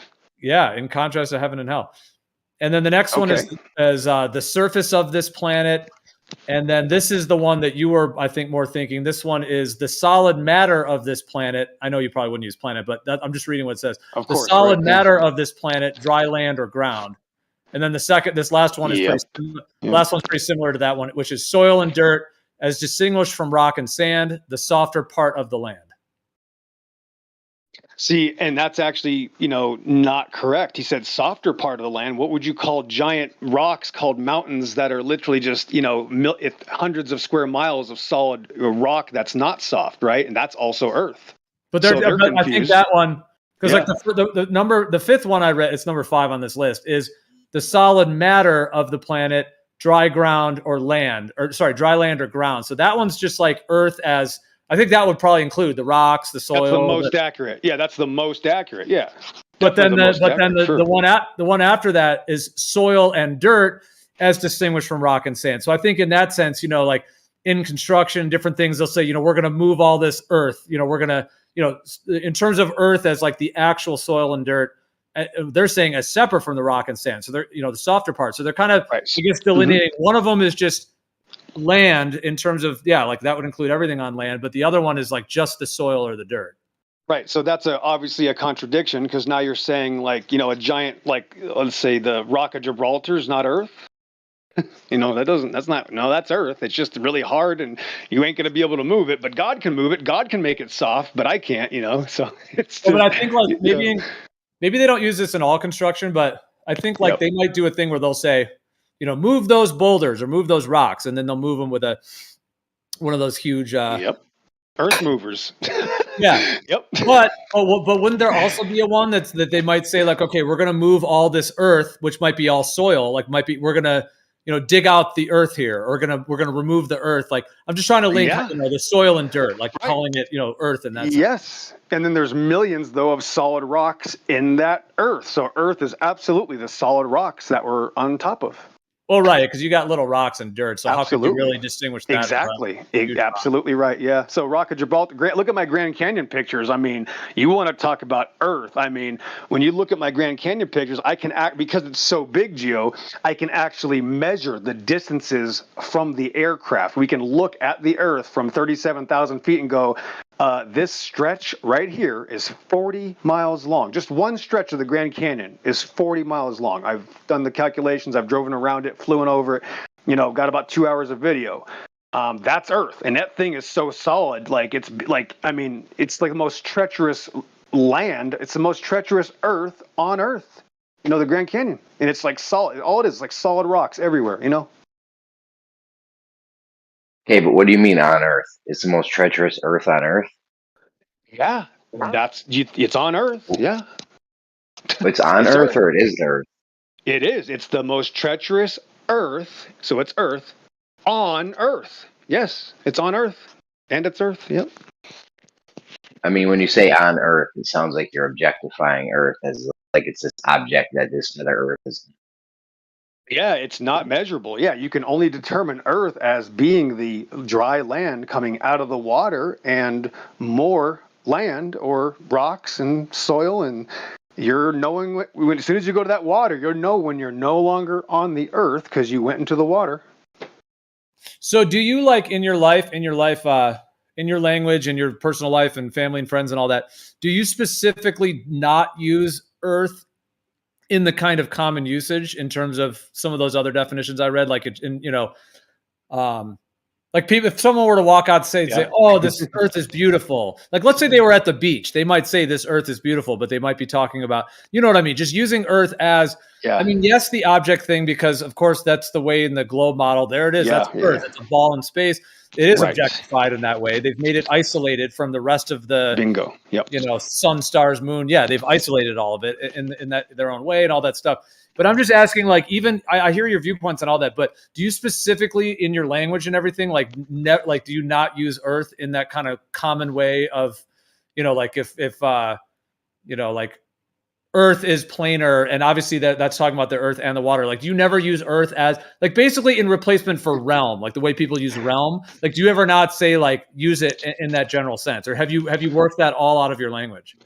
The way that you phrased that at the end is correct. Yeah, I've literally worked it all out of my language, and you have to realize that in real life, it's not the internet, so people kind of have to deal with me. They can't just run away, so they have to kind of deal with this. It's not, I'm a very, happy, positive preacher.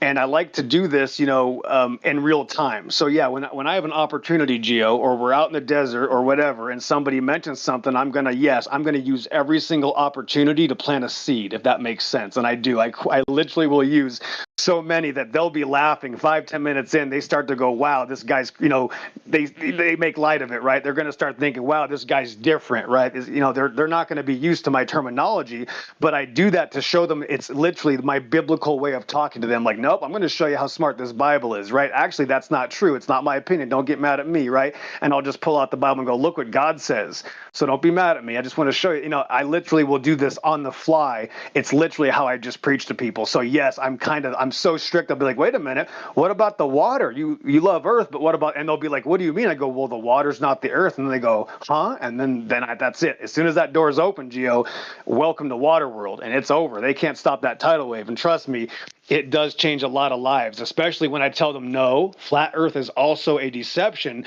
Then they look at me like, what? Because they thought I was a flat earther, right? Most people are going to go, oh, this guy's got to be a flat earther.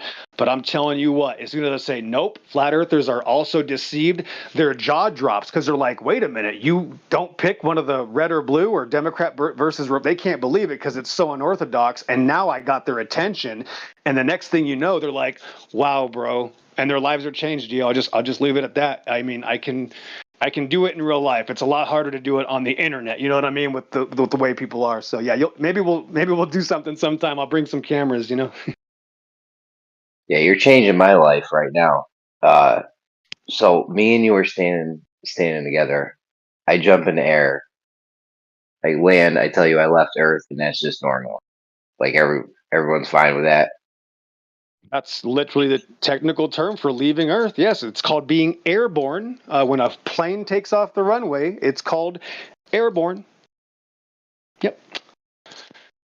And I don't know what their definition with the globe thing is. Do they only count being off of Earth once you're like past the Kármán line, or do they consider if you jump up off the ground, you're jumping up off the globe? I don't know. Yep. In a technical I'll term, use it for both. I'm going to do it right now. I have left Earth. I'm up. Yep, I was off the Earth. I mean, generally, people wouldn't say, like, if somebody goes like base jumping, they generally wouldn't say they left Earth. They would probably say they were just on Earth base jumping. Whereas if they went up like in a quote unquote rocket or, left, like the astronauts are supposedly leaving Earth. I think in the globe thing, they would more say that. Like if you just do base jumping or bungee jumping or whatever it is, or even skydiving, like, are you really leaving Earth?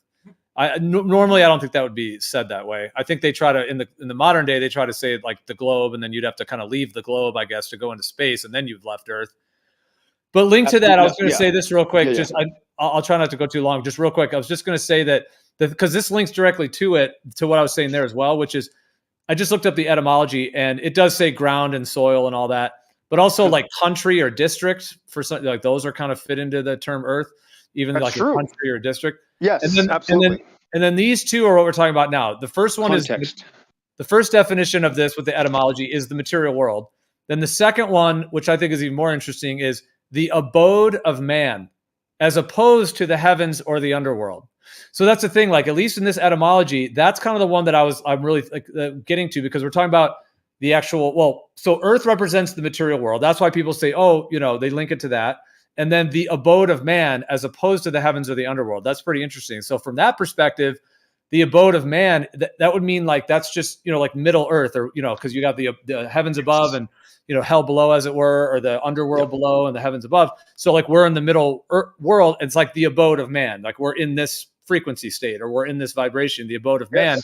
So would you use it in that term, like the abode of man, like in terms of Earth in that way, like just talking about Earth in terms of like, this is our abode, this is our Earth kind of thing? Yes. Okay, how about this? So you would use it that way. So you would use it that way because that's not objectifying it. You're saying that's not calling it a thing. That's more just the abode. That's like a description of the medium or the realm kind of thing. Right, but I will say this now. Let me back up to your previous statement about like how they decipher. Right, that's the point. The way they describe things, which is who we're talking. We're talking about the consensus, mainstream. NPCs, government people, I don't even know what to call them anymore, to be honest. I'm losing, terms. But yes, what they always say is wrong. So literally almost everything they do is wrong. So I'm going to always disagree with them. Yeah. But if they're right once in a while, like right there, and they can kind of say, yeah, this is the abode. And yeah, that makes sense. Yeah, that's okay. Sure. You know what I mean? And just like you said, it could also be considered populations, right? The people, the countries, not just the land, but it depends on, and again, the context is everything. You see what I'm saying? So yeah, there are certain instances where you're going to use that, and that's not a problem. Like you just said, you're not objectifying it. You're just literally describing where people live. Absolutely.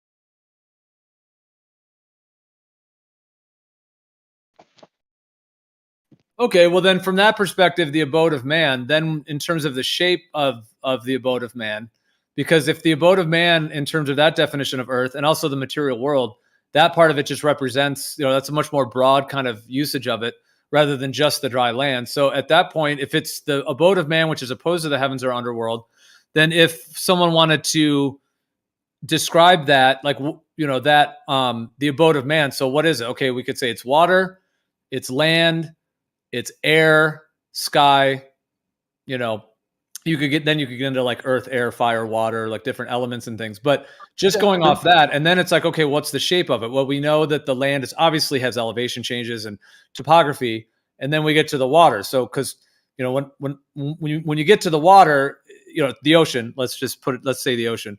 It is. I mean, anyone who's obviously been to the ocean, it's just breathtaking. It's incredible. Just that the energy, the water, the power of it. I mean, it's just so special in its own way, and that potency. So then that expanse is obviously, massive. And so, I mean, from that terminology, comprehensible. I was going to say the Earth is planar or has planar geometry, or even the term flat Earth, if they chose to use that, because I mean, flat has its own terminology too. But if someone were to say like it's planar, then wouldn't that still fit with the idea that, like, it's like a topographical plane, meaning you have the land, which is obviously topographical, but there's a horizontal midpoint, and then you have water, and then you have level water. Yeah, it's not accurate. Yeah, that's completely not true, because the reason why we have oceans is because the Earth goes down. So the Earth starts to go down, the bodies of water are here. It's because the system can be linear. We have a linear system, but the Earth is still the dry spots that we can stand on, or maybe you can say the wet spots under the edges of this water. We can start to walk on wet land, right, or the wet earth, but we're really getting specific. The reality of it is that it's not topographical. That's like saying my Dodge Ram is like a truck. No, my Dodge Ram is a truck. So it's not topographical, it is earth, and earth is so great. It's like saying people, what's the shape of a person? You can actually tell us what the shape of a person is, right? But sometimes there's exceptions, so that's difficult. Well, the earth is a trillion times more complicated. There is no shape of Hawaii. There's no shape of Alaska, these continents. There is no such thing as the shape of the earth. Is it a linear system? Yes. Can I see line of sight? Yes. Do radars work with line of sight? Yes. Do radars work flat? Yes. Radars work flat laser, but the earth is not flat. It's simply just an incorrect statement in almost every way. It's not. Is it an antithesis to their belief system? Yes, but it still is a secular term. But bigger than anything, the flat earth itself, the people involved with that idea are still pushing many of the same lies. And that's ultimately why it's still not true. Well, I mean, the thing about, you were saying it's not topography, but even if the land goes down under the oceans, because I agree with you, like obviously the land doesn't just end at the water. The land does keep going deep down. And like I said, I've done scuba diving. I've been even in blue holes. I've been as deep as 100 feet, actually, like 90 something feet, almost 100. I think I got to like 97 feet, which for scuba diving is actually pretty deep. Like that's actually a lesser percentage of people that have even gone that deep. So and it was in a blue hole, which these blue holes are these massive tunnels that go deep under the ocean. And we were at the entryway of a blue hole. And then I had to do it we had to do it when the tide was coming out, because if you do it when the tide's going in, you could get sucked in and you would be killed. So you have to do it when the tide's going out. And I was at 97 feet in the depths of this blue hole. Boy, that's a lot of trust that there would not be like a surge or water that would suck me in for me to have done that. Because you have to do it when the tide's coming out. But anyway, so yeah, there's a lot of land down there under the water. But what I said is that the land, and then I was talking about the geometry I was talking about the land and then getting to the water and then the geometry of the water. I mean, there are tides, so it's fluctuating, but get into like level, horizontal, planar, etc. of the water. And then the land obviously is going down deep in there. But I was saying it's topographical, and what you were saying it's not. So, I mean, it's bumpy, elevation changing land that then seems to have areas, as far as we know, of massive contained oceans, but we don't even know if there's land all the way. There might even be parts of it there's no land at all. That's the part we don't know. So Exactly right. Yeah, that's what I'm talking about right there. That we can't trust them when they map the bottom. But yeah, continue. Well, so I was just sort of, so overall, I mean, to call it like a topographical, like a stationary topographical plane, like those three words, if it's the abode of man and that overall geometry is planar, meaning, yes, there's fluctuations in elevation, but you have planar water and, the land that has that midpoint. Like if you're at 0 sea level, then you're equal with the sea, and thus would not necessarily have topographical features like the salt flats or something where you have land right at the water level. I'm not saying the salt flats even are at the water level, although, well, they are, but I don't know how some of those relate to sea level. They may not all be sea level if they're inland and whatnot, but there's many different kinds. But anyways, I'm just saying just the abode of man, and then the stationary topographical plane, because even if the land does go like why couldn't you necessarily okay. All right, I've said a lot. I'll pass the mic. But I was going to say like Earth, and if the Earth is going under the water, then you basically have water on the Earth or in the Earth or in that basin that the Earth is holding that water, like the base of the sea floor, and then the land. So having that whole thing be like the abode of man and having planar geometry, I'm wondering where you have, you know, like that you have a different view. I'm incompatible. Right. I'm incompatible with it for, again, a few reasons. So like my truck, I wouldn't say my Dodge Ram is like a truck. The Dodge Ram is a truck. Now I can say, I guess my cat that weighs, that's really fat. I could say she's like a truck, you know, because she's not. So the earth, if you describe it as topographical, you're basically saying the earth is like earth. It doesn't really make any sense. And the problem is that it's not an it's. When we're saying what is it, that has nothing to do with the water anyway. The earth is the dry land, or the land portion, or the soil, or the rocks of this creation here. And the plain does not exist. It's not a plain. It's dry land. So the earth ends and the water continues. So that water now is not the earth being a plane. That has nothing to do with earth now. That's the linear surface, the word is surface, face or surface, of the waters, or the Ma'im, or the oceans, or the seas. So that's just it. They're just separate parts of creation, and that's really how it is described in the biblical terms, which of course always lead to truth for me. So I'm just going by the biblical sense, and how we experience reality matches the Bible. Earth is earth, and the water is the water, and they are not the same. It's just that simple.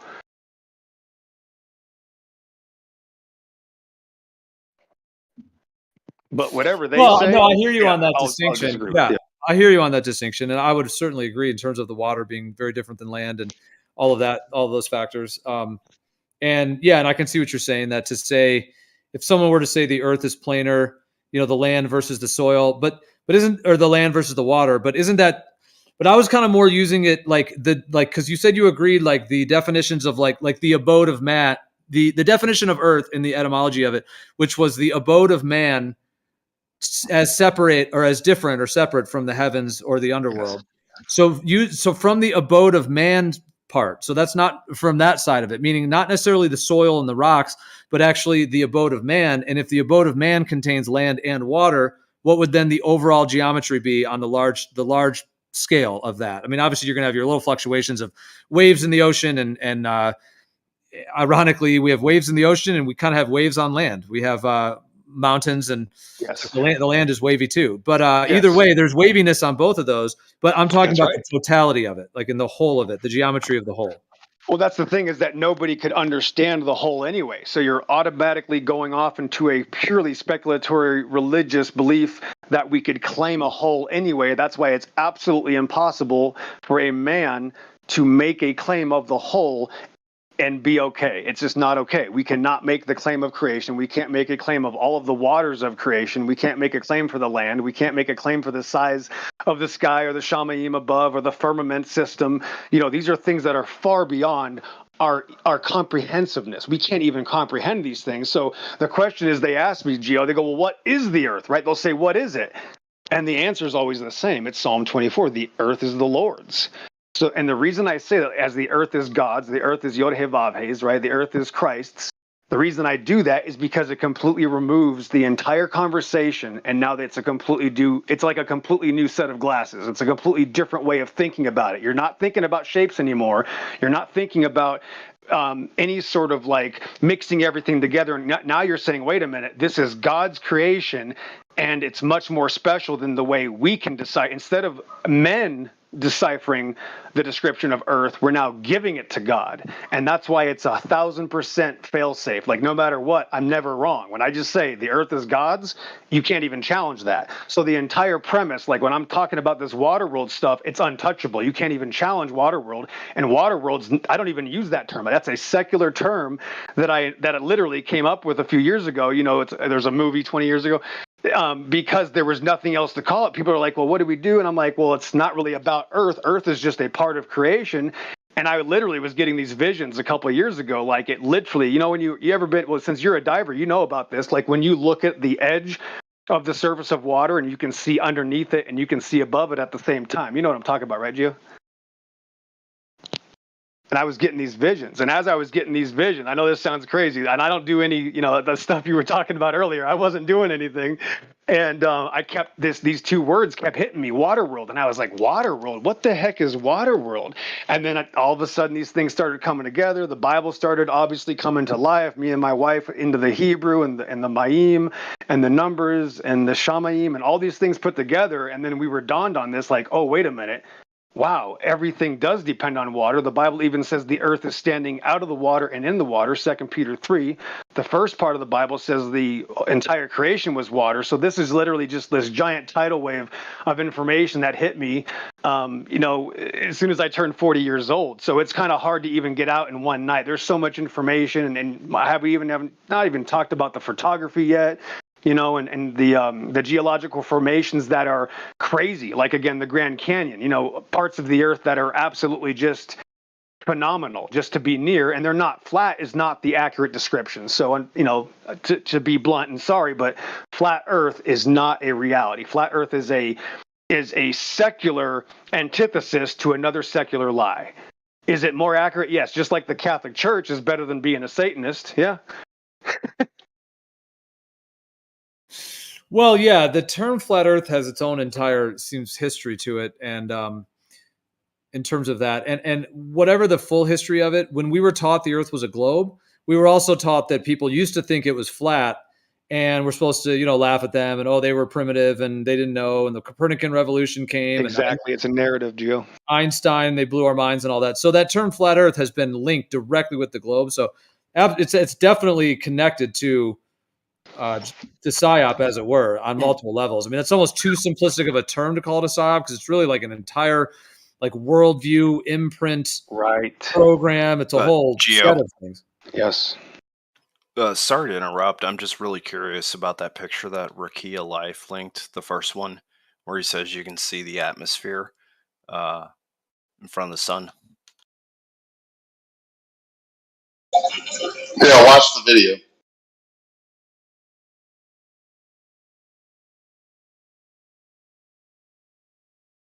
That picture is just a clip from the video.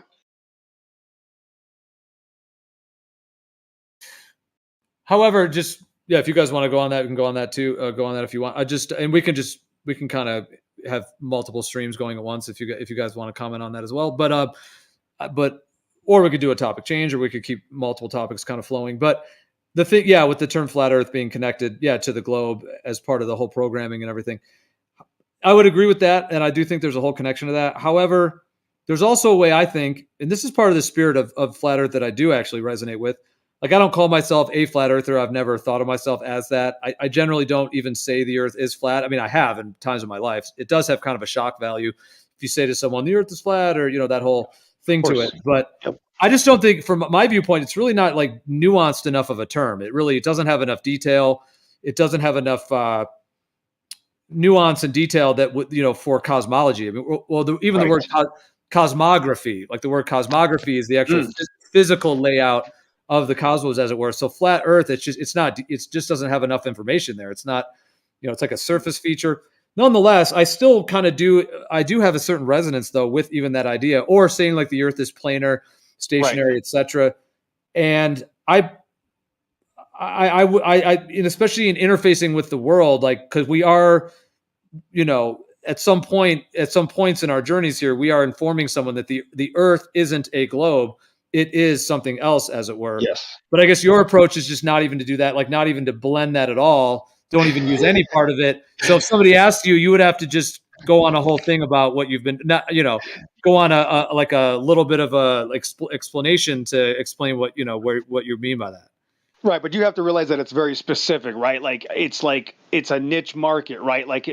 Everybody has their own cliques and idiosyncrasies, right? So I wait for, I like to talk about a million topics anyway. I never talk about those, flat Earth topics for the most part. I'm always, talking about the space deceptions or, the Bible, really. Or I try to figure out if people care about the Bible. If they're an atheist, I just go for evolution anyway. I love talking about biology. I don't even go, so it's actually my least topic is actually the one on the back would be the construct of Earth topic is the last topic. That's the one where they have to be qualified. I'm not going to waste my time showing them, that I can see 70 miles on Puget Sound. If the guy thinks he comes from monkeys, Geo, if the guy thinks he's an animal, I have to first deal with that problem first. I have to first deal with evolution. So I rarely even talk about it. But I noticed years ago, Geo, because I like to be, I guess, in the game of warfare, right? You don't want to give your enemy, not necessarily enemy, you don't want to give your opposition or the guy you're playing chess with information. So I was always hold as much information back as possible. And I would start with topics that are barely related. And I might just go to outer space. Like I would test somebody with, well, I mean, it's obvious that that we didn't land on the moon for whatever. And I would say something like that, like, well, you can clearly tell that, the moon landing was fake. And I'll just say it like that, right? And then someone will say, oh, but I'm not a flat earther. And I was like, wow, they went there because I said the moon landing was fake. And that was a seed for me, like, I don't like that title. I'm going to have to find a way around this. And that's when I just got more into the Bible. And here I am 4 years later. Yes, all the answers are in the Bible, and it's not flat earth. That might seem a little bit abrasive, but that's how it is. I put a link in the in your live stream one, Geo, if you want to see some of our photography. That's actually what we've captured of Earth. And there's a little bit of the Mayim or a little bit of the waters at the end, but that's some of my work, around the Judgment Scar. And there's a lot of hidden land there. So that's what I did in 2019. And I flew over it as well. And there's, a 40-mile stretch just on one part of the Grand Canyon. I can literally show what 40 miles looks like from the air. And I have yet to see anybody else do anything like that. So I'm not trying to beat around the bush that we do have a lot of evidence for these things. We aren't just ignoring the earth. No, it's one of many topics. The earth is one topic, the Shamaim is another, but it's really about the Bible. I'm just trying to put the whole package together, Geo. Like as me as a preacher, right? If that's what people call me, great, that's what I am. I have to have this whole package. I can't just have like, oh, I'm doing this over here. Like some guy today said, like, I don't use the Bible when I discuss flat earth. And I was like, well, that's good because the Bible's not a flat earth book. He didn't like that. But that's my point, is I keep meeting a lot of people in flat earth that even say they're Christians, that even say they're Bible believers, but they don't even use the Bible, Geo. And I'm not trying to brag, but when I see what they have to offer, I go, yeah, that's why it's not working. It's literally so, not to be mean, but it is so, you're literally castrated without the word of God, in my opinion. I don't see any fruit from these big flat earth channels, and I'm obviously biased, but there are many problems. I'll just leave it at that. All right. Well, I appreciate you sharing all that. There's a lot of points you hit on. I was actually wanting to respond, I think, to the first one, even though there was many other points and avenues that could have been from there. But what I was going to ask, just based on our whole conversation from before, it's just an open question to you or anyone else that wants to answer it as well. But considering everything we were talking about, if I were to ask you, like, what do you think, like, what is the base geometry of this realm or this abode of man, as that term was using, as opposed to the heavens or the underworld, meaning we're here, we're sort of sandwiched in the middle of sort. Yep. And then that etymology, that the abode of man. So is there a base geometry to the abode of man? Yes, there is. You should write it down. Just kidding. Don't. I tell this to people. I go, yes, we live in or on, depending on what you want to say, right? You can use it for in or on, but it is a linear system. We live in a linear system. It's that simple.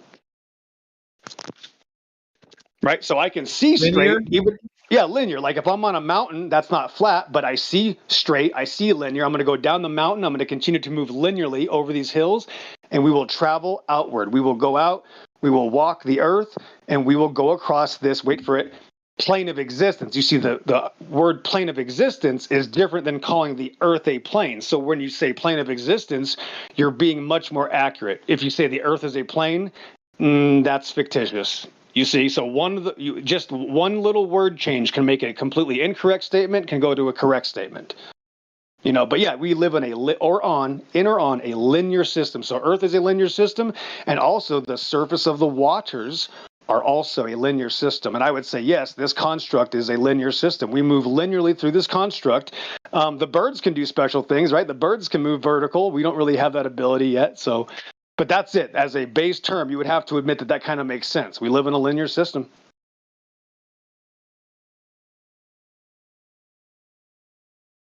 I'm just thinking,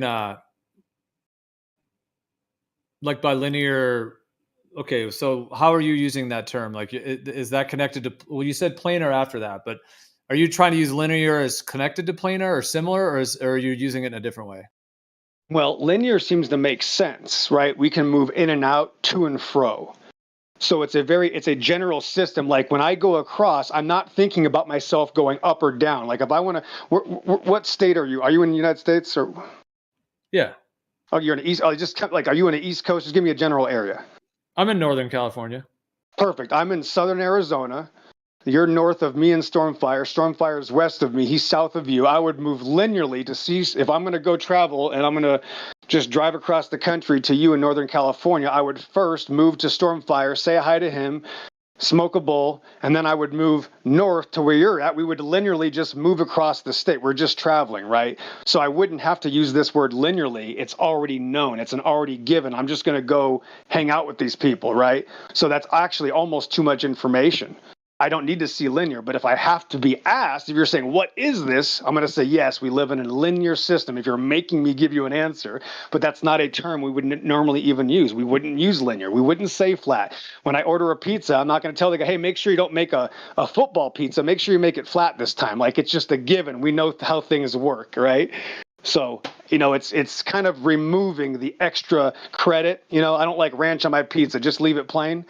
Like, we don't need this extra credit. Earth is not a plane, but Earth is part of this plane of existence. You see?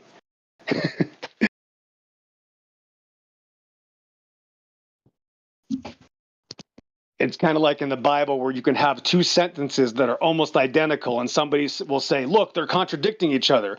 But no, there's just one tiny little dot or tittle that is very minute, but that little tiny change, Geo, can make the entire sentence change its general meaning, especially in context, right? Like God is the only savior, but there are saviors over here. Like Moshe is a savior, Yahushua is a savior, but they are not the one creator, Yod-He-Vav-He, savior of all. So the context is everything, right? So it gets deeper, and we'll learn from each other, and this is a work in progress. This is actually new information, Geo, that we know nobody was talking about 5 years ago. This wasn't even a thing. And that's why it's scary for us to be talking about this, because this is not a household conversation. This is frightening that I'm literally afraid of the fact that God has shown me these things, because it intimidates me. It scares me. It actually makes me feel naked. Somebody asked me the other day, how do you feel about all this biblical information? I said, I feel like I'm ashamed. Like I feel like I'm embarrassed, because it's so powerful. Gee, I don't deserve this stuff, bro. I shouldn't be able to decipher the Bible and talk about these things and explain water under the earth and go to Psalms and 148 above the heavens. And, this is crazy to me. I'm just some kid from Arizona. Now I'm a Bible teacher. You know what I mean? I'm listening to Hebrew teachers, and I'm listening to these Greek teachers, and I'm listening to them make mistakes. And I didn't even pay attention in school, and I'm listening to these scholars, and it comes down to this topic, Geo. So it's not like there's just one little thing about this issue. This is a huge, very big deal for me in a lot of ways. This was a life-changing moment for me. It wasn't like I got my information from the internet or a website or a teacher. This was literally my personal studies with my wife and several other Bible, friends of mine, colleagues, I would say. Stormfire's in here. We got God Rockin'. Little G's out there somewhere. Where is he? Friends of mine helped me figure these things out, and I don't take any credit. It's divine information. It's the word of God. But the fact that we're talking about it, that alone is frightening to me. Well, I think on that main topic, I would say that I don't think saying the earth is planar is problematic, or I think at one point you were saying it was I guess I'm just saying I don't agree with you. You were saying it's a fallacy, or no, you used it's a misconception. There were several different words you used. It's a falsity, or yes, what was one particular word that I can't think of. You were saying it was like an actual, like in terms of that. Well, because the part of, like I was saying before, the definition of earth as the abode of man, and then you were saying a plane of existence would be okay in your mind. So if earth is the abode of man, that is like our existence, the place we exist, as opposed to the heavens or the underworld. And so I still think it would still be valid, at least with that perspective, that one could say the earth is planar or has planar geometry or topographical plane or whatever. Because if you use from the earth as the abode of man, the place we dwell, as it were, this larger system, kind of like plane of existence, it's just plane of earth, and using earth in that sense of it instead of the more either the soil or the land, or the land part of it. Amen. Slight modification. You're right. And again, look at the slightest change in the word makes it okay. You can say the earth is planar. I'm not gonna use that term. Okay, that's fine. But if you say the earth is a plane, that's a fallacy. Yes, you can say it's planar, but you can't say it's a plane without making a fallacy. Earth is not a plane. It's just that simple. And I'll put my life on that. Yeah, Earth is absolutely not a plane. Yes, you can say it's planar. Yes, Earth is definitely very different than a plane. Yes. Now, are we on a plane of existence? You can say we are on a plane of existence. Earth is just one little part of the plane of existence. Is Earth a plane? No. Is my truck bed a plane? No. So yeah, a plane would be like, the salt flats. Like, this is a plane. The salt flats are a plane. An open field, this is a plane. The earth as a whole, no one even knows the earth as a whole. You cannot make a claim like that, period.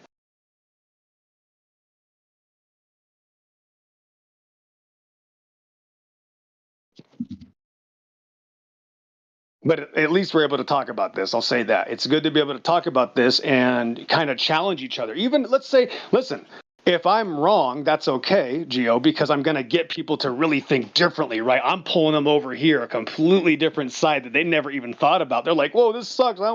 It's like you got to start all over. Flat earthers get so pissed because they can't believe, wait a minute, there are so many problems. And I understand that. I'm not going to make anybody do anything, bro. I'm going to be me, and thank God I'm me, and thank God everybody else is everybody else, and we get to be our own person, right? And that's my final statement. Well, yeah, absolutely, dude. Absolutely. I'm all about freedom and sovereignty and uniqueness and supporting and honoring others and because at the end of the day, I mean, even language is there any ultimate authority for language? I would say no. I mean, there's claimed ones of today's world in the kind of quote unquote system or matrix or the way the system is in terms of these languages that you have to, speak in order to get a driver's license or whatever all the rules are, take the test or whatever it is. Like, there's a certain amount of language and there is accepted language that we use. So that's why when I was pulling up dictionary.com and all that, that is kind of a thing in terms of that. But at the same time, I mean, we're just making noises out of our mouths. And so language could have many different interpretations to different people and usages and so on. And I think ultimately language is free. Like, I don't think meaning, I don't mean in a cost way. I just mean like it's decentralized ultimately. Like, even though there's entities, as it were, that are trying to assert a language and then, categorize it that way. But at the end of the day, if one wants to express things in a different way, or, I always think of like words are like, they point to the actual idea we're getting at. And so it's that thing you're actually pointing to with the words that's key, and then explaining how those words to others and how those interpretations. And I think it gives others, food for thought. Go ahead, Dan. You're good. I was going to say, could you say that we're on what you would call a level of existence? Because that can be a definition of plane as well. I think I like the word. Okay, see, words are very weird, guys. Like, sometimes I sometimes got to admit, like, I can't be happy with all the words in the English language. I'm not going to be happy, okay? And that's okay, right? Like the word sphere of influence actually just means the realm around me. And I'm sure some of you guys know this. Like, it doesn't mean it's an actual sphere, right? Like, the word globe means a stage, but you wouldn't say that we live on a globe. You know what I mean? So you got to be careful. So even though that's an appropriate term, I could technically say, sorry, guys, you actually do live on a globe. It's called a flat stage. That would really fuck up a lot of flat earthers, huh? If I had control of the words, yeah, that would be really a problem. Good thing I don't control the words. I'd like to mess with a lot of people. It already is a word. The difference is it doesn't matter. Are any of you guys tomorrow going to say, yeah, the globe is flat? Nope. Doubt it. Good luck with that. So even when a word can be used a certain way, doesn't mean we will. That word is ruined. I would never use that word again. Why? Because it would confuse the children. I have to be able to teach 3-year-olds, 5-year-olds. When people bring their babies to me, I got to talk to them. Could you imagine how confused they would be if I started, oh yeah, globes are flat? Boing. I mean, talk about like crazy, right? So yeah, we have to be careful with the words we use. But no, I'm not going to use those terms. If you want to use that term, I'm not going to tell you what to do, bro. I do say plane of existence sometimes, but that's talking about a level, not a shape. That's almost like more of a spiritual plane, if that can make any sense. When I say sphere of influence, which I wouldn't, that doesn't mean I'm in a ball. You know what I'm saying? So words are quite interesting. Yeah, go ahead. That's true. Yeah, that's sphere of influence. Yeah, exactly. That doesn't necessarily, although it does kind of imply that there's a sphere that kind of like, but not, but it can be, it's not necessarily physical, but it kind of could be like if you went into a party and you were like, a circle, yeah. If you want to be the center of the sphere of influence in the party, you might consider there's a huge sphere around you and you're going to try to trigger all those people or get their attention or whatever, if you were going to be crazy at a party or something. However, generally when someone says a sphere of influence, because somebody might be a public speaker and they have a sphere of influence, it doesn't really mean that there's, if the people they're reaching are halfway across the topographical rocks. that's linear, right? They are linearly adjacent from the guy. Yeah, not a sphere. It's a circle. It's actually, if you think about it, when they say a sphere of influence, technically it's a circle because we're all linear. The word should be a circle of influence. You know what I'm saying? So my point is, that word sphere there doesn't actually mean sphere. It doesn't mean ball, right? The word globe means stage. You talk about confusing, right? So I'm not going to go there. Or just don't go there. I'm going to say Tavel Mayim, Cosmos Hydratos, Cataclesis. Let me just go to the Greek and Hebrew. This English is pissing me off. So that's what I have to do. I literally will throw in the Hebrew and Greek to really get people to think differently, to kind of shock them. Obviously, people aren't used to, preachers in America, white guys talking about the Hebrew, so that's kind of a powerful tool.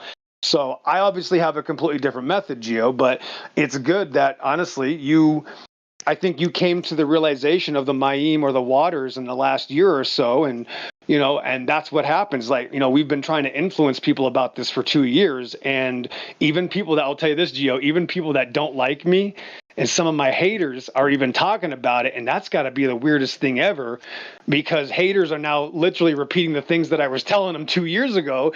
That's got to be weird. So the fact that we're talking about this shows that this information is so powerful, Gio, it can't be stopped. And the more people that try to stop this information, it's actually just going to make it explode. And I don't think it's going to be a household name. I'm not interested in people knowing about this information because this world is this world's not going to be saved. This world is detrimentally, has a cancer. And I don't think it's going to be like some grand, scheme of people coming to the rescue like the Republicans think is going to happen. I'm not a fan of this world. So I'm just, I'm a fan of the Bible. I'm a fan of, God, and I trust him. And again, that's who's going to get the glory in the long run. I have a Hebrew church about an hour from me towards Texas, and they're a flat earth community. Like, a big church that's has, they're a Hebrew roots church. And they call it flat earth, or they use that term? No, absolutely. They preach on it. Oh, wow. Well, so I thought you said no, absolutely, but you're saying yes, absolutely. Absolutely, they have sermons on the flat earth topic. Wow. Yeah, I wish I could talk to those people because there's a lot that people don't know about in the Bible, and it's about the water under the earth and, of course, the waters above the heaven. And that's why we use the term water world, because it completely removes all the worry about shapes, the straw man. Now you can't, if you were to just test this out one day, Gio, just test it. When you tell these people water world, they can no longer straw man you. There's nothing they can ever even accuse you of. It's over. Every single straw man and presupposition about whatever they thought is gone. That's why it's literally 1,000% success rate, because now you are untouchable. Try challenging the ocean. And then also, yeah. Well, what I was going to say in response to him is that I went to a church like over 20 years ago, and they talked about Christian Science. So it was pretty surprising at the time first hearing about it. Now, I'm not going to go into details, but, Gio knows who I'm talking about. But, when people go around saying that science is a method, that's also wrong. Science and the scientific method are not the same thing. So, you got these groups out there saying, nope, you got to talk about the scientific method. What's your naturally observed phenomenon? No, that's not real. That's ridiculous. That's not helping anybody. You know what I mean? So there's a lot of fringe sects of flat earth, for lack of a better term, right? That have their own individual cultures that do things differently. And I'm just going to be honest with you, everybody's wrong. I'm not saying I'm right. I'm saying everybody's wrong. That's just the way it is. I'm sorry. trying to remember what claims they were making. I think they were one of them of the young Earth believers that the Earth is 6,000 years old, and I think they were also talking about the dinosaurs. I don't remember the exact claims, but Yeah. I've seen people recently claim that the dinosaurs are faked because all of the bones are under guard, and it can't be peer reviewed by other people. Well, I was just going to say that just to give Gio another example of how, since we're deep into this conversation, that I obviously am, the Christians are wrong as well. Like those terms, young earth creation, that's an incorrect term. There's no such thing as a young earth creationist. And if anybody has any questions why, I can make it very easily. There's just literally endless reasons why there's no such thing as a young earth creationist. So that term is also a response to a secular belief. It's, you know what I'm saying, Gio? Literally. You think, 2,000 years ago, if I would have went to Matthew, who's the first guy in the New Testament, right, and said, hey, Matthew, my name's the XO, I'm a young earth creationist, he would say, wow, maybe you need an exorcism. Because that doesn't make any sense at all. 6,000 years is not young, for one. Number two, see, there's a problem here. Earth. You see that problem? They always make it about Earth and nothing else. They're literally turning, even young earth creation, Gio, objectifies Earth. Think about it. They forgot heaven and the seas and all that in them is. It's a great deception.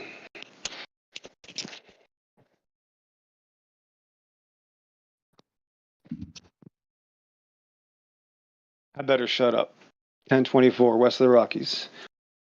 This has been a Red October Resonance Cascade. I appreciate you guys letting me speak. Well Baruch said, Hashem. amigo. Well said.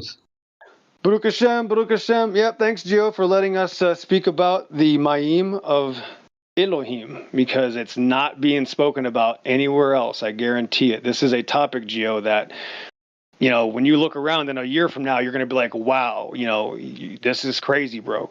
This is a topic that nobody even knows about yet. This hasn't even sprouted. This is literally a fertilizing seed. You know what I'm saying? And it's just so crazy that we're even talking about it, to be honest, Well, I appreciate the conversation. Yeah, I'm glad that we got to talk about all that and go through that, because I was interested to hear your viewpoints on it, and I got a lot more clarity now, and I appreciate that. So I'm glad that we were able to. Awesome. Well, I hope you get a chance to look at some of my videos. They might be kind of boring, but they're all unedited. They're all real, footage that we take. And we got some nice things. I don't want to call them world records, but some of these videos are beyond anything else. And it's just miracles that I was able to capture them. One of the observations is over 1,000 miles, for my max. And we have a sea level observation at 70. And the one in that video there, when you fly over at the end, you can see actually unknowable. We don't even know. But the one stretch in front of us, just the stretch, and I'm looking down, you have to look down to see the 40-mile stretch. I'll just leave it at that. So we live on a very interesting Earth that's much bigger than we can comprehend. Just the Grand Canyon alone, Gio, is bigger than we can comprehend. If the Grand Canyon itself, just the main portion that I filmed there at the end of that video, is big enough to fit New York City, Chicago, Dallas, Phoenix, and hide them inside of it so that you cannot see them. Understand that the Grand Canyon is 5 times taller than basically the tallest man-made structure. So if you were to put a large city in there, it would literally just drop in and you would lose it. It is big enough to, I think the estimate is around over 1 million Great Pyramids could easily fit inside the Grand Canyon. 1 million Great Pyramids. So people have no idea how big these formations are, let alone the Earth. Yeah, and they try to say that was formed from the Colorado River. No way. No. Yeah. No, that the reason we know that's a lie is because it had to be formed rapidly. It literally, and if you were to ask me for speculation, I would say a week, and it was over a cataclysmic event. Something major happened instantaneously. Maybe it took 5 days, 10 days, but instantaneously that was carved out. Yeah. Have you heard the idea that it was mined? Yeah, like carved out or like mined even? Yes, and that's an absolute deception. We don't have enough time for that though. Yeah, that's not true at all. Yep. Have you heard the idea that they mined it to create like another continent? I haven't heard too many details, but a lot of us had a good laugh when they said it was mined. Yeah, we know better. Yeah, there's a completely different level to this, and it's in the Bible. I don't want to go into another diatribe, but it's mentioned in Job. It even describes this water course. So no, it's a completely different level, Geo. I'm not going to go down this, but yeah, the Grand Canyon is carved out by water, a massive water event. Yes, and I'll show you some pictures from the air as well to really show you some detail about its sprites. It's actually shaped like lightning. So when you go to the air, you know, if you look at some of that video, let me get one picture. I'm just get one extra picture in there real quick to show you something. Give me 1 second here. But yeah, it's not carved out. Yeah, I'll put my life on that. Let me show you something real quick. So I grew up in this state, and I've been studying this thing for a quarter of a century. So hold on 1 second. I can get this one picture in here if I can just load it. Let's see. Livestream 1. Uh-oh. A little bit of hater, no problem. Let me go 1 second here. I'm sure you've seen some of these shots, Geo, in the past, but let me just specifically go into these two down here. So 1, and then where are we at here?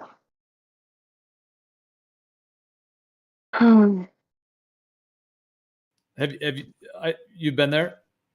I'm thinking Several times, yes. Yeah, so that's all my own footage too, and I flew over it. The best shot, again, is at the end. When you fly over it, again, it's so big, Geo, you can only see 20% of it. Maybe. I shouldn't even say it, but about a fifth or a fourth, a small percentage of it from the air. You can't even see all of it from the air. You understand that's how big it is. For 7 miles high, 37,000 feet, you can only see a fraction of it. Yeah. It's impossible to understand how big it is. It really is. It's scary. Listen, if you've ever not gone there, when you get there, Geo, if you ever go there, you're going to go, oh, it's the only thing that overwhelms your impression. You know, when you're underwhelmed, you go to see, no, this thing is bigger than you think. When you get there, bro, it's literally incomprehensible. Yeah. Yeah, I've been there. I did a horse ride down through it as well. Nice. That's awesome. That's pretty badass. Right on. Google says it's 1.217, so 1.217 million acres.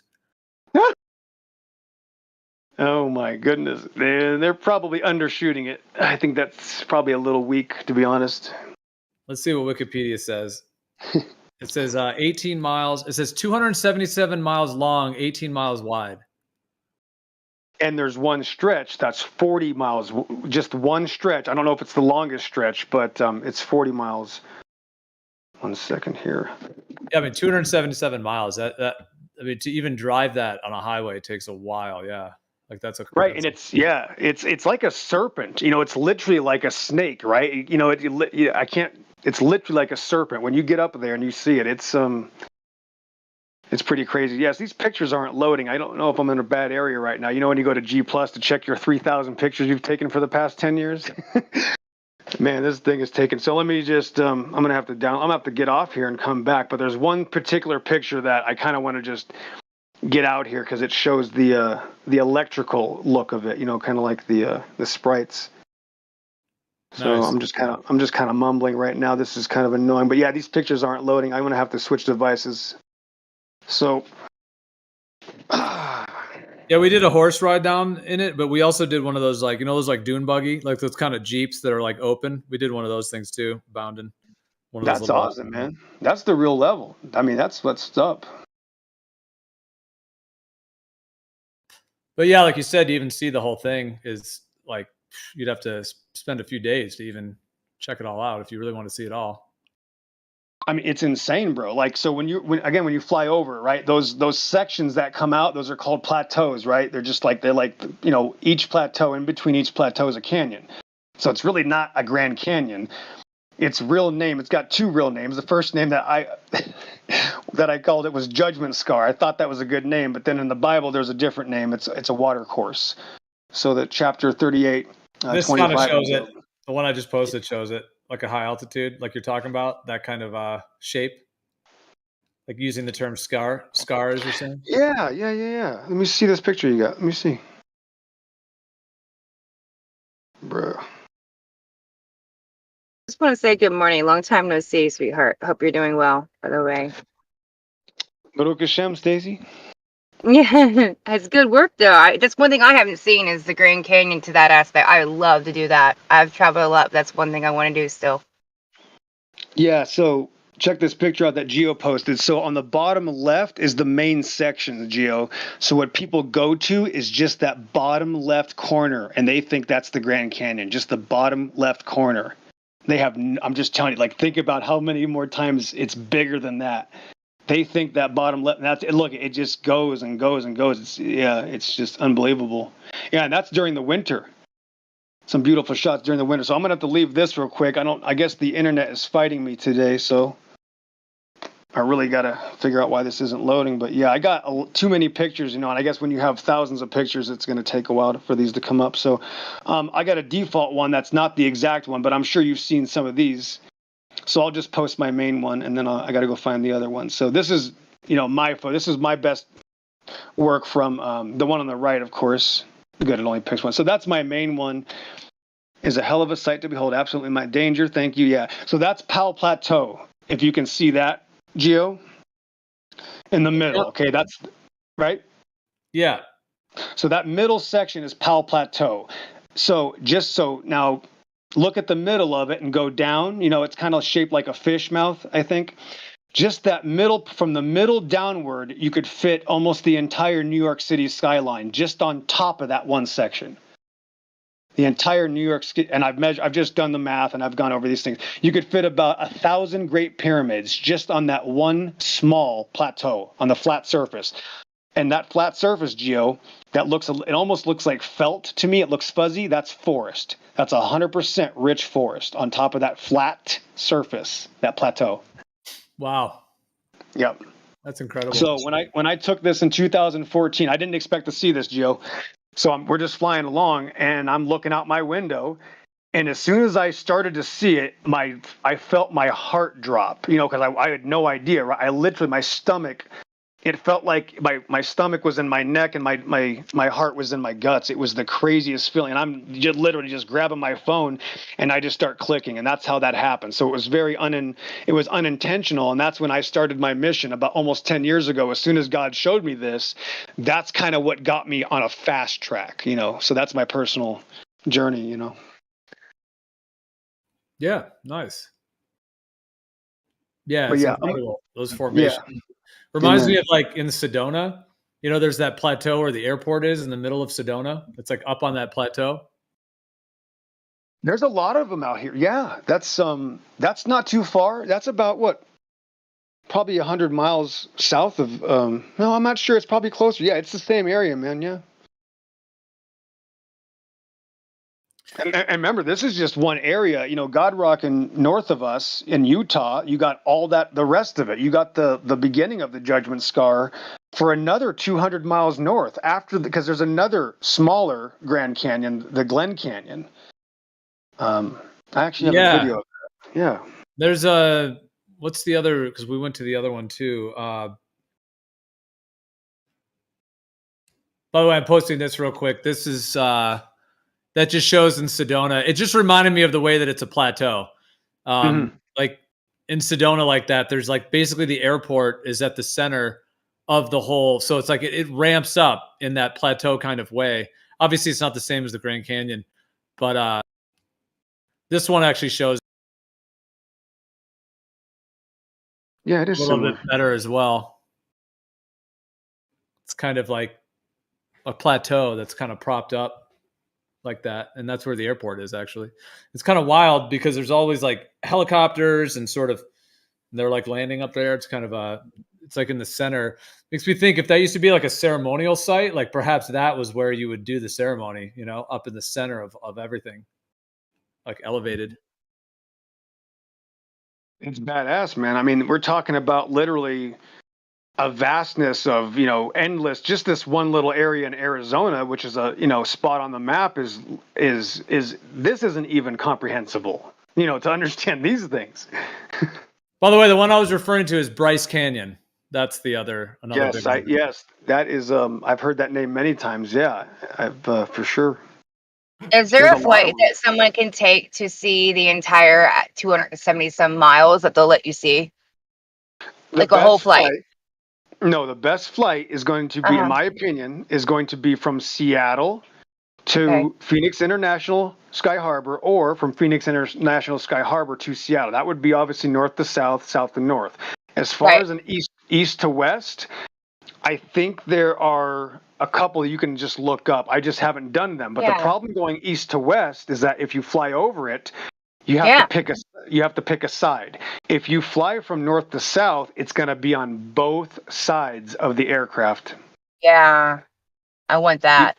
It's so, I mean, you can't, when you realize, wait a minute, this is a land formation that I look out one side of the aircraft and then I look out the other side and I still see it, you can't even fathom that.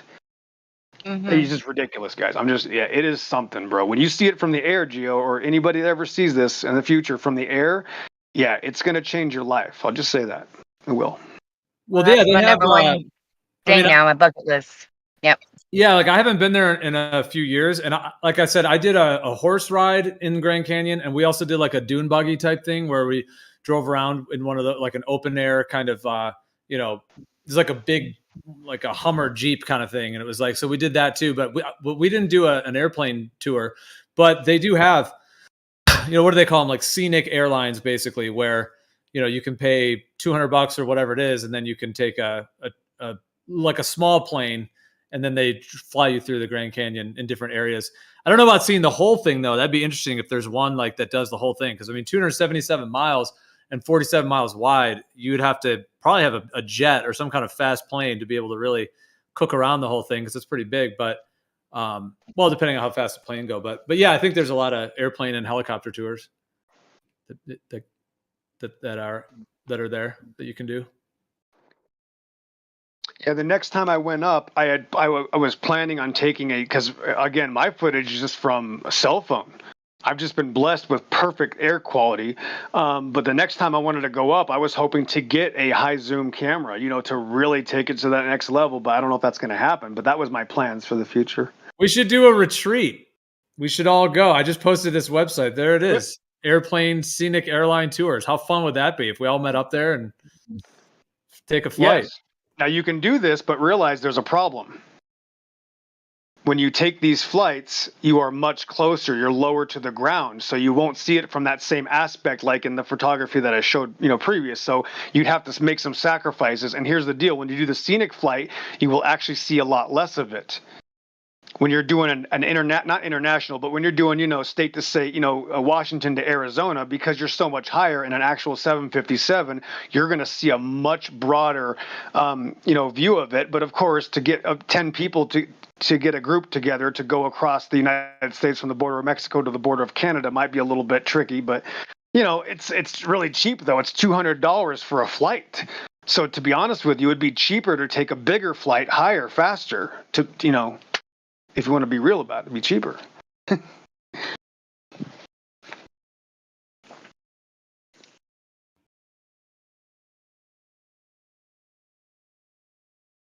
Yeah.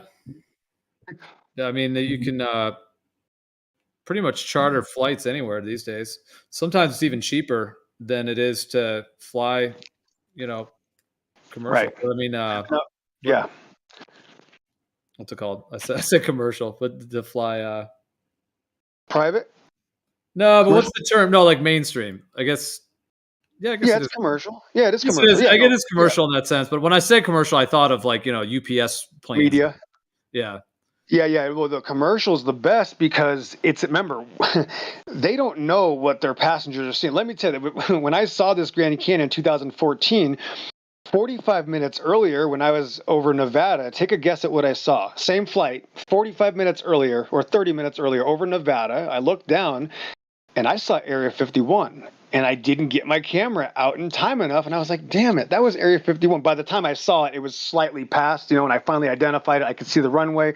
I could see Groom Lake. And me being obviously a baby boomer, military buff child, I knew that was Area 51. And then I thought, dang it, I actually kind of complained. I think I said, why couldn't I take a picture of that? And here it comes. 35 minutes later, something a million times more important comes right up into my view, and it was like my daddy, my sky daddy, going, "What were you saying, son?" Like putting me in check. Like, I do show you what you need to see. Don't worry about that crappy little Area 51. That's trash. Look at my judgment scar. And so, anyway, That's how I got here. And then on previous flights, though, I never saw Area 51 again. However, I want to point this out. When I did see Area 51, you could be sure as hell bet your life on the fact that the pilot never told me, right? The pilot's not going to come on the radio and say, oh, if you look out to your starboard side, you'll see Area 51, the most famous secret military base. Nope, they do not say that. They will not tell you when you need to look out your window. It was kind of just one of those blessings, you know, one of those things that obviously I just have to give credit to God for showing me, you know, that's all.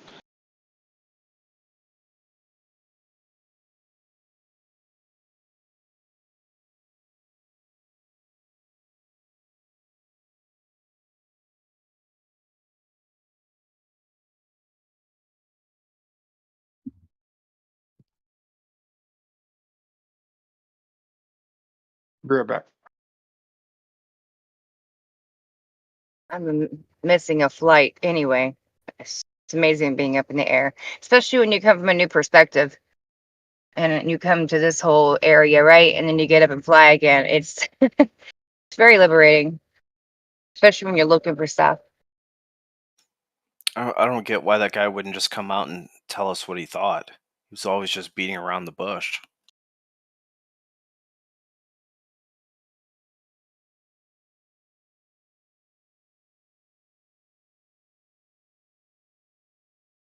Yeah, Stacy, have you heard the idea that humans used to have wings and that's why we love flying so much? And we all want to fly? And we all fly in our dreams? Like, you know, like our shoulder blades, you know how they're kind of like little, like, Yeah. you know what I mean? That those used to be wings. Listen, if I had wings, that's bullshit, man. Somebody snipped my wings. This is I wrong. know. We got to get our wings back. I need my wings back, Gio. Oh, shit. Maybe we'll get them when we get back to the North Pole. There'll be some kind of like a wing restoration pond, like a magical water. So you just go in the pond and then boom, you start sprouting wings. That would be amazing. Seriously, it would be though.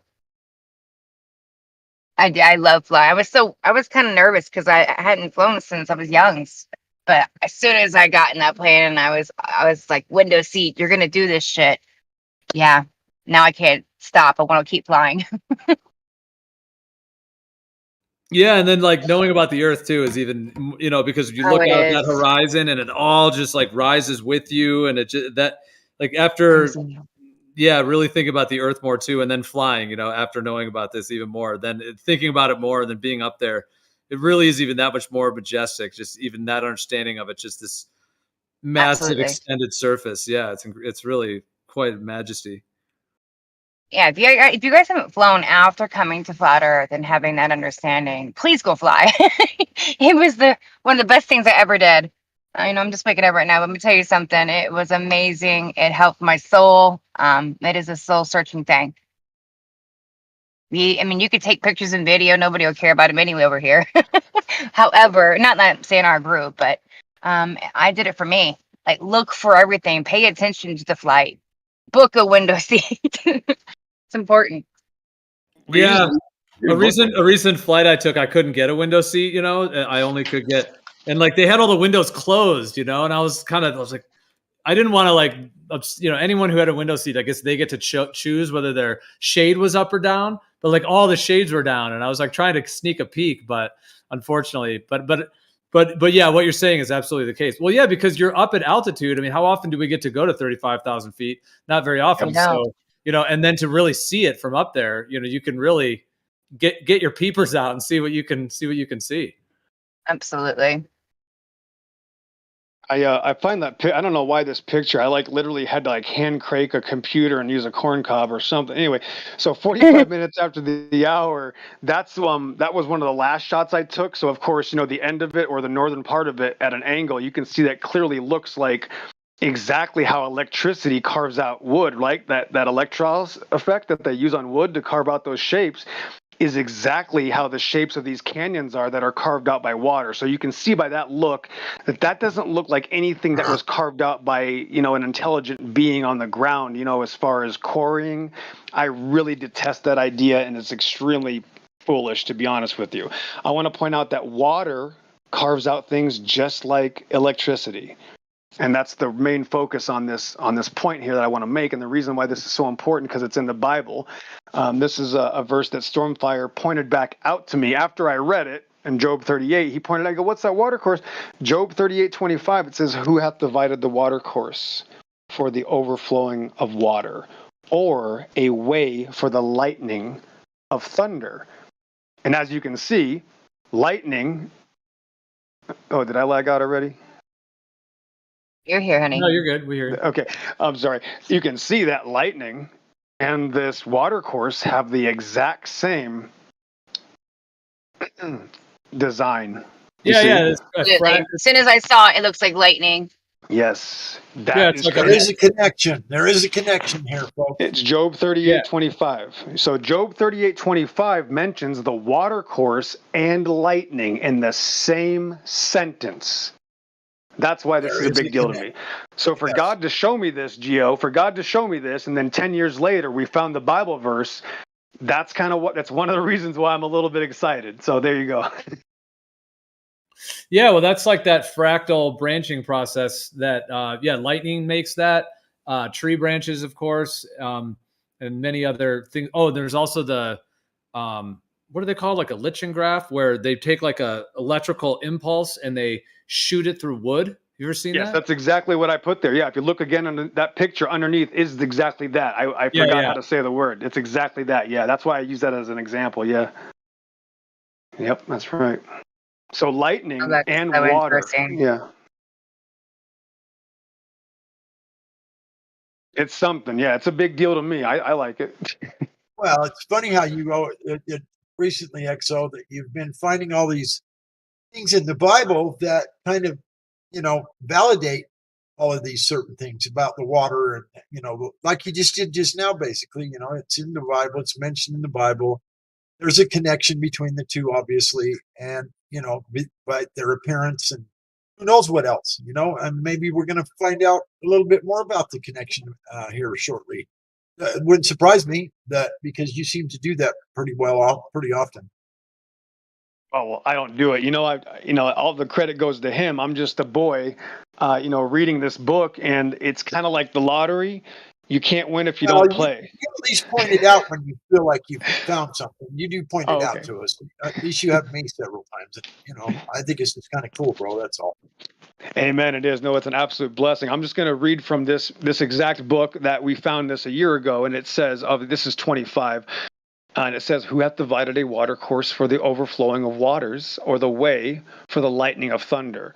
And that's kind of like, a year ago, it was like the final page of like my research, kind of my deal. Stormfire had, pointed that out after I read it. And I kind of I said, wow, you're going to have to put that in your back pocket. But then a couple days later, I couldn't even get it out of my mind. I was like, oh my God, this is God telling us that his water carves out things on the earth, just like lightning. And the point is that he's telling us that there's no such thing as a path of least resistance. He divides the path. He is the one that actually divides the path for these things. And I think that's a lot more impressive than thinking of the naturalistic idea of the path of least resistance. And the very next line actually discredits quantum physics. It says, to cause it to rain on the earth where no man is, just in case that's confusing, on the wilderness wherein there is no man. So twice they're telling us there's no man here. And stuff is happening. God does not need a man to watch it happen. Does that make sense? So quantum physics is gone. There's no such thing. It's just a fancy term for people to sound smart. And then the next one says, to satisfy the desolate and waste ground, and to cause it to bud, of the tender herb to spring forth. And it says, this is interesting, hath the rain a father? Or who hath begotten the drops of dew? So now he's starting to talk about water again in details. Out of whose womb came the ice? And the hoary frost of heaven, who hath gendered it? Interesting. The waters are hid as with a stone, and the face of the deep is frozen. So do you remember earlier when we were talking about the earth is founded upon the seas and established upon the floods? I'm not going to make a claim, but it completely removes any confusion if it's established on the seas that might be frozen, right? That would make a lot of solid a control status for the foundations, right? So, but it doesn't have to be. God is so good. I'm sure that he can make the earth stand still in a rushing flood, right? The very next line is, canst thou bind the sweet influences of the Pleiades or loose the bands of Orion? Canst thou bring forth the Mazzaroth in his season, or canst thou guide Arcturus with his sons? Then it says, knowest thou the ordinances of heaven? Which is one of my favorite questions. He's asking Job, can you understand? Hold on, bro. Let's keep the convo going, man. I mean, okay. All right. Well, this is just a couple lines. So yeah, I'll stop. Yeah, I'll stop there. So that's just God talking about this and then asking Job if he can understand these things. And the point is, no, men cannot understand these things. So I'll just leave it at that. Thanks. Okay. Well, I think one of the topics we were on was that it's called Lichtenberg wood burning. I posted a video that shows it. That is, yeah, it's absolutely incredible. It's like that impulse of the electrical release seems to create that like fractal expansion design. And it is very interesting how similar, like you were saying, that the Grand Canyon from high altitude, that looks similar to that as well. Right. So I would say this is really awesome. Like we have what they would call the Fibonacci sequence, which of course, I would not want to call it that. Obviously, I would call that, God sequence or whatever, right? And then of course we have this, which you just called it by that name again, which I don't remember what that was, right? But of course I would say this is God's path, right? So I wouldn't call it those terms. These are obviously what the Bible is talking about. So he decides that those courses are designed that way. So I'll just leave it at that.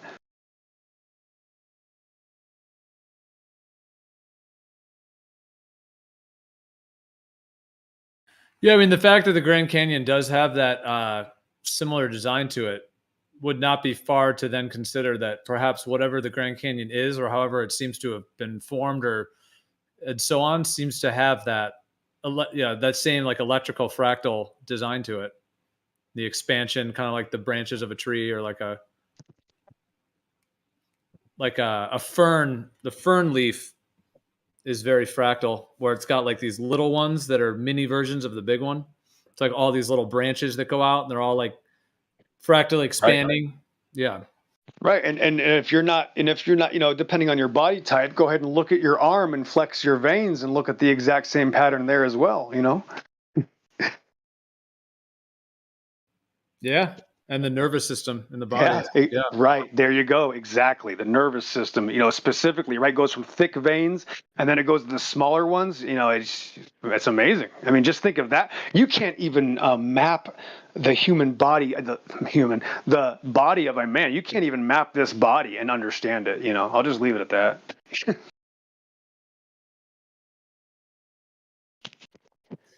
I mean, if you were to unwrap every single line in your body, do you know how long your body would unwind to? Probably miles. It's insanity.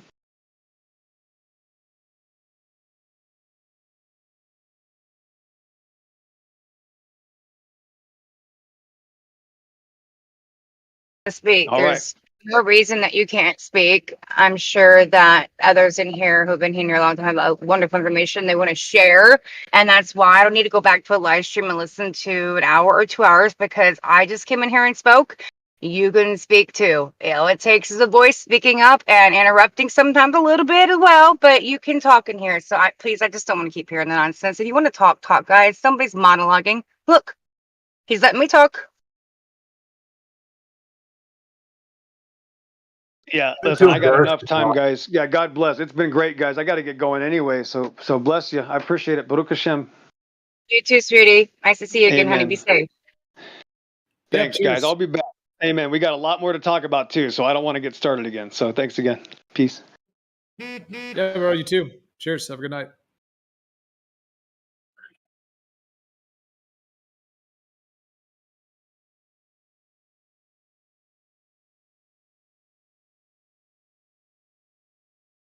I'll look up how I find my wings.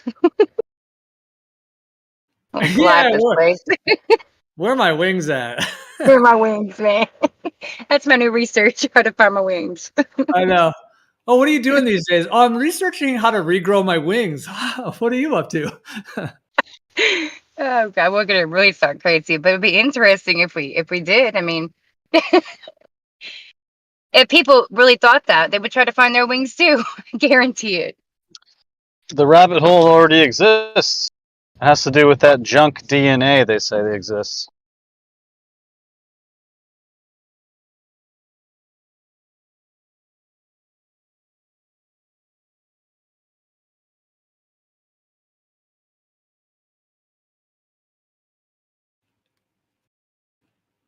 Well, yeah, if we had wings though, it would be also be cool if they could like, fold up pretty small on our back, because unless they're detachable wings, if they're detachable, that's a different story. But if they're permanent, as it were, then I would think having huge wings would actually be pretty challenging to do certain things as a human that we might like to do, like athletics and different things. So if we had wings, it'd be cool if they could like fold up nice and small on our back. So it just kind of makes like, it's kind of like you have a back, it's just kind of a thicker back, like it kind of huddles up nice there, so you can kind of go about your day once you land. Some Inspector Gadget kind of stuff, We're talking Inspector Gadget extendo wings that compact. Yeah. It'd be great though.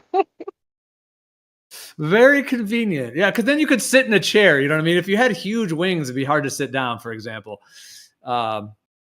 So it'd be nice if they were able to Inspector Gadget fold up for you. The bottom fold in, the top fold in, boom, that'd just be right there. Yeah, I mean that is actually like an idea, a theory, as it were, that humans used to have wings in some earlier time, and that we're in a time now that, were they clipped, or did we quote unquote evolve in some way, or did we change in some way that we don't have them anymore? But it is kind of interesting how much. I mean, there are those like ancient mythology things of like humans that fly and whatnot. I played a video game when I was growing up called King's Quest, and in that game, King's Quest, you go to this one land and you like. I remember there's like a minotaur and this whole like underground labyrinth and stuff. But before you go in the underground labyrinth, like there's these humans with wings, and like that's what that in that game, like the whole land or whatever, all the humans there, they have wings and they fly. And so anyway, so yeah, there is like mythology that, in the Greek, there's certain Greek mythologies and others that have that, the kind of humans with wings. But yeah, I mean, applying that's actually a real thing would be a whole nother thing. But just the fact that we seem to love flying. Like most humans have dreams of flying, and many of us have repeated dreams of flying. I know I've had many dreams of flying, like sometimes almost nightly, and so many people do. Mhm. It's such a common thing, and then everybody wants to fly as well. Like we all, everybody would love to be a bird, and that's why we love airplanes and stuff. So there are some interesting things, and then we do have those shoulder blades that look like possible, wing spots there. The only thing is with my dreams, it never felt like I had wings or anything. It was more of I always thought I was a mind over matter. I remember as a kid, and before I even saw like the Willy Wonka shit and all that, but it was more like your mind had to make you fly. But as a child, you felt like you can't, especially in your Right. dreams. I've been having these dreams since I was a child. Yeah. No, I hear you with that too. That when I think about it, the dreams I have flying, you're right. Like I'm not necessarily flapping wings in the dream. Like I'm actually just kind of like you said, mind over matter. I'm just shooting around with my, view perspective or whatever you would even call it. But sometimes I am in like a human form though and flying. But I guess I can't think of having wings though in the dream. I think I'm just flying just without wings. I'm just hovering, which would be better if we could just be natural hoverboards. Or we could just somehow change, like, how the spiders, they change their silk and then they're able to fly. Like they change the charge in their silk. Like they release the silk and then they change a charge and it lets them fly. If there was some way that we could just change our charge differential, then we could become anti-gravitic, as it were. I think there's something to that. I think there's a lot of things that we can't do anymore. I mean, they say they only use a certain part of our brain anyways, right? I do believe mind over matter stuff. So when you put all that into account, it makes you feel like it is a possibility. I'm not claiming we could fly, y'all, though. Let's make it clear. Next thing we're going to hear is, look at you on Caesar. They're talking about they can have wings and fly, man. In the past, they had wings. Hey, you don't know. We may have. They said they think they could fly. They jumped off the roof and broke their leg. Oh, my gosh. There's going to be memes and everything. Look at these idiots. Well, I mean, I would say for real though, I don't think it's off the table. Like in my, I don't either. in terms of just being able to, float or hover or become, like what we call gravity, the thing that, I'm not saying the globe idea of it, but just that word gravity, which means like, weight, like weightedness, which comes from gravitas. So like just the fact that we have weight in that sense, not the theories of gravity, but I mean, I think it's obviously a very real thing and it does seem very consistent, but I don't think it necessarily has to be. Like that could change if the creator wanted that to change. It could just happen in an instant. Like just like in a video game, you can change the gravity, as it were, of like how quick things fall to the ground. Like why couldn't that just happen? Or why couldn't we figure out, like you were saying before, like within our potentials, there might be some way to change the charge in our body. And then if the charge is what causes things to fall anyways, and then we can just, change the charge, and then just like the spiders who basically fly by changing the charge. If we just had some way to do that, then that's even in the cards too. Somebody figure this stuff out. Cause come on, man, I need to get somewhere. I don't have to use the gas system anymore. It'd be great. Yeah, I know. I'm trying to think what that would even look like. Like you'd have to put like a helmet and a suit on, and then you could just shoot through the air. Kind of like those base jumper dudes where they have those, like, have you seen those wing suits? Yes. Yeah. It's pretty awesome. I mean, that's the closest you could get to what we're talking about, I guess, in a sense. Or I guess maybe those zero-G planes, of course. I love to just be able to think about a place so and end up there. You know what I mean? Teleport too. That'd be nice. Forget the wings as well, even though I still want the wings because I want to actually fly over things and see it for myself, long distances and everything. So I want both. Yeah, we're talking about some supernatural shit here, but yeah. Yeah, we got to put in a request for teleportation, time travel, and human flight. Wait. Who do we bring this to? Santa Claus? I'm not sure. Yeah, can we submit a ticket? Is there some kind of a submission we can send a request? You know how like for certain like video games, or not video games, but software kind of things, they'll have like a request thing where like if people want like a new feature, you could ask them, where's the new feature in submission?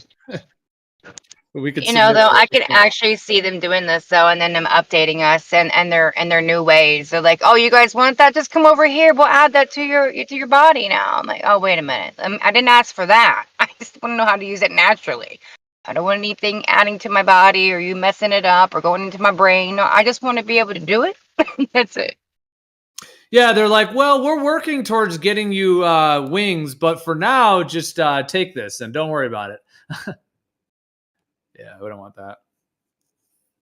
Yeah, I mean, transhumanism, who knows what they might try to do on those levels in terms of trying to change people's bodies. But yeah, we're kind of talking about like upgrades of sorts and being able to, well, the teleportation thing would be huge. Of course, that's in like movies, like Star Trek and all that and Star Wars.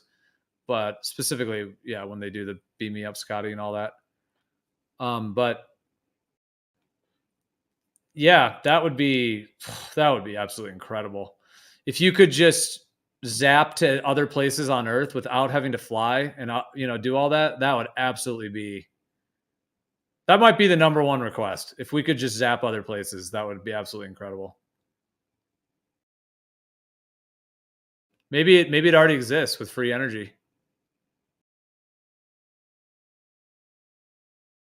There's so much that could be. Sincerely, I just think we've been lied to on such a grand scale that we're just there's so much amnesia. We're trying to figure it out, and I don't think we even have close to percentage of really figuring it out as a human being. No. There's nothing wrong. See, people get upset when he comes in here and he gives us ideas, and whether it goes down a Christian aspect or not, or people should still want to take it on board from their own reality, what they're seeing and witnessing, and explanation to it, or not. But take it on board. These are wonderful things we're talking about.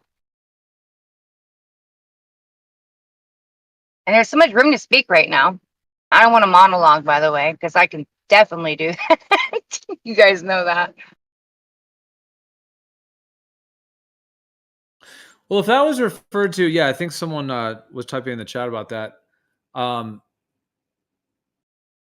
Well, I just well, he was going on a lot of the stuff he was sharing, but I just jumped in to say, like, just to keep the convo itself going, because if it turns into like only one person talking, then like other people can't really engage, or it's it's like almost impossible for anyone else to engage, and then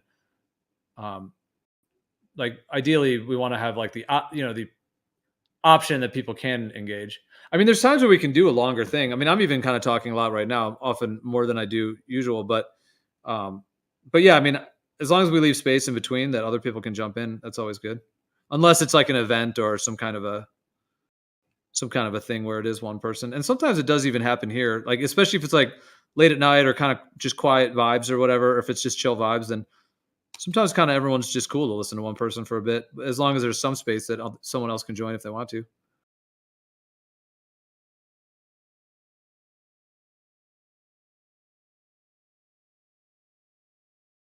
It's difficult to be in his situation too, because a lot of channels don't want to hear about this stuff. A lot of people don't want to hear about it. And when you go there, he can really kind of only probably go to the Bible areas.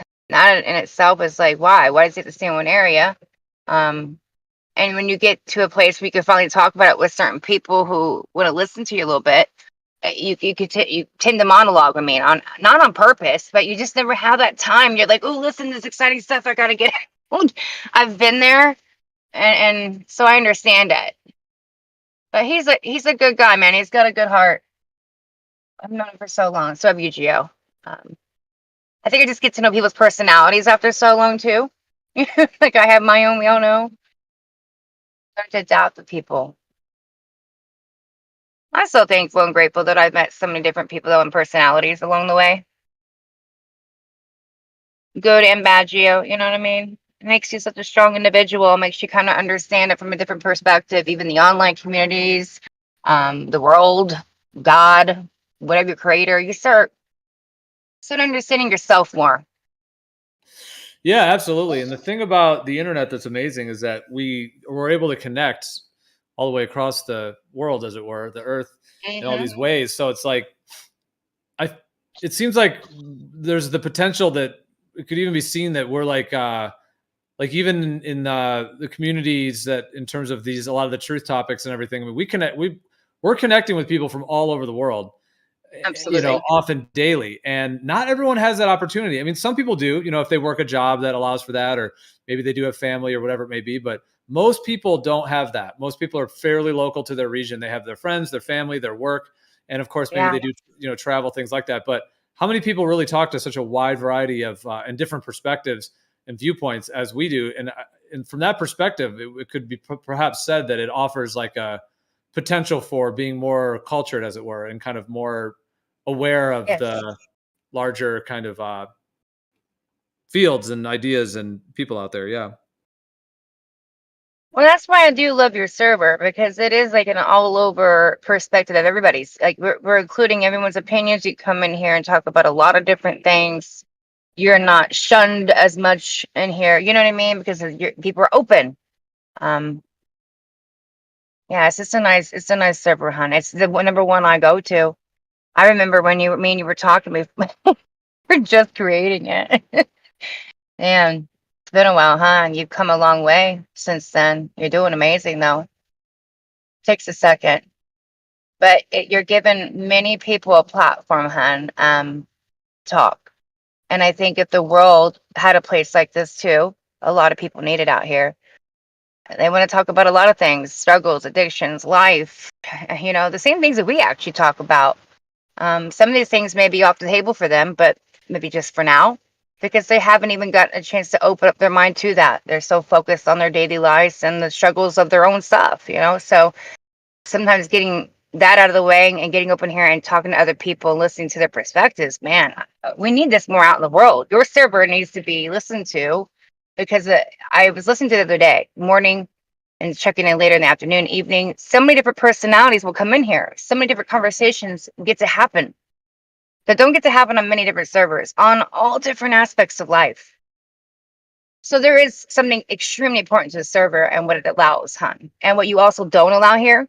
So it keeps some kind of structure, which is needed in our humanity structure.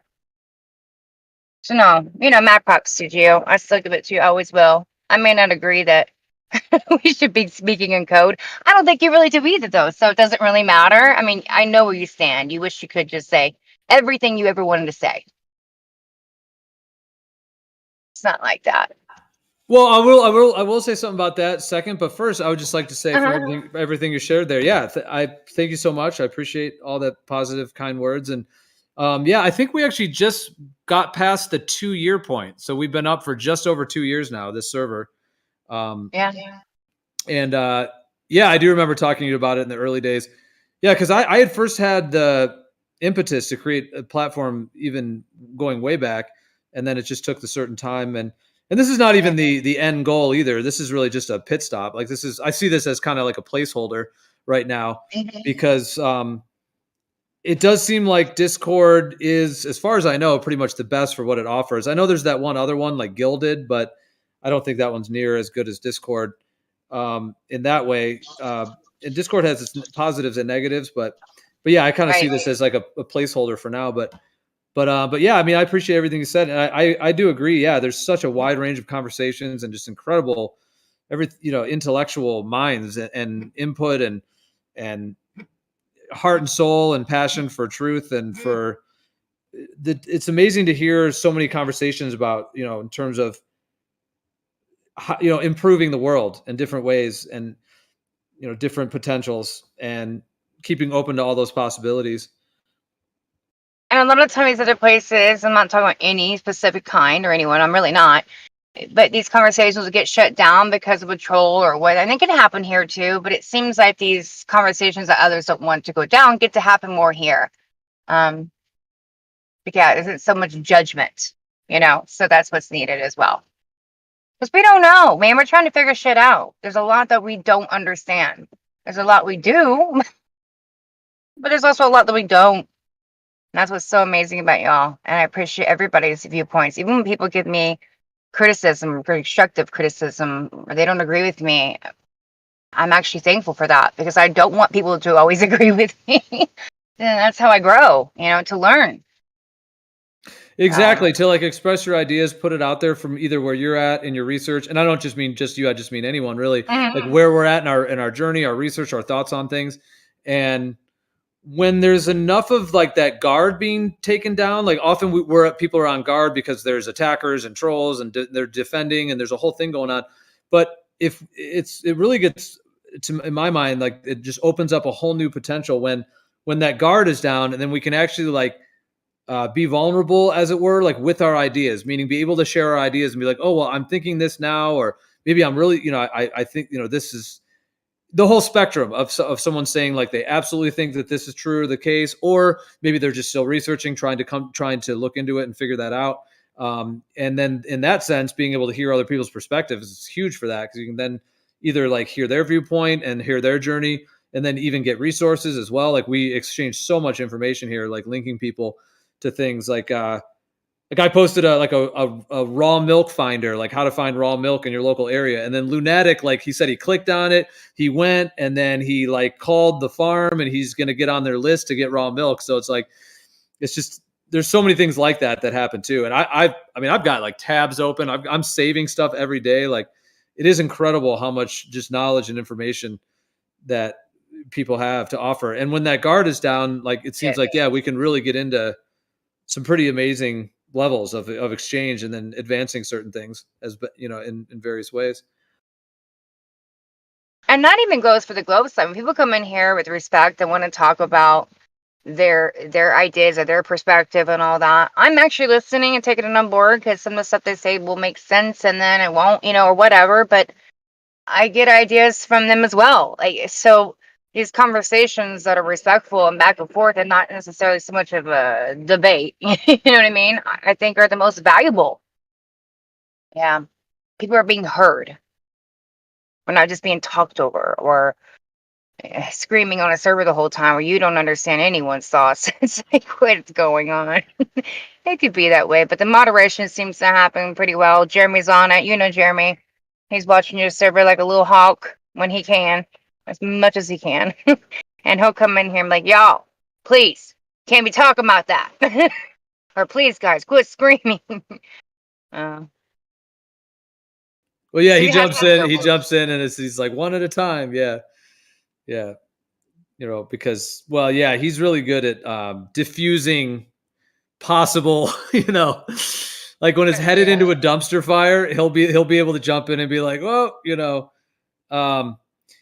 yeah, and be able to kind of evade a disaster, as it were, which often is what may be coming if people are getting heated or whatnot. And yeah, like we all try to do that best we can, because once it goes to dumpster fire, it's just it's That's usually what he'll say or something like, "Yo, we're fucking making this whole thing, set on fire. I'm gonna come in here and put it out right now." Like yeah. he's good. But that's the key thing too, is having good moderation for your server and finding the right people and all that. It's a difficult thing. But you got good ones in here controlling it, so you're pretty set up. Hun. Out of all the servers I've seen and went to since I've been on Discord, this has been my favorite. And I know it's only been 2 years, but let me tell you, there's been a lot of servers I've been to. It's like, yeah. And I remember in the beginning, there wasn't as many people coming over here. So it's nice to see all the faces again, you know? And everybody having these conversations together on yours. Yeah, well, it's kind of interesting. We're talking about the 2-year point that we just passed. And what's interesting when I think about this server is that when it was first launched, like right when it was launched, it was, you know, just packed. Like we had like 2 live streams going. At one point, we had 3 live streams going. And of course, because there was so many people coming in, and then, you know, as any sort of new server is, it's kind of, you know, people want to check it out. It's a new spot and all that. So there was like an influx. But it wasn't even necessarily that. We just had activity right off the bat. Like I remember that even the first live streams were just like blazing in terms of energy and all of that. And there has been some quiet time. Like I would say overall on this server, it's like maybe like 3%, you know, of all the time of the live stream is probably dead air, you know, 2 or 3%. So there is like a little bit of that. And there's, you know, late night or quiet moments here and there. But and then there's been ebb and flow for sure. Like there's times where there's 30, 40 people in VC every day from morning to night. Then there's been other times where it varies from 15 to 20 or 25, and, you know, whatever it may be. Sometimes maybe even a little less, like only like 10, you know, 10 people, 8 or 10, you know, or it could be that the dead air time. But and it has ebbed and flowed in terms of the overall activity, but it's also been like very consistent as well. And it just seems to have a mind of its own. Like I remember it was like last year around August, the server was really quiet. There was like even like 2 or 3 days where there was like hardly anyone on the live stream. And it was like, wow. And I remember saying to Bandsaw at the time, I was like, wow, you know, it's been quiet for a couple of days. And I think I was like away from Discord anyways. But it just was what it was. And then nothing changed. We just kept going. And then right after that, that was in August. And right after that, September, October, November, it was just jam packed. Like a bunch of people from 24/7 apparently all started coming here. So there was like a lot more, I guess, of that happening. For whatever reason, there was like a sort of exodus away from 24/7 at that time. And so like a lot of the regulars were starting to come here. There was in that period. So there was like literally 40 people, 30, 40 in VC at like all day, all night. And so it's just amazing. Like it was like quiet for several days. We didn't even change anything, same stuff. And then all of a sudden for months, it was just like, you know, blazing in that way. But anyway, sorry. I That was think kind of there's something special though about around this time of year. If you remember right, like the whole 2018 and actually 19, when the tour was ending and whatnot, was around this time. And then there was this feeling that people were talking about, and the tour was still going on this time. There's something special about this time of year when it gets to the fall and the winter. I think more people, because they're indoors too, right? It's colder outside, all that, want to a place to talk and hang out. And there's a energy that's different in the air. I don't know. I feel that this is what I'm saying. I can't prove this stuff, right? But there's something that happens around this time of year. It feels like every year something unique about it, of people coming together. So I this is why I'm hoping that I can start the podcast again with me and Sven around this time, maybe November, December again, because it seems like we always get hit with a lot of shit, you know, and this is the time that we come together with information. So I expect to see it again this year. I've seen it every year so far. interesting. Yeah. Yeah, that's interesting. But I think there's there times and does seem seasons that apply to everything, though. You know what I mean? In life. Yeah. yeah, and there does seem to be that coming together in the fall, like with Thanksgiving and Christmas in the winter, going into the winter. So there's a coming together vibe. Whereas in the summer, it's a little bit more like going out to the beaches or to whatever, people all being out. Yeah, but then so yeah, that's interesting. I wonder People how are that's, living more, and that's good. We need to be out there too. So when the server's done, I look at it like, oh, well, good. People are out there doing something today. Look at it that way too. Living life.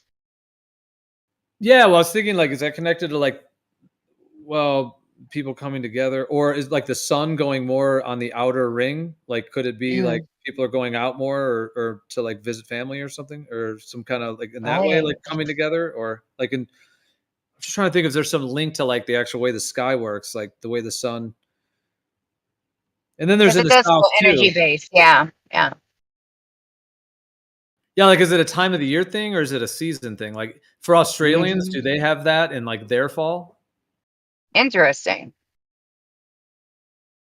That would be very interesting to go down a path of research.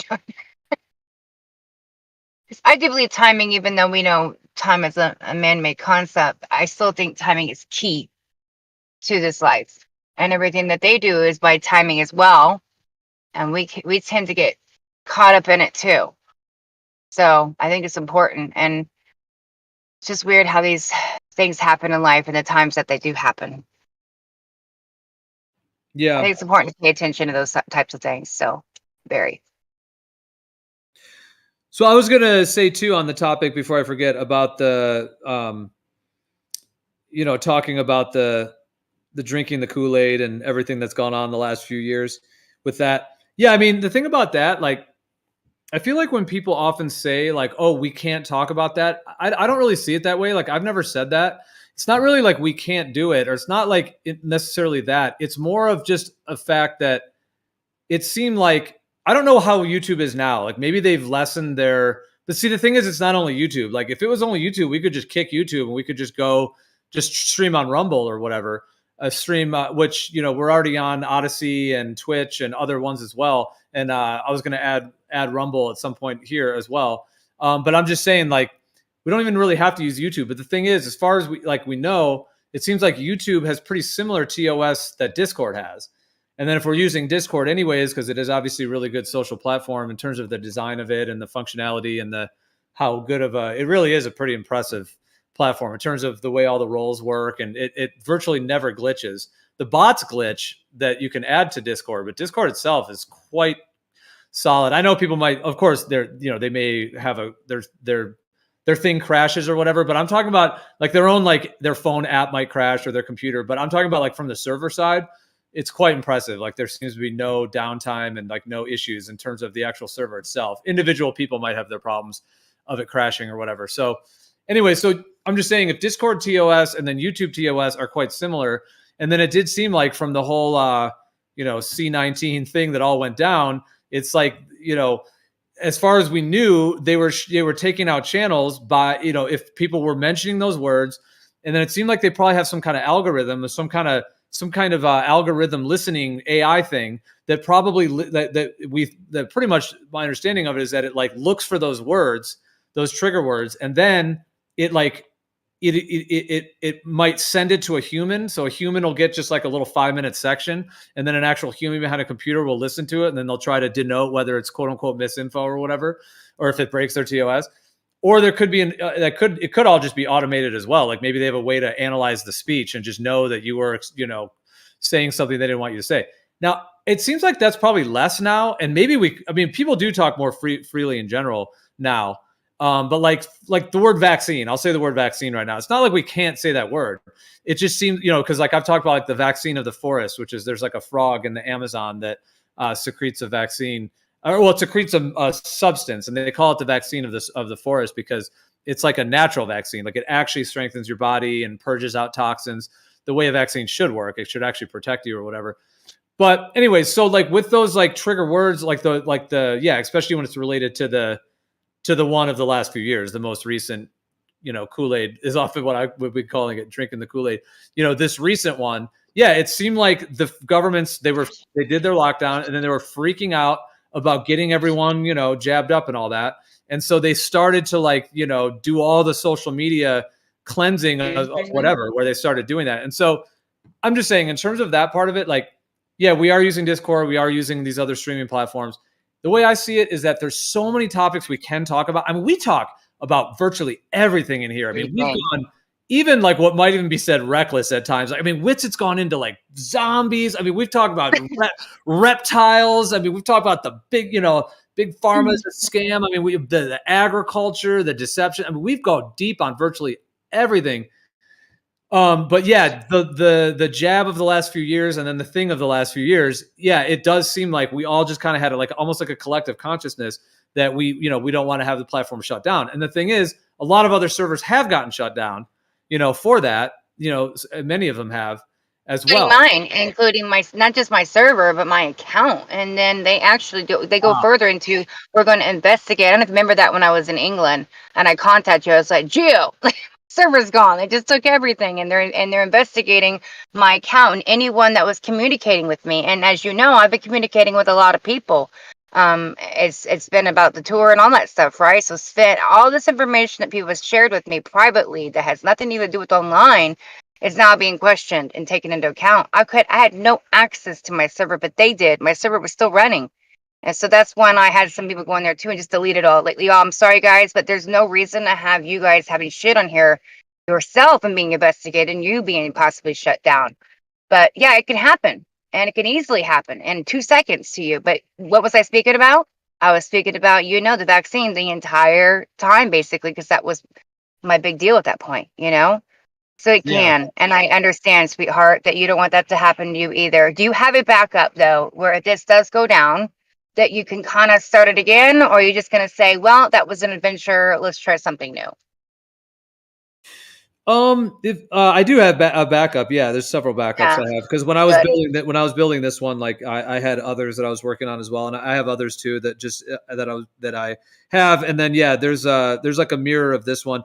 However, what we would do if that happened, I actually don't think it's going to, so I think we're just going to be good until we can transition to the next step. Because, like I said, this is really just a holding place right now, just a kind of a holding position for everything.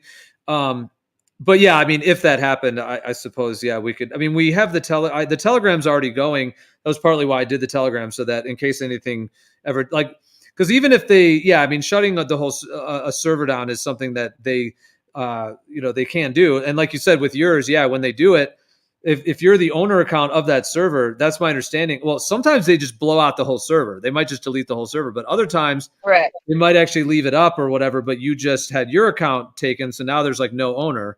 Or however that all is. Yeah, sometimes they might do that. Exactly. But anyways, I just feel like there's so many topics we can talk about. And that one, I mean, we have actually talked about it in depth. As long as people use code words, we've pretty much talked about everything we would ever need to, in terms of people's theories of what's in it and what it might do. And I mean, we've gone even right on here on the live stream. We've talked, I've even said myself about, Are you okay with me saying stuff and I just want to know from because you're the one that owns this stuff.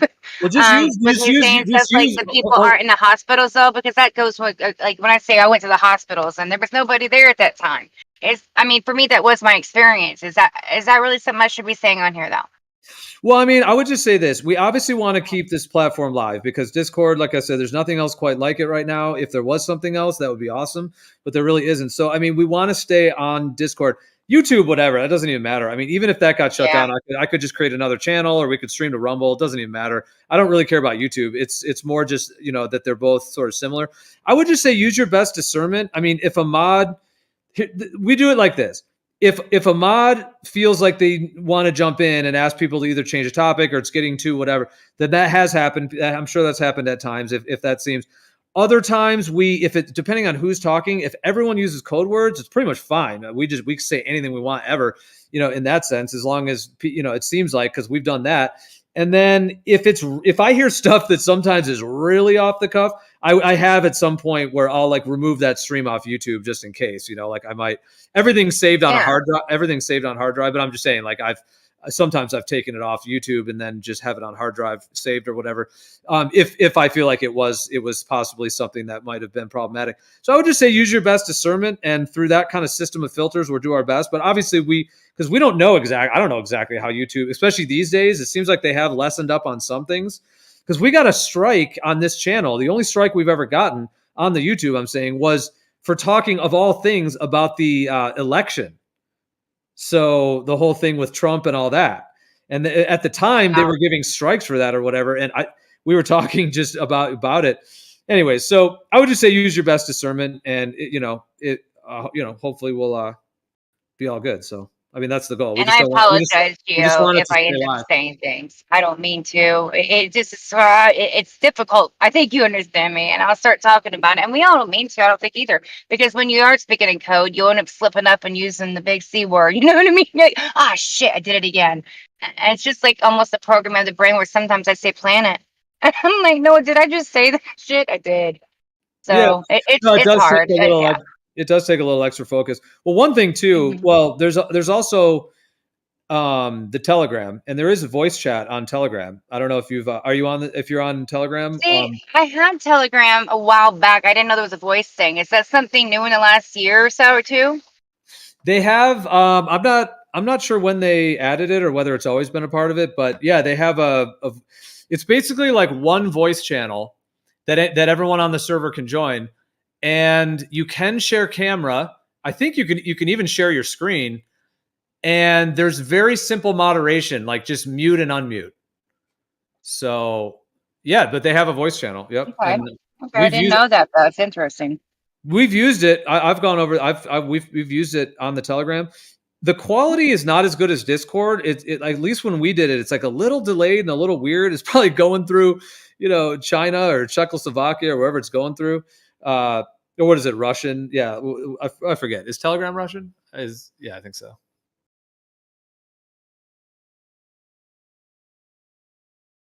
Am I wrong on that? What is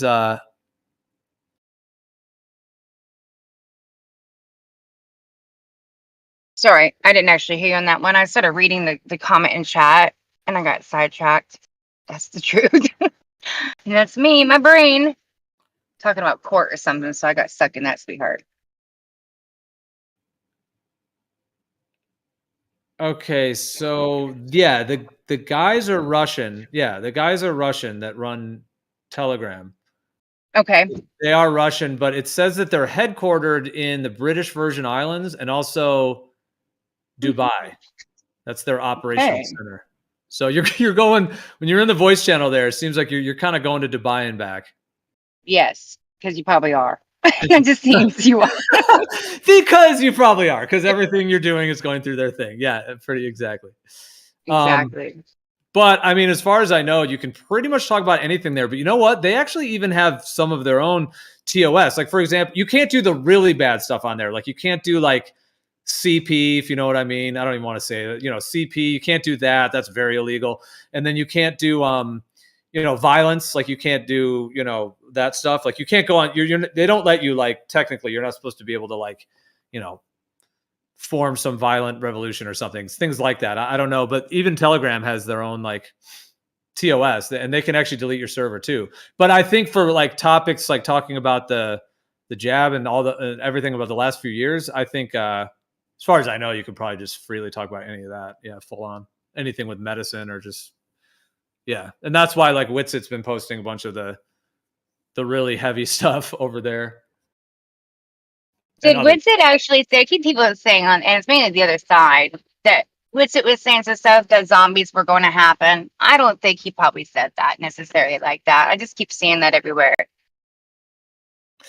Well, okay, so he's actually been, it seems like he's been either, kind of taking a break or on hiatus. I'm not sure, but he hasn't been as active lately. But about, I want to say a week and a half ago, so probably about 10 days ago, and then going back from there, like 10 days and then previous, for like a few weeks there, he was, coming in every day for many, many hours. And then he was doing, for a while there, almost daily, where he was doing like a full kind of layout of this whole thing that he was putting forth essentially, which was connected to, essentially zombies, and to this like disease that Marburg it's called, and then these documents, and apparently this is all like real technology they claim, where there's like nanotech, and the nanotech is designed to release something in the body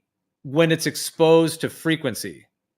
So basically, like, the idea is that this nanotech material can like, let's say it could be used for good or bad. Like, it could be used for like delivering a medication, quote unquote, or it could be used for delivering some kind of disease, for example, if it's more nefarious.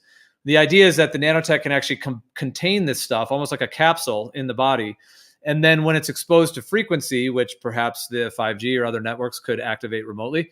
But what he's talking about is actual, they're not claiming they're doing it with 5G when they release it. They're doing it in laboratories, but there's a frequency. I forget the exact number, is like 4 to 5 gigahertz or something like that. And if you do that, then it will then release that. So I don't want to speak for him, but I am kind of summarizing it a little bit. And this is all just through my mind. I'm not saying, I'm not even pinning any of this to him, but I am kind of summarizing. Well, he's right on that. I mean, I've seen research like in 2014, 15 that was talking about this and the nanotechnology that they could do. And then you have it in your body. And then it was nothing about the new 2019 20 thing to happen. So it says before that, and it was talking about these nanoparticles that are actually in our air, you're breathing in all the time, and everything else, that these over time had nothing to do with the right? Over time, that they can release these things. And one, it could be as for medicine, or two, it could be for a disease, or say that, hey, I want your knee to go out, and your knee goes out. Bing. So it was, like we were just talking about. That research is out there. And now if he wants to link it to something with the JAB, that's a possibility. But I don't know if he was actually saying zombies are going to be around it, because that for me was like, okay, that's a little bit ridiculous. But I do see that something could happen. Is he right? Yeah, that technology exists from as far as we know. When I was told, that was before all this. This is years ago. Well, he posted all the documents in the Telegram, and he posted them and things like that. So like, like basically, and I don't even know all the details, and I'm just trying to summarize it very briefly. But the idea, is that this nanotech can actually release these things remotely at a later date. And then apparently this Marburg, which apparently is this virus that causes you to, he was saying, I didn't even read the articles myself, so I actually can't, I'm just going from what he was saying, that apparently the claims are that it makes you like lose your mind and become aggressive, and you start like vomiting and diarrhea, and then you become like extremely aggressive, and you basically almost like sounds like demonic possession, and you just start like trying to just basically, he said like that it's apparently it causes like a propensity to bite, so like that makes humans want to start biting others. And so the deeper part of the theory is, what if like this is the darkest part of it. What if the Kool-Aid of, the recent Kool-Aid, what if that is that this is kind of what he was somewhat proposing, is this thing that can release this, this material, a substance, disease, whatever you want to call it. I mean, they call it a V or whatever, if I want to call it a V, but yeah, I mean, that would then cause some humans who got it, obviously, to like kind of lose their minds and then start biting people. And then the idea there, the theory there would be that, now the ones that did not drink the Kool-Aid, like you and me and whoever else, now any of these nutballs that are turning zombie could bite us, and it transfers from blood to blood, from fluid to fluid. So that's like the deeper part of the theory. So now we would have these, everyone that drank the Kool-Aid, is now ready to turn into a zombie, which they're then going to, bite you and then spread it to you. And then apparently these people end up dying, though, I think is what he said, is like you end up like bleeding from your orifices and dying, like a horrible death. So it's not like you even keep living, like these zombies, these people. So anyways, it is quite, but at that point, I mean, which it was in some way, at least in all this. And like I said, I'm just repeating it from my memory. I'm not trying to quote him or say that he said it. Good, but I mean, in that scenario, then it's essentially it would be like a zombie apocalypse type thing, where now the people who drank the Kool-Aid, now they're like biting people that didn't get it, and now we're at risk or whatever. And then, would it turn into some kind of, you got to protect your house with your guns and the world's going crazy kind of thing. So anyways, I mean, that's kind of the somewhat the gist of that idea, but he never said that it's like going to happen like on October 3rd Yeah, or whatever. He that's didn't say what I that. figured. Right there. That's what matters. Because I do see people twisting, their comments. That happens all the time. Where you, like I just said, this could happen. They're like, oh, it's going to happen now. She says it's going to happen. No, I didn't.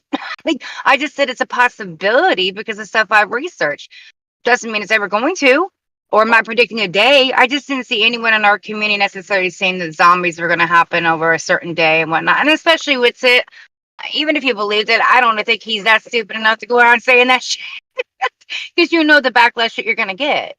I don't see him doing Right. it. Not to that They've degree. done studies over studies to where they would have one person say a narrative and then they'd say it to another person and then they would say it to another person. And by the end, it doesn't take very long. Like 2 or 3 people and the story is like completely changed. But it changed. And Chinese whispers. yeah. That's what reality ends up being a lot. They It's call where you it ask the person. the game of telephone, as it used to be called. Mhm. Yeah. Where Yeah. you exactly.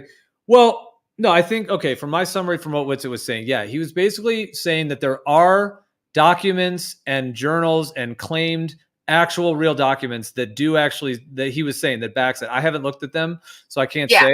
I did peruse them a little, but I really haven't read them all, so I can't really comment on them. But he was saying that like the Marburg apparently is a real thing, and then the nanotech is real. So he wasn't saying that it is all these things. He was just like the possibilities kind of thing. Like it's possible. It was really just speculation at the end of the day. And he never said like, okay, there was a thing on like October 3rd or whatever it was where they were going to do like an emergency test signal. Yeah, to or the all- 4th or something. Yes, that test day. Yep. yeah, and Witsit, maybe other people were saying that was going to be that they're going to release something through the network and then release this zombie thing or something like that. But Witsit never said that he actually specifically said that he did not think it was going to be happening. Exactly. Not on October 3rd. Due to that, he was just saying, he's like, if they're going to do it, they're not going to. He said, I think that they're not going to just tell everyone like, oh, we're doing it on this date and time. It would probably be more. But at the same time, could it happen on that day? Yeah, and he could still say that, but he never predicted it. Yeah, Not and actually, prophesizing anything. I mean, I do think that from my memory of it, he was putting it forth in a way that, in general, like that he was putting it as a possibility, that it's in the realm of possibilities. But and he was saying he hopes it doesn't happen because that would kind of be the end of the world as we know it. I mean, that would just be.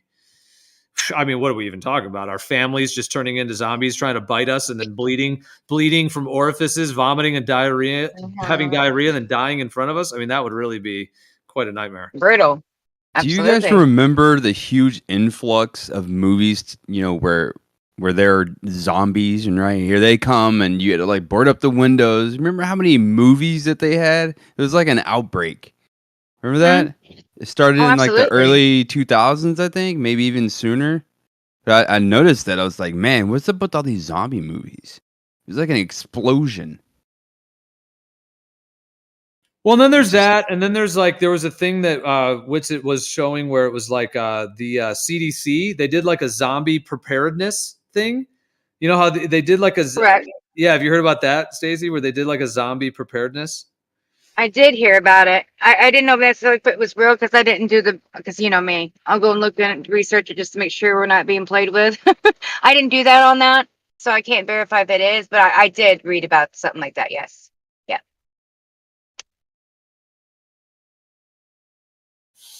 Yeah, I mean, People usually on here like you and Witsit don't share information unless they've looked into it, and I don't think anybody says because it's written down or it's in a book that it's verified and it's proof, because a lot of us know that paperwork can be faked and all that, and they also don't let us see anything. Even Witsit says that by design on purpose. You're not seeing it unless you're supposed to see it. So there's always a reason for everything you're saying. You got to be careful with the knowledge that we get along the way, because some people go, oh, I got some look, and in reality, that was programmed there. That was placed there for you to run with that, So I think a lot of us have already realized that. You, myself, Witsit, we may talk about these things that could happen. Is there a possibility? If there's paperwork accepted, then yes, but does it mean it's going to happen? More likely, no, guys. And I feel like this whole depopulation thing is another bullshit for us to argue about, talk about on purpose, because they're already doing that on a natural basis with our food and everything. We're already killing each other. They don't need to. The point is they need us, right, for this whole thing to work. Their whole power trip, everything is being done. So, right, to us, they need us, guys. So to depopulate us all, I think that's another agenda. Fear. This fear shit is what gets people the most. I think fear is running the world. The negative energy of that alone is not good. Yeah, you're spot on. Yep, that's what they count on, right? Because doesn't people in a state of fear make them more vulnerable? And it also makes them more susceptible to get sick as well. I would say there definitely is a correlation there. Absolutely. So I just went back in the chat and I searched Witsit and I found this stuff. So Stacey, I'm going to post it all. I just made, because I was scrolled all the way up there, I didn't want to I just put them all in the thing. So I'm just going to hit enter and see what happens here. It might be kind of cluttery in the chat. You're good. Oh no, it all came up. So that was all the stuff. That was all the stuff Witsit had posted. Yeah, they say that this CDC thing, they call it Preparedness 101, Zombie Apocalypse. That it was supposed to be like kind of a joke, like entertainment, which, that's obviously, but it is still a thing. And then they have this whole campaign, preparedness or whatever. And then the FEMA released a thing, which this posted here, Prepare for Zombie Apocalypse, Homeland Security. So they have this whole like a test run, like they did with 9/11. These are like similar to that. Like they're doing these like test run preparedness things. And then also apparently the last one there, Amazon, the company Amazon, apparently they updated their terms of service to say this thing about a widespread, V infection that's transmitted by bites in contact with bodily fluids, etc., that causes humans to seek to consume living human flesh, blood, brain, and nervous tissue, and is likely to result in the fall of organized civilization. It's just weird that that's in Amazon too. Like, what the heck? I know. That's in their terms of service. Like, why? It just so dumb. I mean, this is restriction it will planted not there for apply. us to talk about? Because I get that way too. Where I think a lot of the stuff is on purpose planted out here for us to discuss, and then the conspiracy theorists look even more crazy. It's the way they keep everybody in line of control. I feel like it's the whole thing with Flat Earth too. There's stuff in here, guys, that we're being thrown into and cornered, and not to look into other things and stuff too. But at the same time, it's like it's all done by design. Everything has corruption in it everywhere, so we got to be careful. Not saying that things can't happen. Prepare for it. You didn't prepare, but look into it. Put it in the back of your mind. But I think a lot of this stuff too could be that they know we looked into red flags, right? We've been talking about it. They listen to us. What would be, you got to think like them. What would be their design to kill two birds with one stone? They do shit like this, and they'll put it out there to make us look stupid. Look, guys, we're doing this. And in reality, they're doing something much bigger that they're not telling you about. That's where I'm at. I'm over the theater, you know what I mean, of the world, and trying to fix, I think, people. Because we're all going to shit and broken. And if you can reach the people, none of this shit will matter. Well, the time is pretty much almost over. We've been saying it for years. And the time is short, they say. No, the time has been now for a long time. And people keep waiting for maybe a disaster to happen or something big. Why wait? You have your pants down. It's not good. You're not prepared. I'm not saying prepare for a zombie apocalypse. What I'm saying is prepare your heart and soul and your family. Yeah, I am People's not. minds ain't right. Exactly. Yeah, I'm with you on that. I am not preparing for a zombie apocalypse. I'll tell you that. I think there's going to be a lot of stuff. I think there's going to be a lot of stuff going on, but a zombie apocalypse, I don't think is in our future. So we're good. And I think I'm better prepared if I don't prepare, because something like that, I don't even know how you get prepared for that. When that goes down, you'll make those decisions when you need to in the moment. If you already know how to shoot a gun, you already know what you need to do, then you're prepared. But for something like that, you're not ever going to be prepared unless you got a bunch of ammo, you think, and you're set up like that. But when it happens, it's a total different story. You're talking about people that you love, and it's a hard decision when you're seeing that in front of your face and living it. So no, I can't prepare for that. Yeah, I mean that is, well, yeah. I mean, some people might be though. I mean, I think the zombie thing has kind of been a little bit popular lately. Like, I think there's some channels that are talking about it as well, and whatnot. So it does seem to be kind of making the rounds or going into people's minds in some way. But it doesn't really seem like a really high percentage necessarily, or even very high at all. But there do seem to be some people kind of. And then what Witz had proposed is that was the first time I had heard some of that information that he was, putting out. But I guess my thoughts on it. I think that there is a way that they can remotely, let's just say, activate people that drank the Kool-Aid. So I do think there's a way for them to do that. And I think they do it. I'm going to kind of just see if we can do this word without saying it. So like a blood and then, CL, you know what I'm referring to? Like a thing that happens. Yeah. Yeah, the blood thing.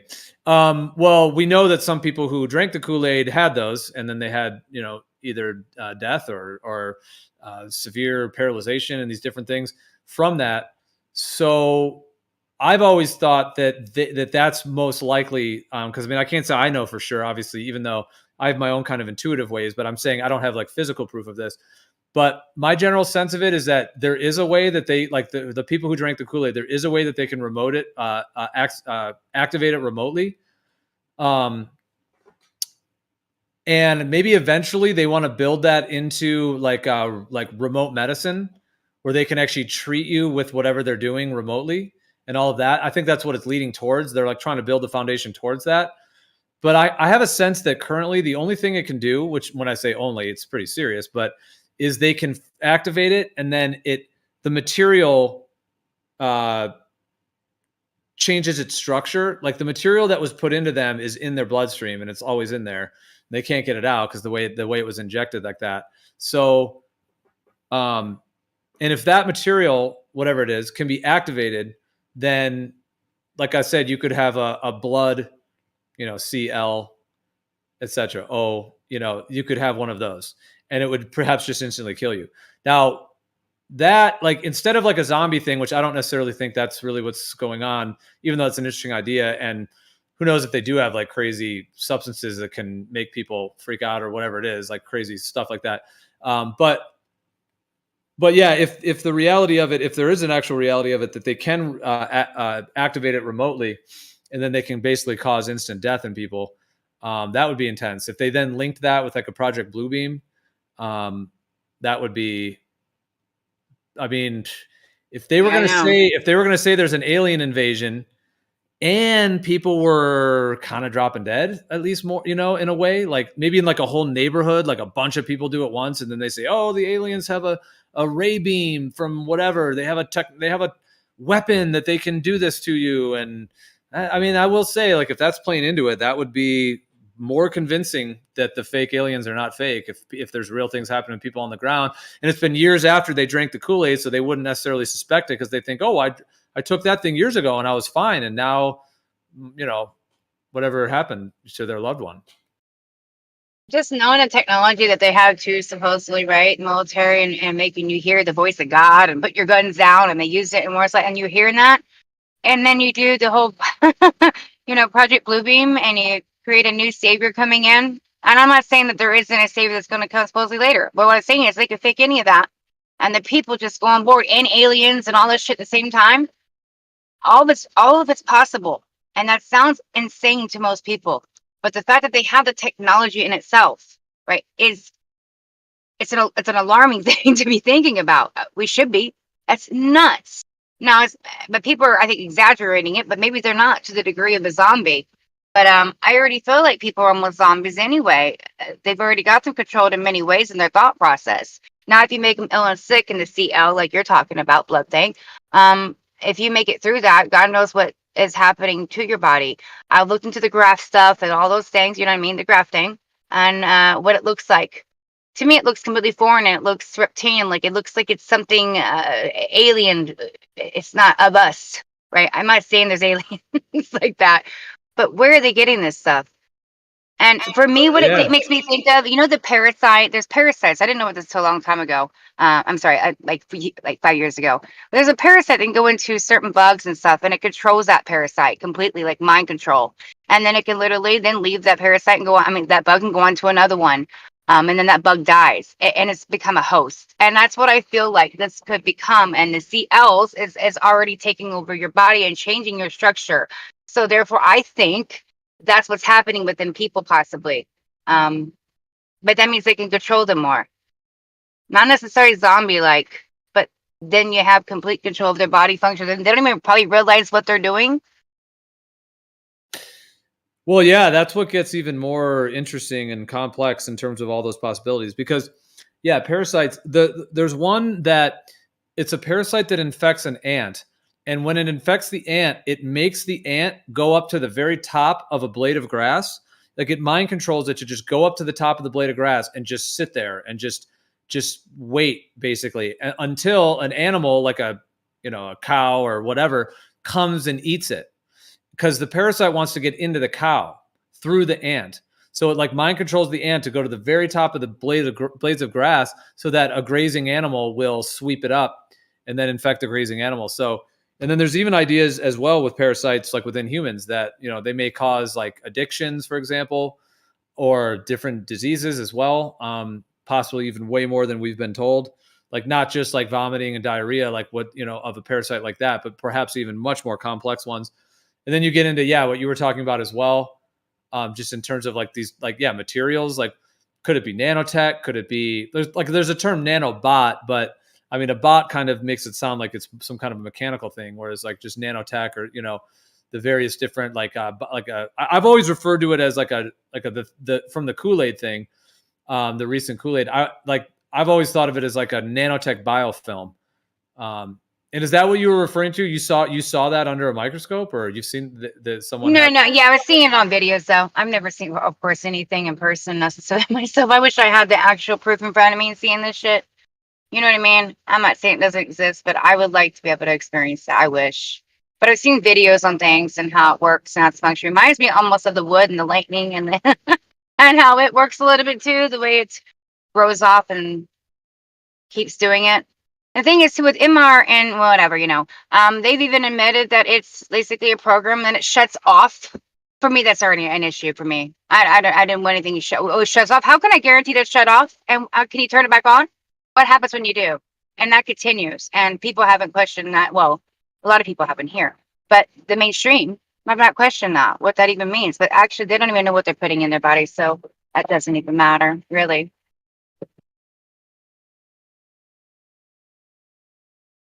Here's the thing. I don't even know what's going in that person's body. We're guessing. Yeah, I know. Have you heard that people that drank the Kool-Aid that they have Bluetooth addresses? Have you heard this? No, I've not actually heard that one. Yeah, so there's a documentary. It's actually called Blue Truth. Blue Truth is the name of the documentary. Pretty clever name, Blue Truth. And apparently, I haven't actually watched it. I had it pulled up. I'm surprised I haven't watched it yet, but I skimmed through it, and these are like professional people that there's like a medical doctor and there's engineers and stuff. I mean, it's in like some other country, like Sweden or something, or Switzerland, wherever they did it. But it looks pretty professional, and it's like a pretty good documentary. And basically, what they claim is that they took people to a field, like way out in a field. They had two groups. One group, drank the Kool-Aid, as it were. The other one did not. And then some of them, drank the Kool-Aid once, and then maybe they got a second or a third, whereas other people obviously just never had it at all. And they separated them, on two sides of the field, so they were very far apart. And then apparently the claim is that they make in the movie, as far as I know, even though I haven't watched the whole thing, but I did skim through it, is that if you put a device, like an Android device or whatever you would need, you have to put it into like a developer mode state. So you can't just do it with your regular cell phone. Like you have to actually like go into the code and like you have to turn on some type of developer mode. And once you turn on that mode, apparently it will pick up Bluetooth addresses coming from the people's bodies, coming from their bodies. The ones that drank the Kool-Aid, they're literally emitting a Bluetooth address. And apparently, if you try to connect to it, it asks you for a password. And if you put in a password, like if you just guess or something, you just type some random stuff in, it instantly vanishes and another Bluetooth address comes from that person. Like it replaces it once you put the password in wrong. Oh, that's strange as this can be. Now, isn't that an extreme claim? And I feel like, can't we test this? Like, this can't be that hard to test ourselves, but Yeah, it's really hard to test because I have tested myself to check for the Bluetooth address, and for a fact, there is a lot of Bluetooth address that is unnamed devices, because you are Right. speaking about that. It's unnamed devices that pop up when there is a lot of people.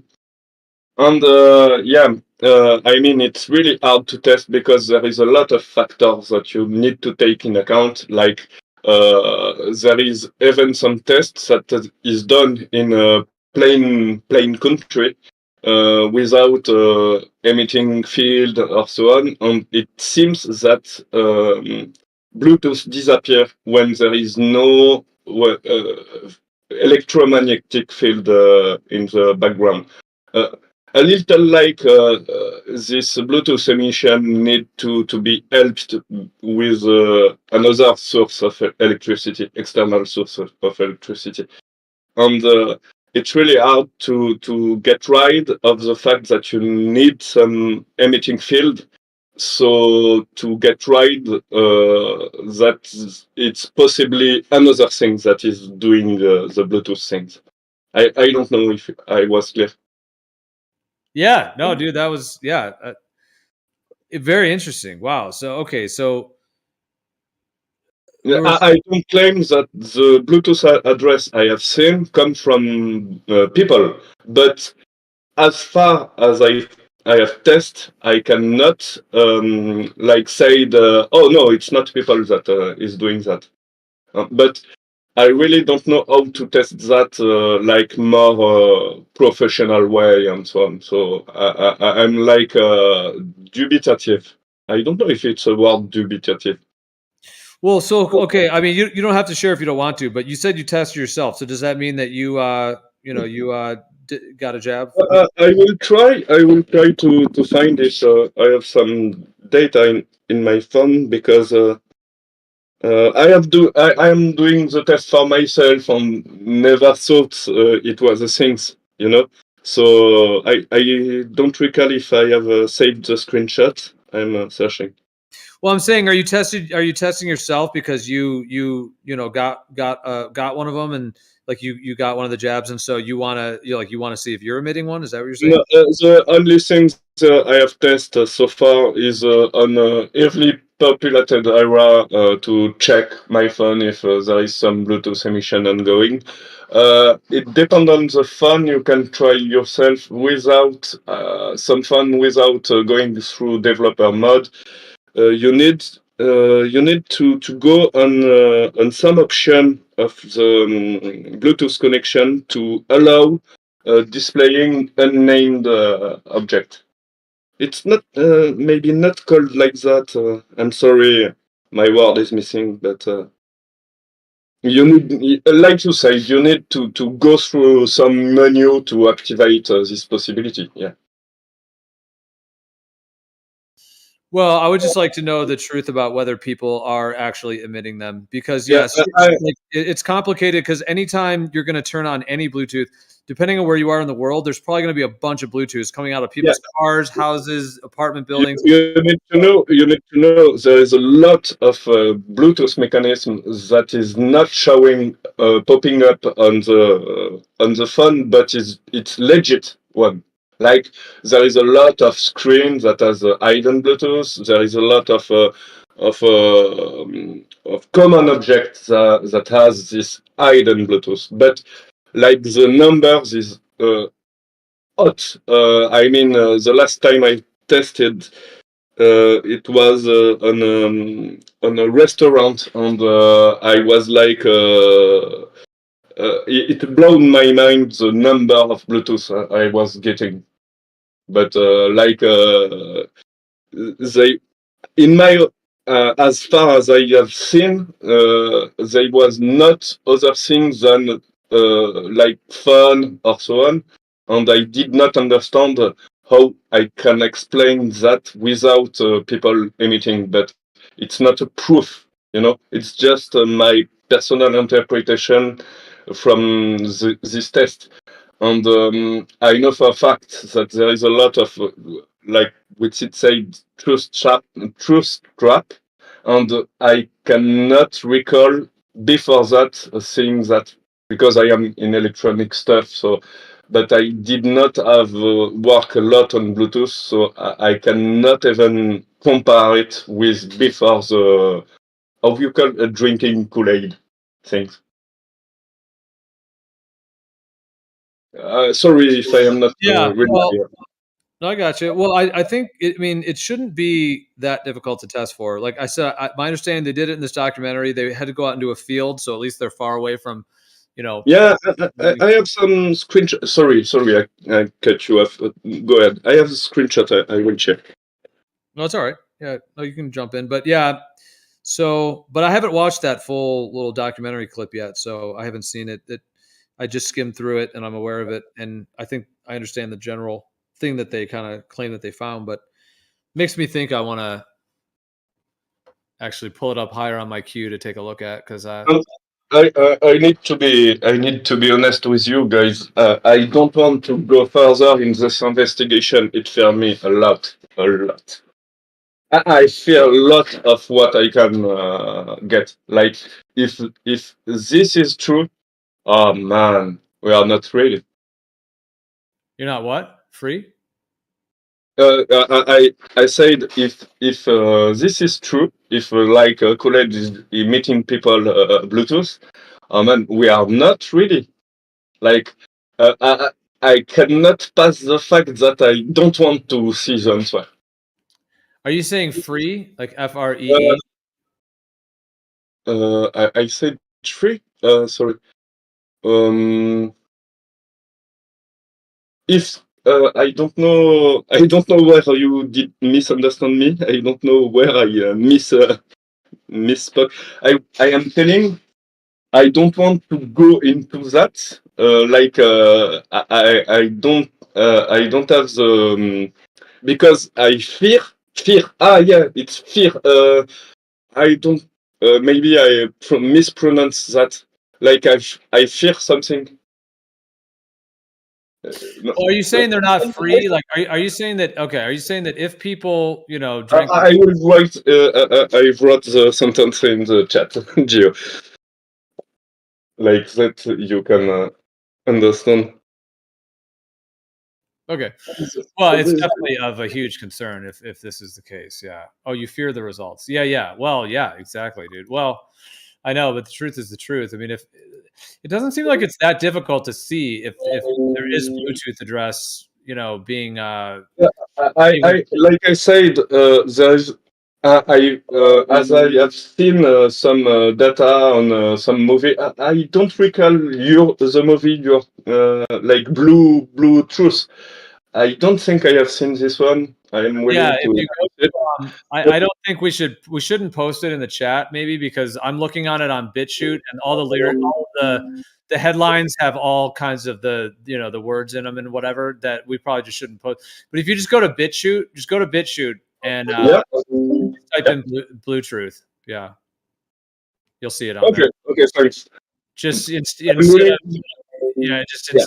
instead of tooth, obviously, truth. So yeah, and it's like 32 minutes long. So it's like, they show all I've skimmed through it. So they show the guys sitting there. They've got all their devices. They've got them in developer mode. They've got the people spaced out. I mean, it's a whole little clip, and it looks pretty professionally done. So. Okay, I'm loading my phone data. I will search for my screenshot. Oh, I don't remember where the screenshot go on. It's on. I'm sure it's on BitChute. It's probably on Odysee as well. No, sorry. I have some screenshot of picking up some Bluetooth thing. So I don't recall where is the screenshot down on the phone. Mobile phone.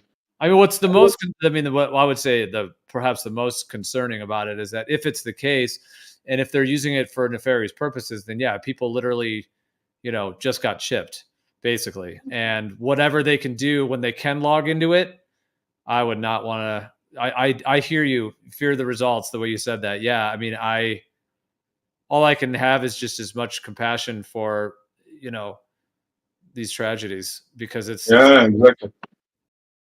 Okay. So, well, I have a better screen to test this one. So, But I also, the real quick, I just wanted to say that I also never put past the potency of the human spirit to, not be affected by that. Meaning that even if someone got it, they went and maybe they even got 2 or 3 or whatever it may be. I don't think that's like even if there is some way that this could be the case, or that there could be some other nefarious thing with it. I'm just saying, even with that, it still seems like I still think that they could transcend it. They could cleanse it out of their body. yeah, They could maybe I even with their mindset, they could push it out frequency wise and maybe eject it from their body, or kill it, or deactivate it, or something. Because I think even in this Bluetooth thing, they were saying that like not everyone that got the thing, that got the Kool-Aid or whatever, like not everyone really had an address. Like some of them didn't. So like, does that mean like it expired in that person, or it broke down? there is another thing. They didn't get it. Maybe they didn't get it. Yeah, there is the famous like not active one. Like randomly, you can get something that is not active. So, but yeah, there is another thing. It's one thing to emit some data. It's another thing to react to to be able to do something on the people. It's not.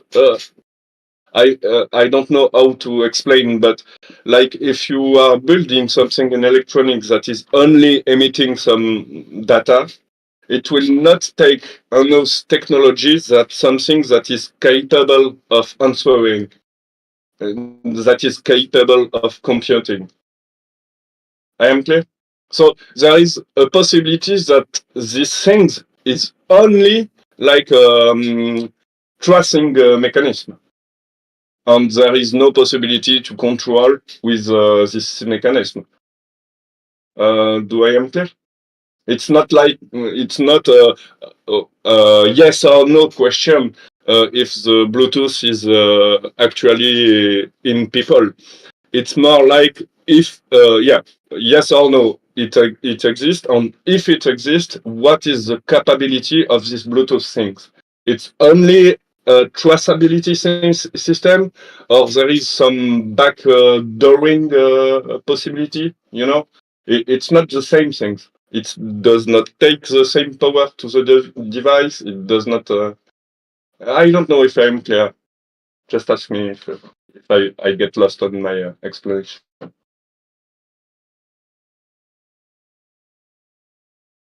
Well, I would say your English is definitely getting better. So yeah, cheers to that. Yeah, and I was able to make most of it out, but I also I may have missed parts of it, but I will try to be.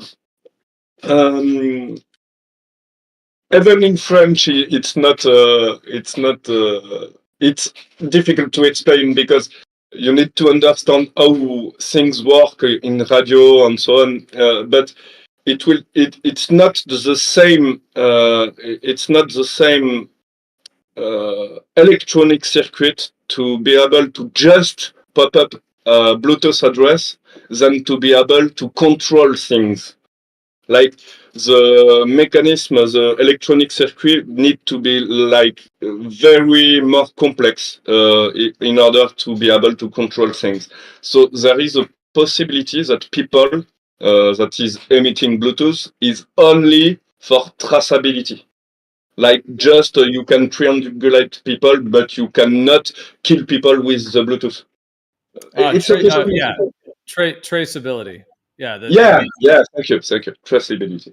Tracking people. That's interesting. Right. So I think what you're saying there is that, right, a theory that involves like, right, if there is a Bluetooth address, happening with then with them, then right, you're like, it is very complex to be able to like log in. Although I believe in this documentary, they said there was a login. So there was like literally a password thing. And if they typed in a password, it would just vanish. And then that person, and then it would like that address would just vanish off the thing. And then another one would come on that is then connected to that person. So that is very detailed. But I think what you're saying there is, I know what you're saying, something that you could log into with a password, that does take much more complex circuitry, you would think, in order to even have that be a thing. Like you need software, you need all kinds of stuff. Whereas on the other hand, you're saying there could be another possible scenario that's more like traceability or like tagging people, like a geotags type of thing or something, or like in that category. Yeah. I have put a screenshot of my data from Bluetooth. It's an example of what I get. So I don't know why my phone is giving me hard time. So I cannot share the other screenshot. I am figuring why I cannot download the file.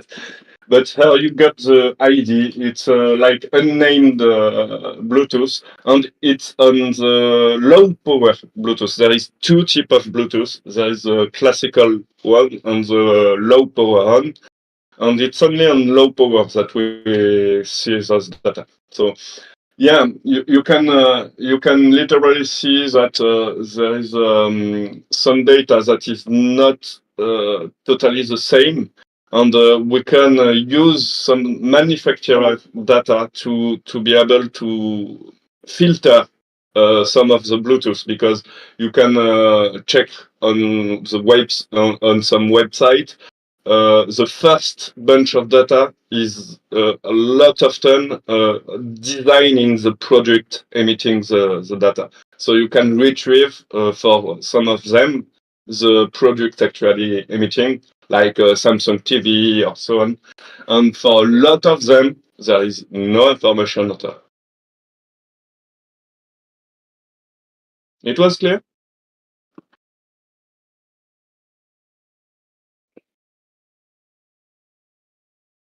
So when I have done the test, I cannot say I have done the test on a scientific way, because I was not controlling my environment. And matter of the fact is, if I do the test in a scientific way, I would do the test with people I knew, and I don't want to have the answer on those people. I'm like, it's over me. It's over me to know if some people in my close entourage, in my close like knowledge, is affected by this. You know.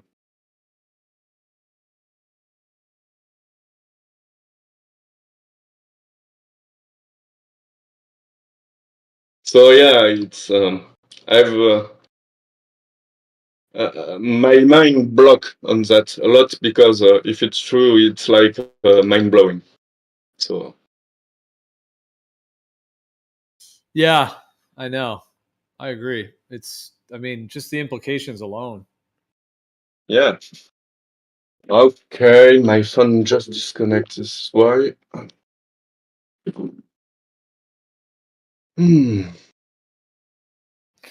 And I think if that was able to be proven, just that there is the actual Bluetooth address itself. See, I would be surprised if these kind of powers that be, if they would just be that obvious with it. It's pretty blatant. Although if they need that for whatever they're doing, but it just seems like if that's true and it got out, my gosh, I mean, that would be. There is one point that let me go. It's strong. Like it's a good choice and a bad choice. It's a good choice because, like you said, it's hidden in the menu. The actual phone does not display data on the default configuration. So yeah, in a sense, it's hidden, but you take a lot of risk to use Bluetooth to do that. Like if I was, but maybe it's a matter of possibility because Bluetooth is already like a good protocol for low power, so they don't want to try to find another way to communicate. But I mean, you can change a little the Bluetooth protocol to not be able to read it with phone, but it will block you from using the networks to be able to get those data. So I don't know. I am trying to do the pro and cons things about the Bluetooth things because a lot of people can say, yeah, it's strange to choose Bluetooth because you can get it yourself. You can prove it yourself that it's happening. So it's not the better choice to be hidden from the truth. You know, you should have done your proper radio protocol to hide the things more. I don't know if I am clear. I don't know if I am clear.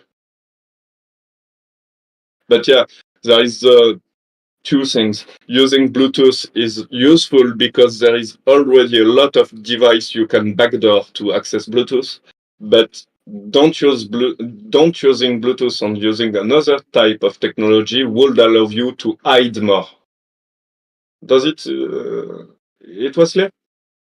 To hide more? Yeah. Like creating another radio protocol to be able, nobody can access it on the phone, you know. Yeah, you would think if they were going to do it, they would have made it that way. Unless they Are they doing this on a separate thing though? Because they're doing roadworks everywhere, and I've been saying this from the get-go. There's something to this, and now Amazon's leaking up with this stuff and everything. These companies need to be looked into because nobody's talking about all this massive infrastructure being put into our ground and our new systems. I think it could be linked to the new whatever they're doing underground for these people, for this system. We don't know about it yet. There's something going on that they're tracking us to a no end. Like someone just saying right now, they're going to be able to do this now. They are definitively trying to track us. Definitively. So yeah.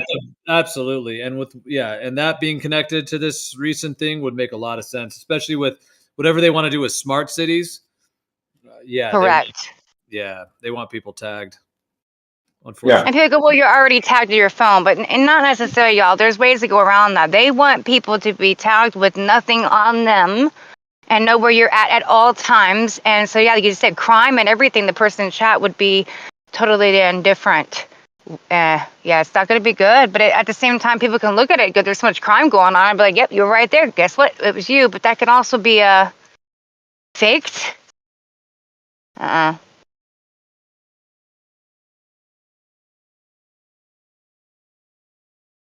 There's too much going on with that roadworks. Don't forget, that was being done during a very specific time. As soon as a massive pandemic happened, I don't know if we're allowed to use that word, even though they use it all the time, right?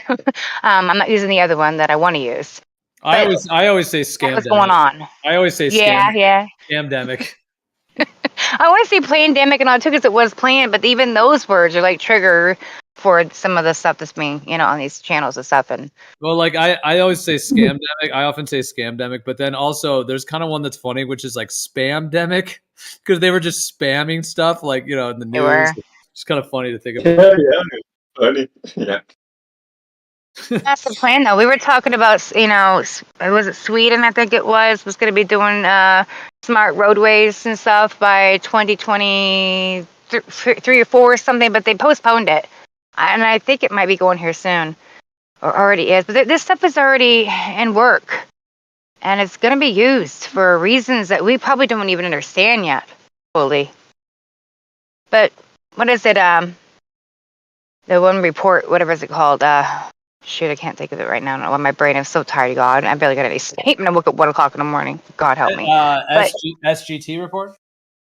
No, the Minority Report, the movie. It feels more like that. Like it's actually going to work where they can track you, pre-crime, all the shit they want to do. I think that's what's going to start happening.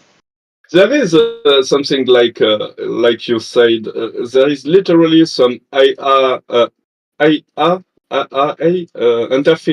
artificial intelligence tests ongoing on video camera to try to determine your intention. Like if you go on a bus and with a bad intention, the IA is looking at you on camera and trying to determine your intention and being getting some warning to authority if you are badly intentioned. Yeah. But without even doing something, just by looking at your face and your body language and so on.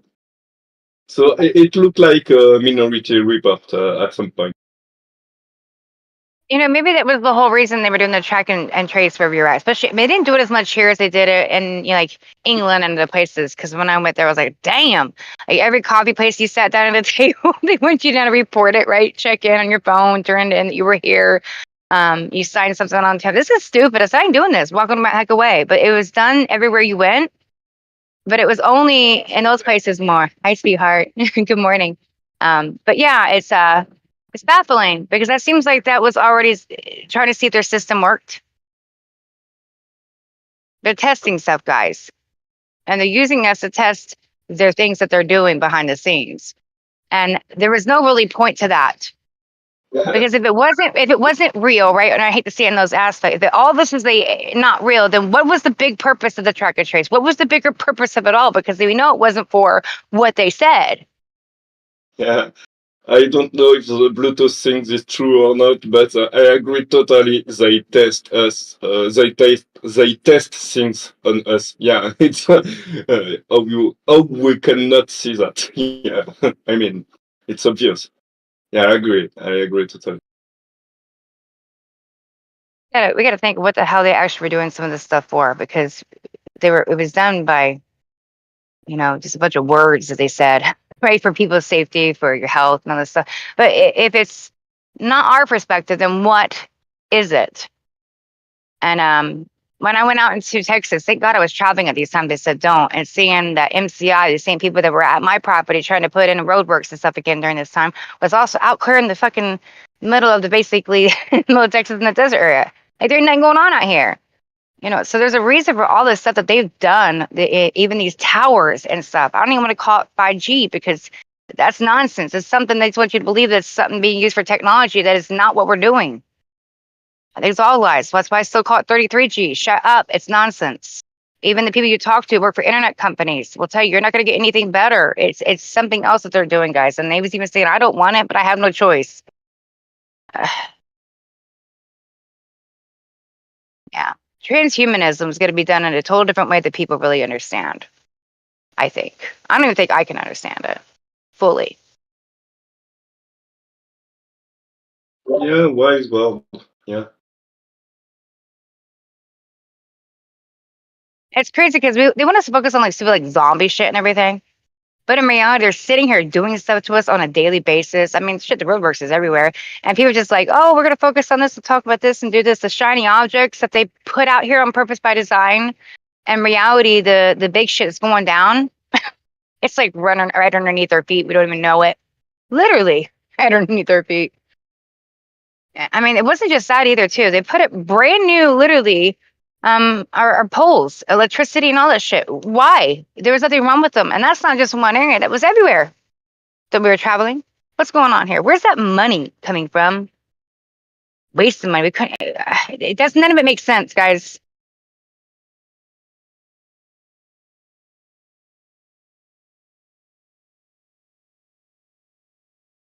We could all be focused on the wrong shit, right?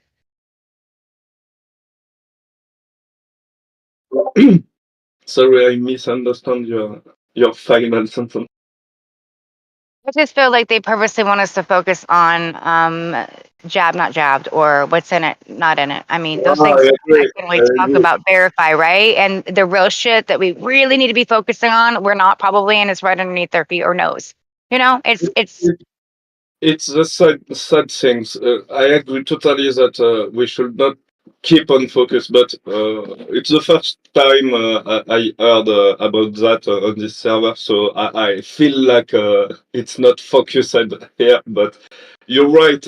I feel that they use that to force us to focus, but there is some interest in it. We need it's the bad news. You know. We know that it's diverting purpose things, but we need to look into it to understand what is going on. You know, does it make sense? Absolutely, though. Yes, I'm on the same page with you, honey. It's actually quite eerie when you start thinking about it. Don't even have to think down the zombie aspect, but just the Yeah, nastiness that they do. sorry, it blew my mind. It's not NFS. It's I don't remember. CDC. The CDC doing some breakdown on zombie and Yeah. then just Amazon breakdown on zombie. I am like, oh the fuck! Oh, they are pushing that. It looked like a blue beam things, you know. And yeah, I listen to Geo just when I come telling, yeah, it may be mixed with Bluebeam. I totally agree on that. I think it's some part of the damage control things on Bluebeam because they cannot do Bluebeam as Serge Mona just shown us. Because he just killed Serge Mona is the journalist. Journalist is the word. Yeah. Anyway, is the person that push the Bluebeam things on the mainstream. He was the whistleblower that push the Bluebeam things on the mainstream, and I think because of him, they cannot use Bluebeam as he described it. Does it make sense? No, I get what you're saying.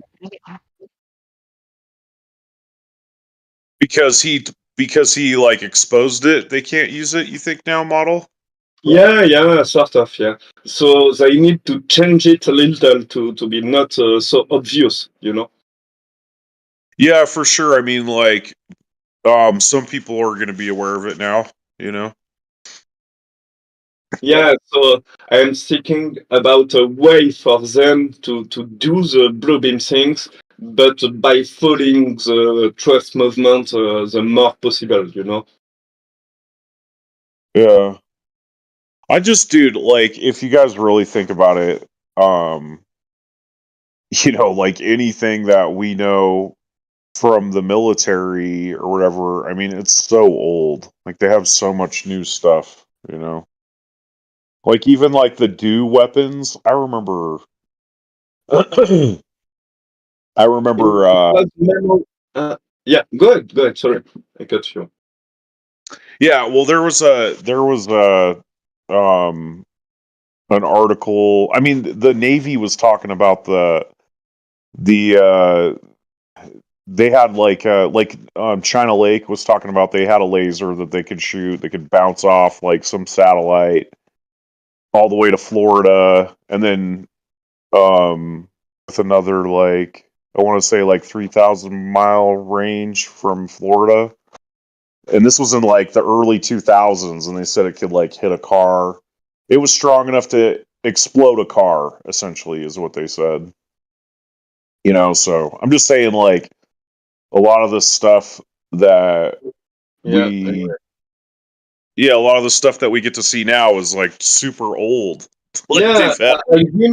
I remember some mind-blowing picture about North Pole or South Pole. I don't recall, but there was huge bunch of like when I said huge, it's like I can the large boat nearest looked like a toy. You know what I mean? It's a huge bunch of glass, not glass. I don't recall the name in English, but the glasses, you know, and just cut into a square, not a square, a rectangle, but a perfect rectangle of glasses over the water. And it was just when the first airplane with some nose with a laser was just built. It was back 10, not totally 10 years ago, but 10 years ago, there was already something strange and odd going on with do. Oui. I don't know how to pronounce this word. I'm sorry. Directed energy weapons. I mean, so yeah, it's old. I agree. They get this new type of technology, but they are just announcing it. It already existed. It's Well, and just see, that's the problem. Is I think we all, not we all, I can too, get stuck in sometimes the stuff we talk about, right? But if we actually everything we apply to things we say, if we do that in the world, then we have talked about resets. They have obviously had this technology long, long, long time ago that we have now. Everything's already been done. They're giving us old shit. So then why are we even thinking that the now is what they're doing to us? Literally, they have way more technology than we can even think of. They haven't even shown us. So we have no understanding of what they're actually doing. But it's more than this. So we can't focus on just this. It has to be looking into what else can it be? Because we know there is. We say it every day. Whatever they're doing, they're playing games with us right now. This is a theater. So they're showing you, this is what we're doing. Look over here, shiny, fight over this over here, Trump this, that. I mean, it's so many shiny objects that we're all just occupied, even our own communities, right? We're occupied talking about this stuff, but they're already focused like 50 steps ahead of us. So we're focusing on the wrong things and they know it because they're giving it to us. This is why everything that you see, you're supposed to see. Yeah, it's exactly when you believe in the globe, you you will try to explain some sort of things with alien and so on. It's exactly the same type of things you are explaining. Yeah, you will focus your explanation on wrong things because your lack of input data. You know. But that is corrupted everywhere we go to try to find the truth, right? And then it gets deeper and the rabbit hole gets deeper and you're like, damn, I can't get to it. It's too far away. Because in reality it is. It's so far advanced beyond our understanding, truly. We're getting a little bit of a grasp of it, is what I think. But the full potential of what's really happening, I don't even think we're close. And this is why when I see stuff that is not being explained to us, no one is talking about, and it's happening right in front of you, those are the most important things. Pay attention to those and why they're happening. Timing is so key in this world, that they do it in their own time on purpose. So when that thing happened and locked everybody down and the roadworks were going everywhere, I went to Texas, they were there too, everywhere. And they did it at night. And people's residential areas as well, right in front of y'all. But nobody even questioned it. They're not talking about it still because that's not what they want you to focus on. We're just doing roadworks. Don't mind anything. Our road has been worked on for how many years? It hasn't stopped. What are y'all doing? And you're not fixing our roads. In fact, they're the worst I've ever seen. You know, pothole Indiana, it's now worse than that. So where is this infrastructure that they're putting in? They talk about a massive infrastructure, but I think it's happening right underneath us, right underneath our nose, guys. And we have no control over it because we don't understand it at all. And that's a little eerie, to be honest. But everything in life is that way. That's why people should be upset. Because everything you know is just bullshit. And they keep us all happy and entertained with even talking like we do. This entertains me, yes. This entertains everybody. That's why we're here. Not just for helping others. It does help you. But it's still like we're all focused on the shiny objects that they're giving us. What are the objects that are not being shown? How do we get there? You know, for me, I'll just say this. I think that the thing about FE is it changes the world from Star Wars to Dungeons and Dragons. And honestly, I think the more I think that I think a lot of this realm is very spiritual. It's way more spiritual than what we've been trained to think. We're trained to just think in nuts and bolts and computer screens and microchips. But there's a spiritual aspect to this place. There's like a Dungeons and Dragons to this place, this realm, and there's rules and regulations that even they have to abide by, right? Like even they tell us, right? Like you know what I mean? Like they're playing by a rule set too, but we don't even know it. We're not trained to look for it or think about it, and I think that that's like kind of a big deal to this too. Is trying to lift the veil back on that part of our lives as well. Main thing I focused on in life is talking to people, but also the journey within. And that deeply matters, y'all, is focusing on yourself and the spiritualness of this world. I believe in energy, all that stuff. And the more you start doing this, the more you start becoming aware of your reality and becoming part of it with it. You feel like there's a connection, but we've lost that connection. We're too busy. So no, it's the most beneficial thing that I've done in my life, right? Is focusing on the internal instead of everybody else. What fucking worrying about, worry about you and that spiritualness, right? That is actually of this world, but it's been taken from us. And I think a lot of it has to do with frequencies and energy and all that, yeah. Which is the most probably important thing on this place. We want technology, but that's being used against us. And I think technology can be a beautiful thing, but it has to be done right. But we're all wanting convenience and fun, Yeah, technology, it's a double. I don't know how we tell this. Double-edged sword. Yeah, I know what you're going to say. I think it's double-edged sword. Nice. Yeah, because for them and for us, because it's with technologies that we are able to show the Earth is flat. So I mean, it's with technologies that we are able to show every CGI gap in the NASA stuff. So we can use technology against them. You understand what I mean? I do. Yes. Like I'm literally trying to do that. In my, I don't. I'm not telling that I will. I will. Oh, I lost my word. Sorry. I mean, I am trying to use technology to understand what is going on every subject, but flat Earth is one of them. Light and so on. I am trying a lot of stuff. I rediscover science. So Absolutely. Go ahead, man. please. I've talked enough. Sorry, the cutter offer over here.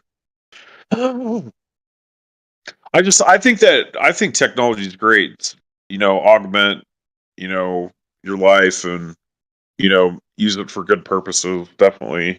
I mean, it frees you, right? Like, because time's the most precious thing, right? So, if you can use technology and gain more time to do creative, like worthwhile work, then it's great, man. And help you find stuff. Anyhow, it's been nice. I've really been enjoying this Discord and all you folks. And anyhow, I'm gonna go to bed. Have a good night, sweetheart. You too. Have a good night. Night. we're using technology. I love technology. Don't get me wrong, we do, but when we're using it also for our advantage and maybe a little bit against them. But then I think about when I say that out loud, I'm like, are we? Because if they're so advanced ahead of us, they're giving these platforms on purpose because they can. They know that we're going to talk about things that they're already way advanced on. I mean, we're not going to. Because they gave us this shiny objects. So these platforms talking about it all, they don't mind it. This is why I said we tried to do so. I agree with you. They are like with a huge advance, but they cannot think about what we can do with the low technology we have. So they are like surprise someone. There is a lot of damage control done because of that. You know what I mean?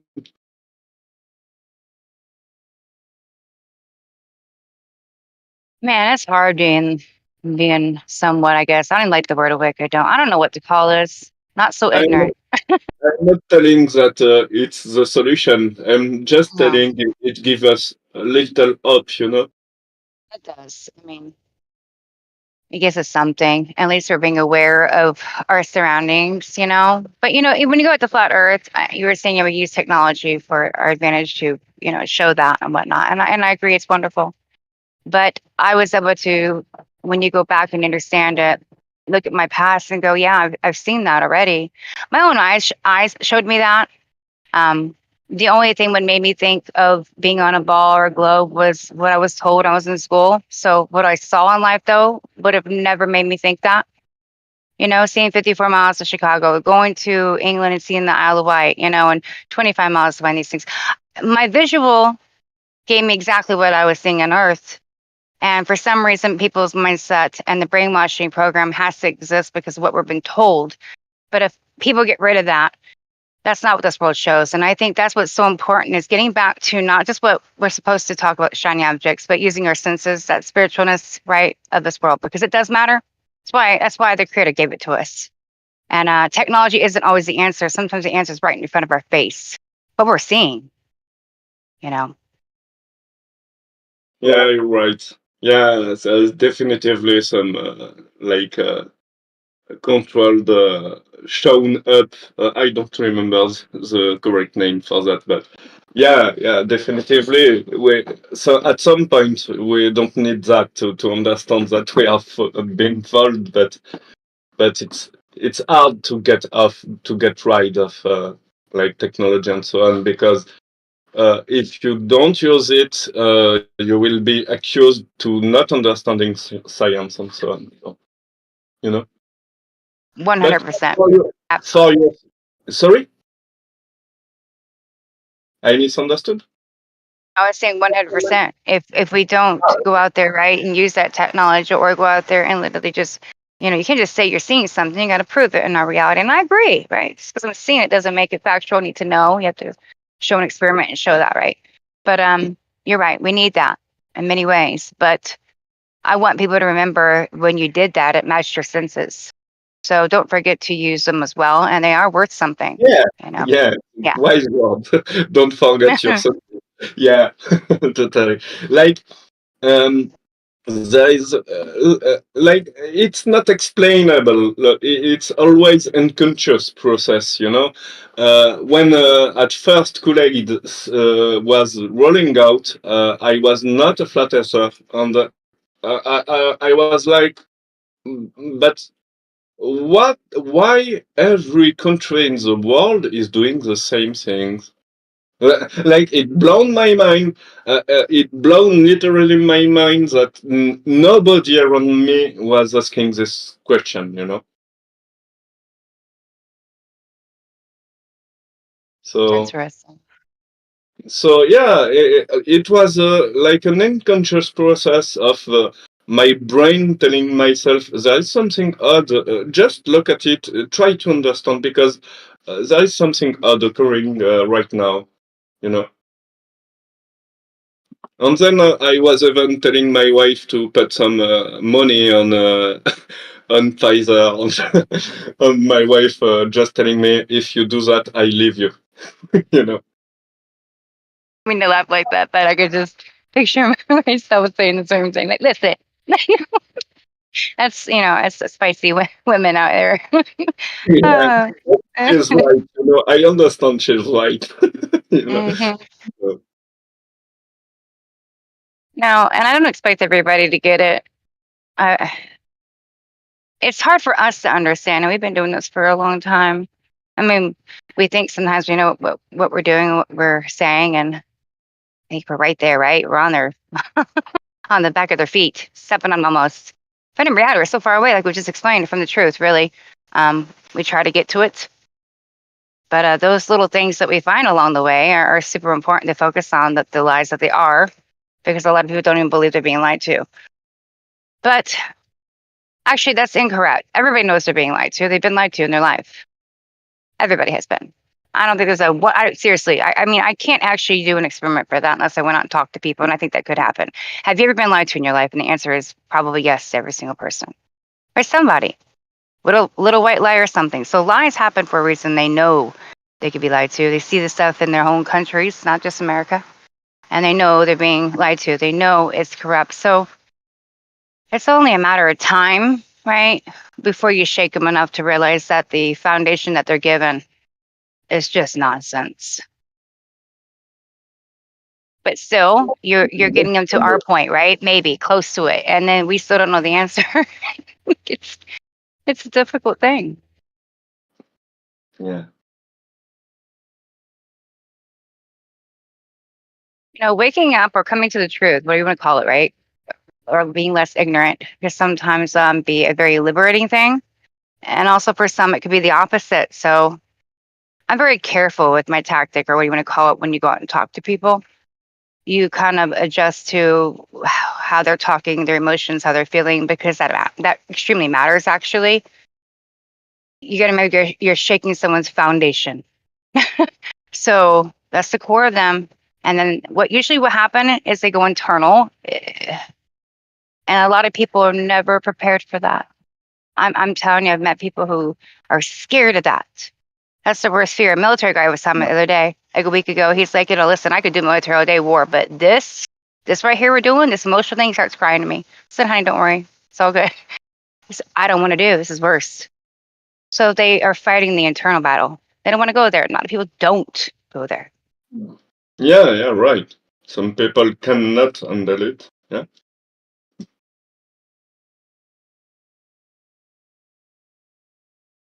I think they can. It's just a lot of people don't have the support. As you see, we have a hard time finding it. So they have to have an avenue for people like this. It's almost like addiction, right? You need people to talk to. Yeah, I'm asking myself what is really going on, because like in the mind, the process of the mind and so on, because just yesterday I tried to go on medicinal mass media. I don't know if you heard about this Discord.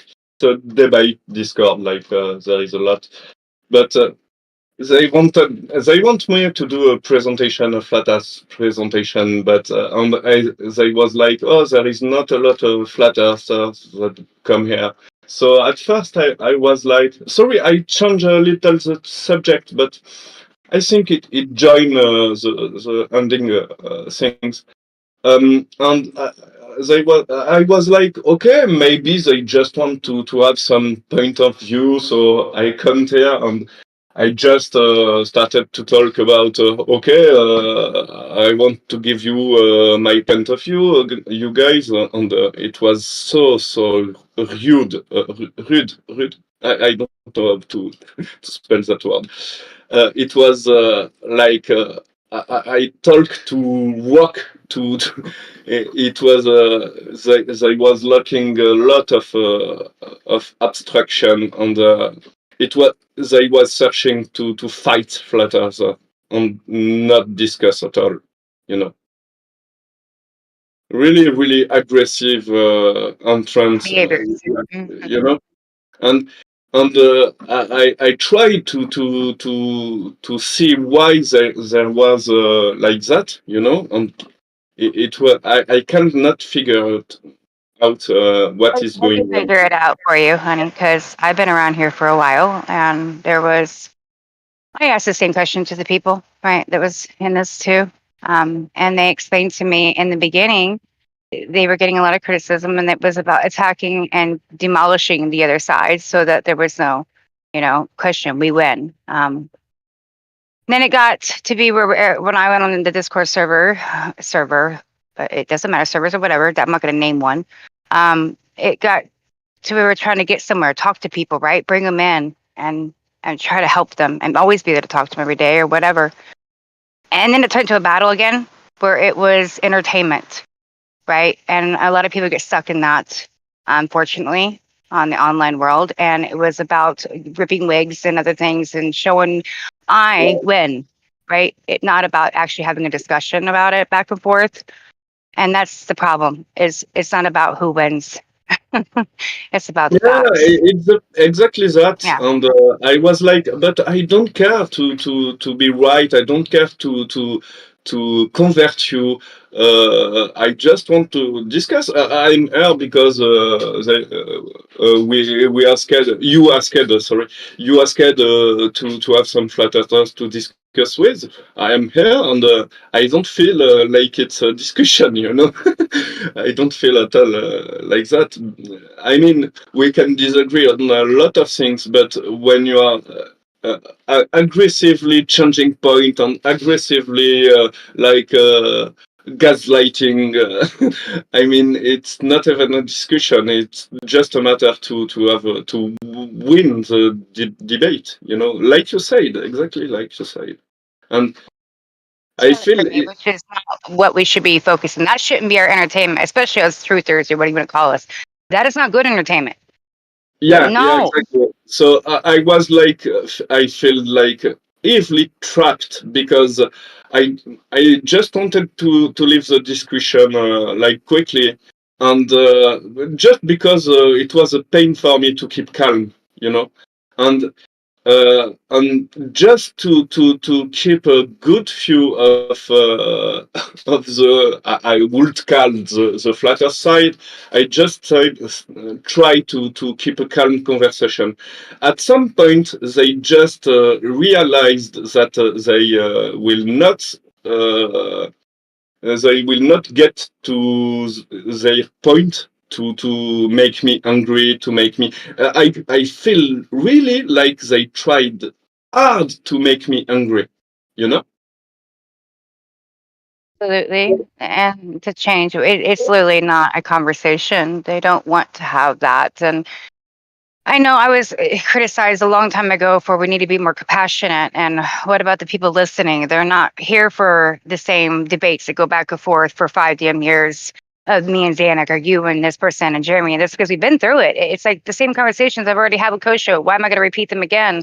Unless we have something intellectually to talk about back and forth and it's a conversation. But this screaming or getting upset with you're raising my energy to a place that I don't want to be is not the type of entertainment that we should be allowing or wanting in our lives because it's toxic. I don't care. That's any server.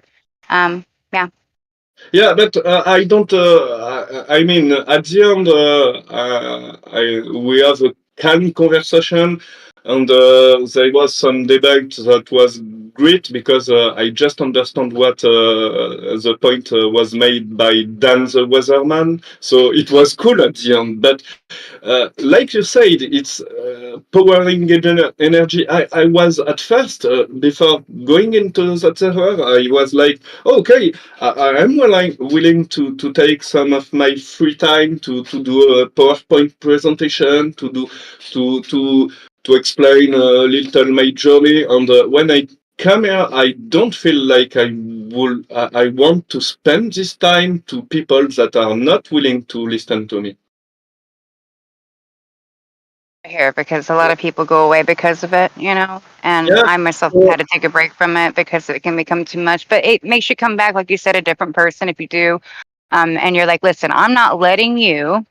You think you're going to get me, but I'm not going to let you do that anymore. You can have that conversation with yourself. Goodbye. It's just, we have control over that. We do. Yeah, but Glad you're still here, though, honey. It's good. We need people like you all over the world having these conversations. And We could disagree about a lot of things, and we could probably agree about it, a lot more.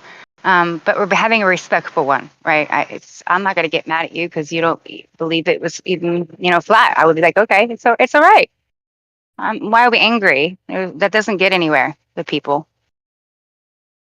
Yeah. We need to pull people in. How do you pull people in with good, loving energy that makes people want to rock and party and have fun? That kind of vibe, that loving energy, is what makes people want to stay. It's intoxicating.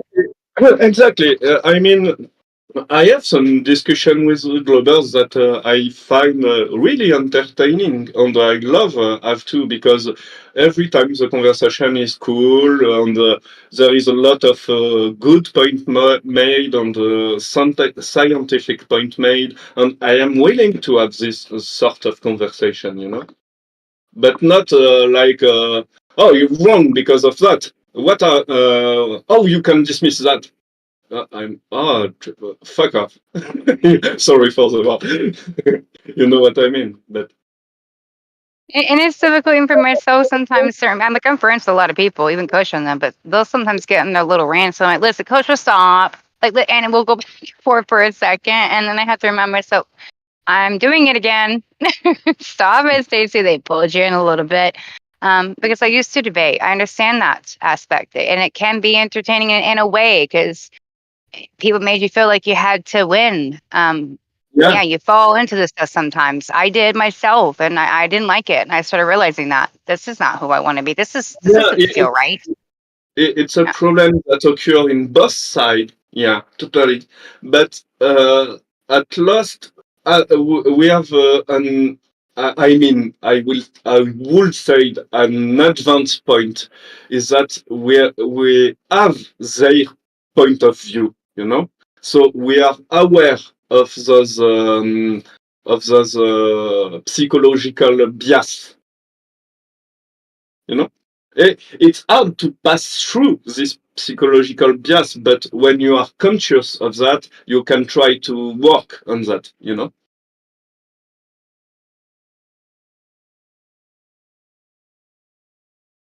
Things change along the way. I'm thankful for all the stuff that I had been through. And I think if you look back, you probably are too, because it does make you a better person within, to overcome and to better yourself, control yourself more, because I think that's a big issue. A lot of people just react and Yeah, respond instead of, stopping and thinking and then responding.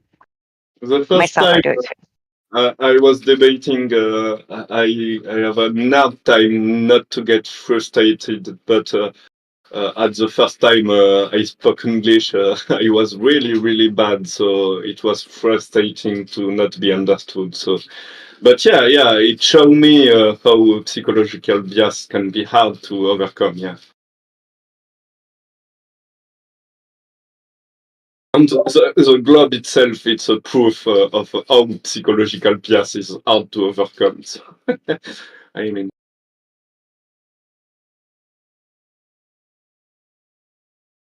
So crazy too. And when you're here for a while, you realize how many people you know, and you're like, oh my God, look, I know too many people. And it's a good thing though. And I didn't even realize Snacks. I mean, I thought I knew him for a little while, but I'm like, wait a minute.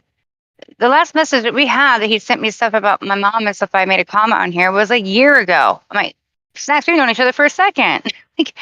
and that's just, recently when I'd pop in for a moment. So I wasn't gone for a total of 2 years, but it feels that way when you're not here all the time. But I did take a massive step away, almost a year, which was good. But these conversations will always bring you back, and these people will always bring you back because there's a place to come where you can have them, and you realize, yeah, even the ones I have bowed along the way, hey, what's up, guys? Like, there is something powerful in this.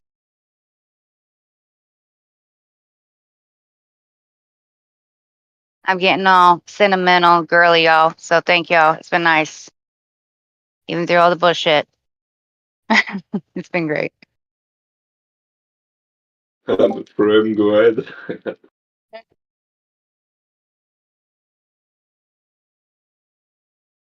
Glad nobody came in here to stir the conversation somewhere else. Horrible, because that happens all the time too. They ping, ping, ping. Here they all come. Like, oh, please, no, don't. You guys come in packs. Here we go. You know.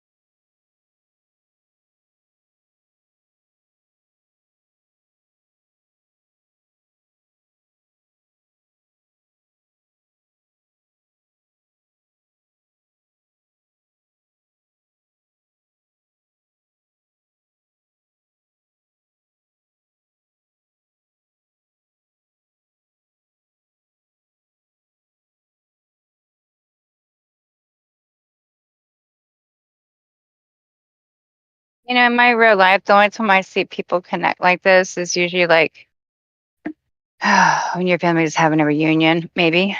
We don't really have those anymore in my family because many of us left, really.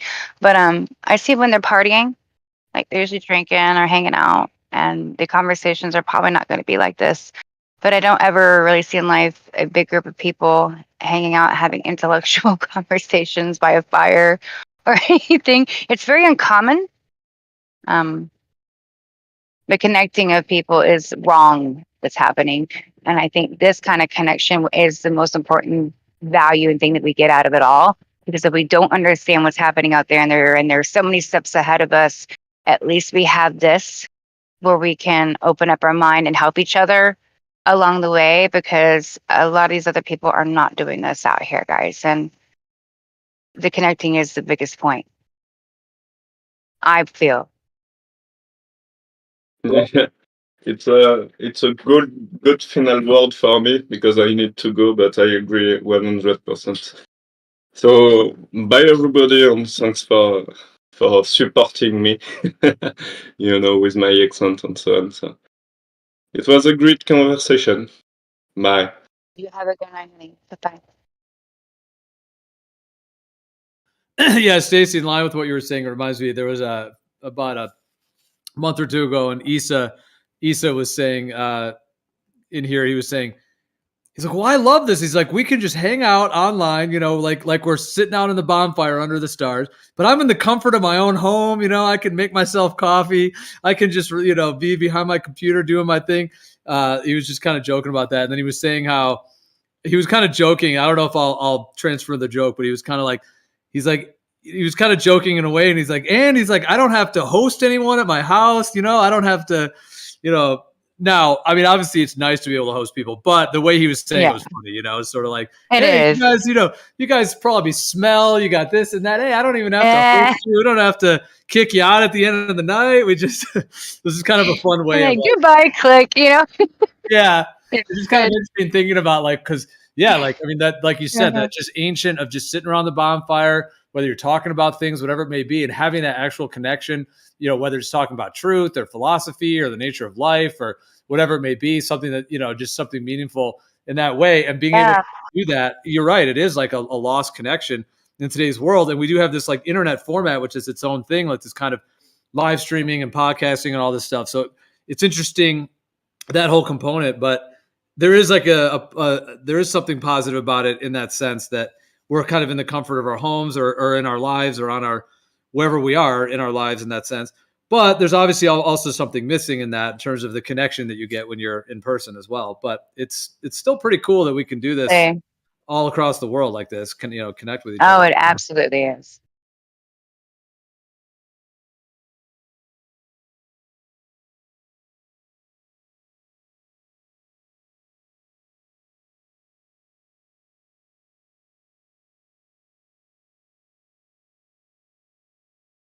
Yeah, I mentioned I went to that one years ago. It was actually called Flat Camp, and it was like a flat Earth meetup, but it was like a camping type thing that this guy did, and it was awesome. Yeah, like ODD was there. I got to meet him, and talk with him for a few hours under the stars. We had a big bonfire going, and it's basically like just everyone was camping, and there was a bunch of people were cooking food and just enjoying life and hanging out. But what was so cool about it is because it was like flat Earth related in that sense, it was just an incredible vibe. Just everybody was in such like good spirits, and every single person there like was just having amazing conversations. Like you could just go up to anyone and be like, so like, what was your story? Or, ask them about their journey or their story. Or you could just bring up any topic like, oh, have you heard of this? Or have you heard of that?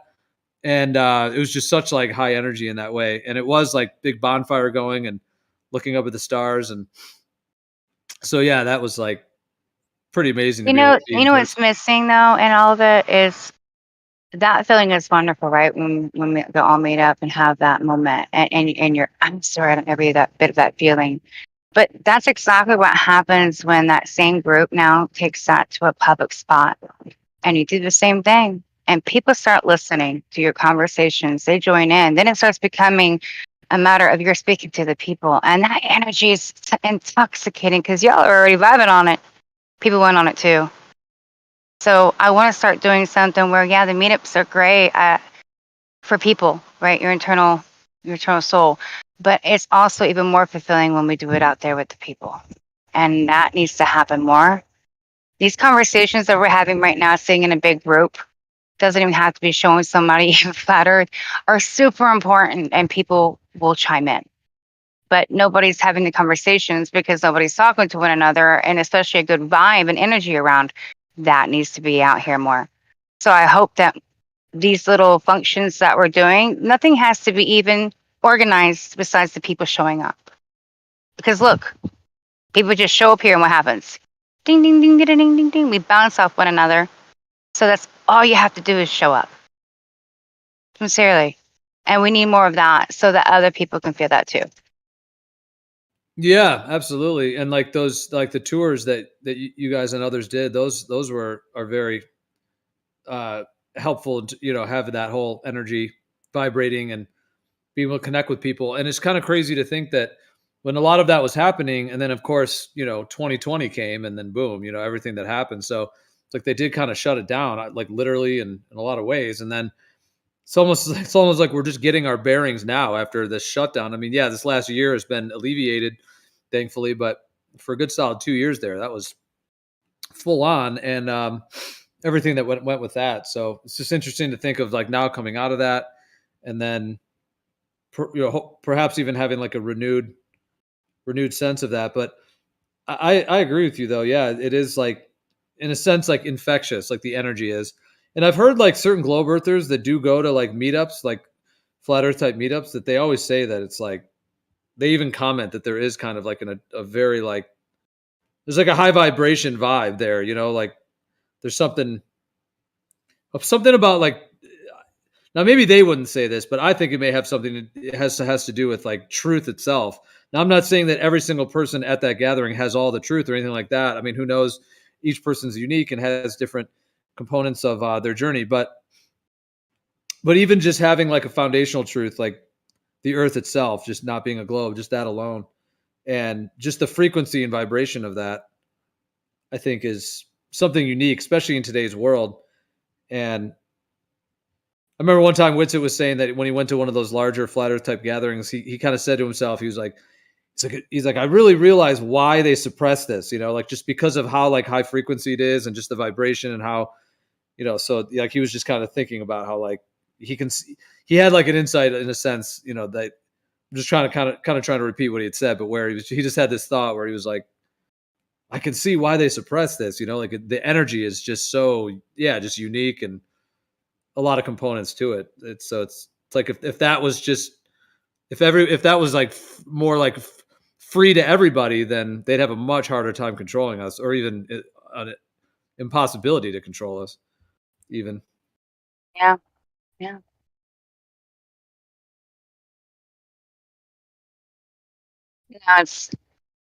It's a good thing that everybody's done stuff out here too, by the way. I know we said we need more of it out there in the streets and gathering together in that way, but I'm still thankful that people are still having these connections, because shit, like we just said, is uncommon in the world. So always be blessed and thankful for what we got, right? In a way, damn. Even though it's a theater and it's all bullshit, we're still thankful. Us good ones out here, especially for waking up every morning. Actually, putting my feet on the ground, even the ones that don't even have legs, being able to breathe and be here.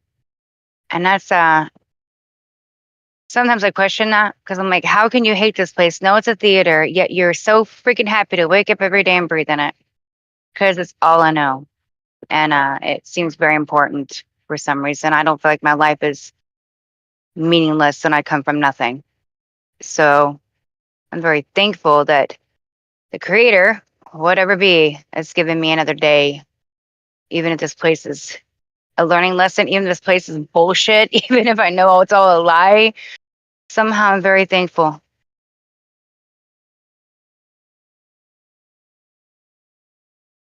Some of it I think too is that,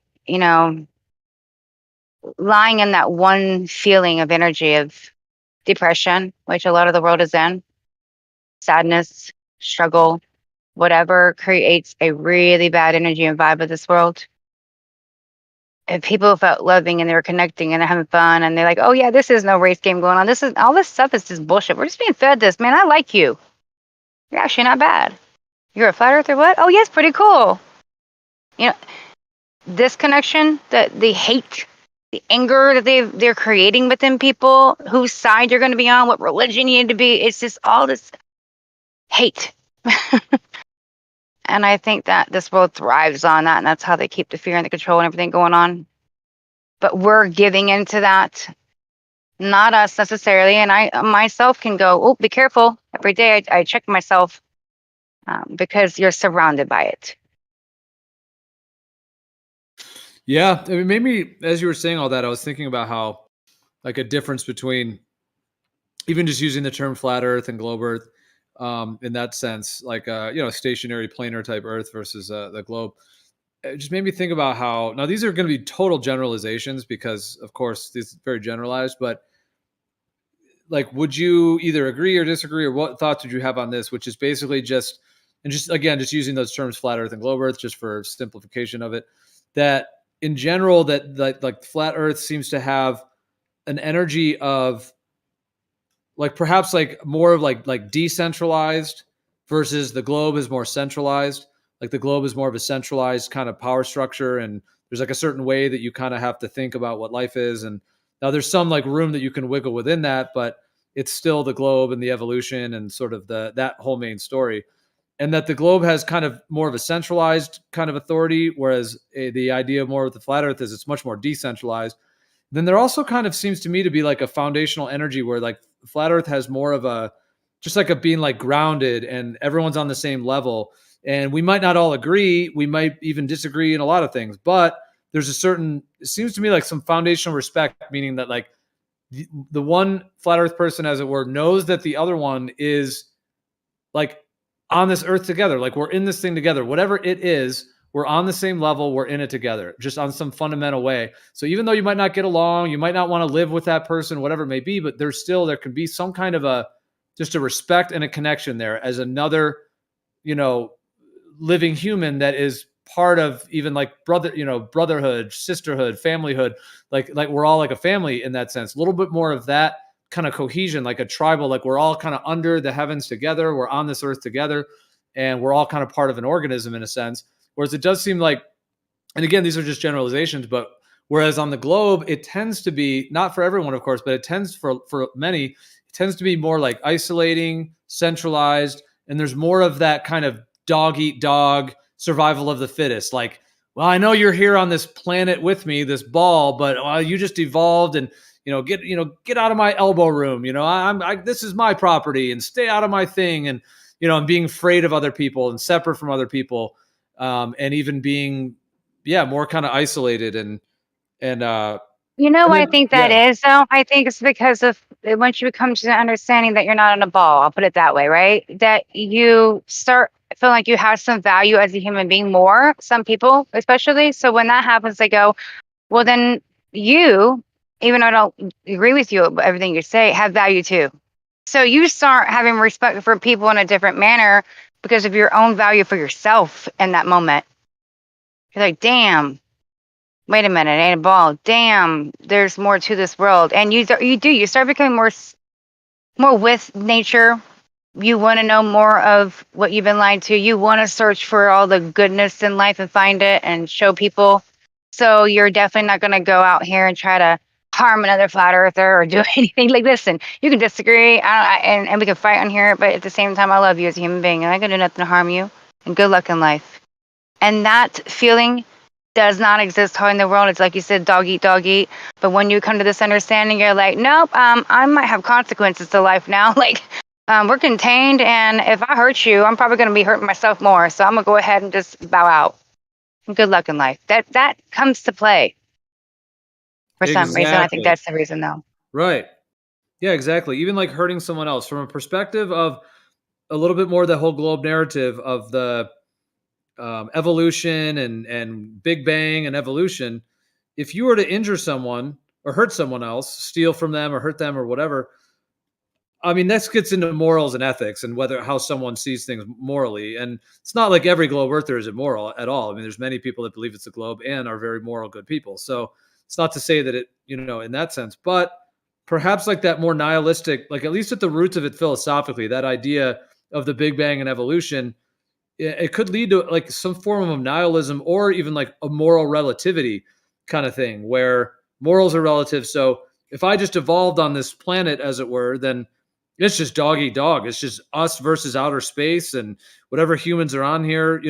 There's that potential to kind of, do as thou wilt or whatever, where they just do whatever they want. And there could be, I'm not saying all globe earthers at all. I'm just talking about the general psychology or that general thing of if we just evolved and then morals are kind of relative, then yeah, perhaps you could hurt someone and think, well, it doesn't matter. The person who hurt that person could say, well, yeah, I'm just going to steal from them because we just evolved from monkeys. And hey, if I can get their thing by stealing, or if I can hurt them or steal from them or lie to them or whatever, and then get benefit out of it, then, they don't think it's hurting themselves. But and again, it's all generalizations, but from a more like a stationary planar earth type of perspective, like you said, like if we're all part of an organism, then if you hurt someone else, that would be like, yeah, hurting yourself. Because if we're all like in this thing together, like we're in this realm together, or even if we see it as an organism or Mother Earth or whatever it may be, like we're like, they've even in the ancient times, they would call it the womb of Mother Earth. Like the earth is like the womb of Mother Earth, like the cosmic egg.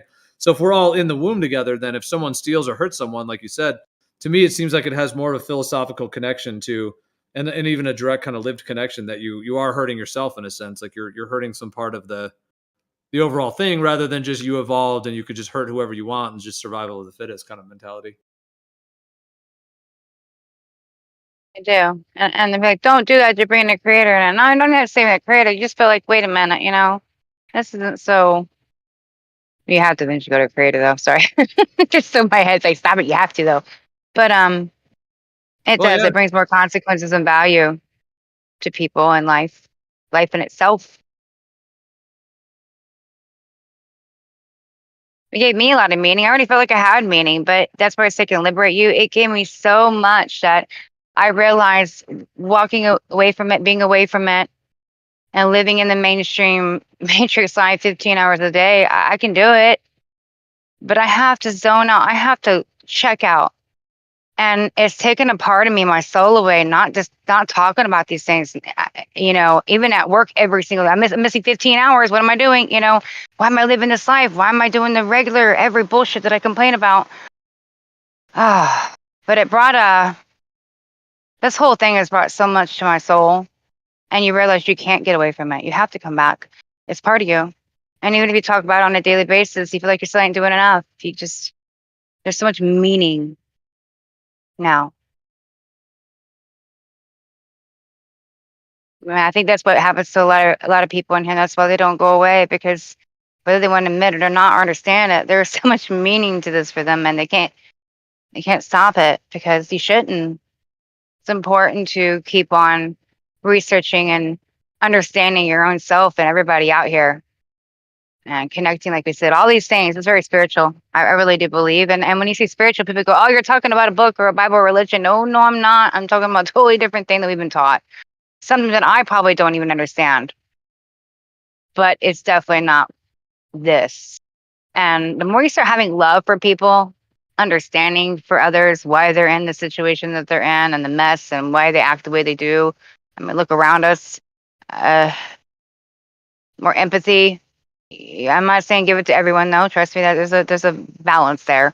But it starts becoming a better place for you in this world too. I can't explain enough to people that your energy affects everybody, and their energy affects you. So there's a point to this.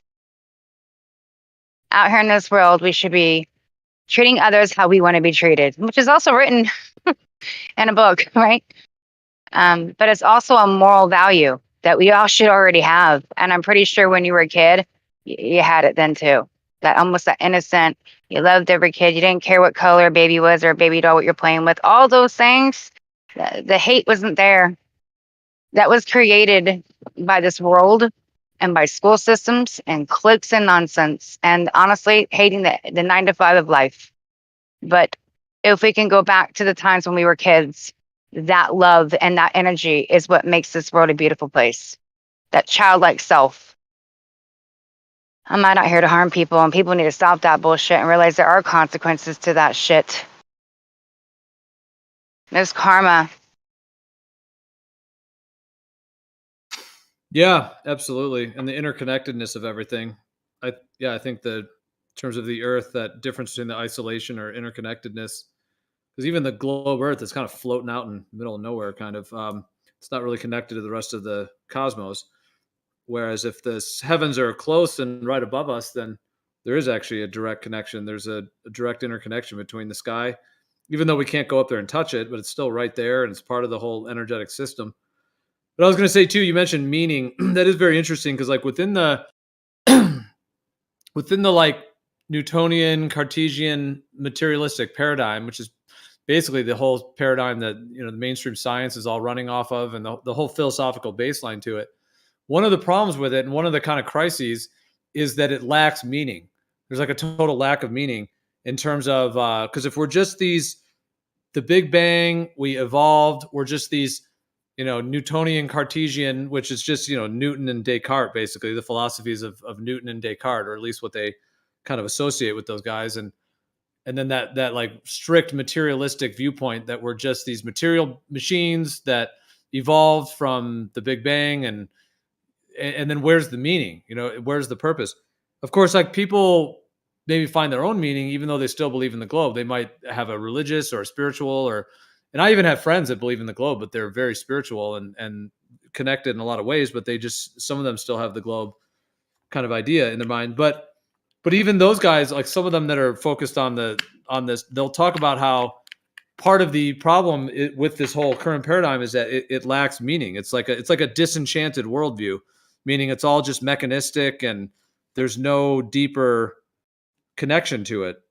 Whereas just the basic stationary Earth, and whether you add planar geometry, but like basically it not being a globe, it's not moving, we're on the Earth, whatever it is, just that basic thing. What do you think about how do you think that can affect meaning? Because some of my thoughts on it is it seems like it integrates or reintegrates the source of meaning that was detached and removed in the whole globe materialistic paradigm. And it has the potential to do that, especially if it reconnects someone with, some form of creative intelligence, however that comes through for them. That already brings the meaning back. But then even on top of that, if there's even like there's a rich wellspring in which meaning can be gleaned from, whereas on the globe model, you have to really kind of try to ad hoc it. You have to ad hoc it together and kind of cut and paste your own kind of system to glean meaning.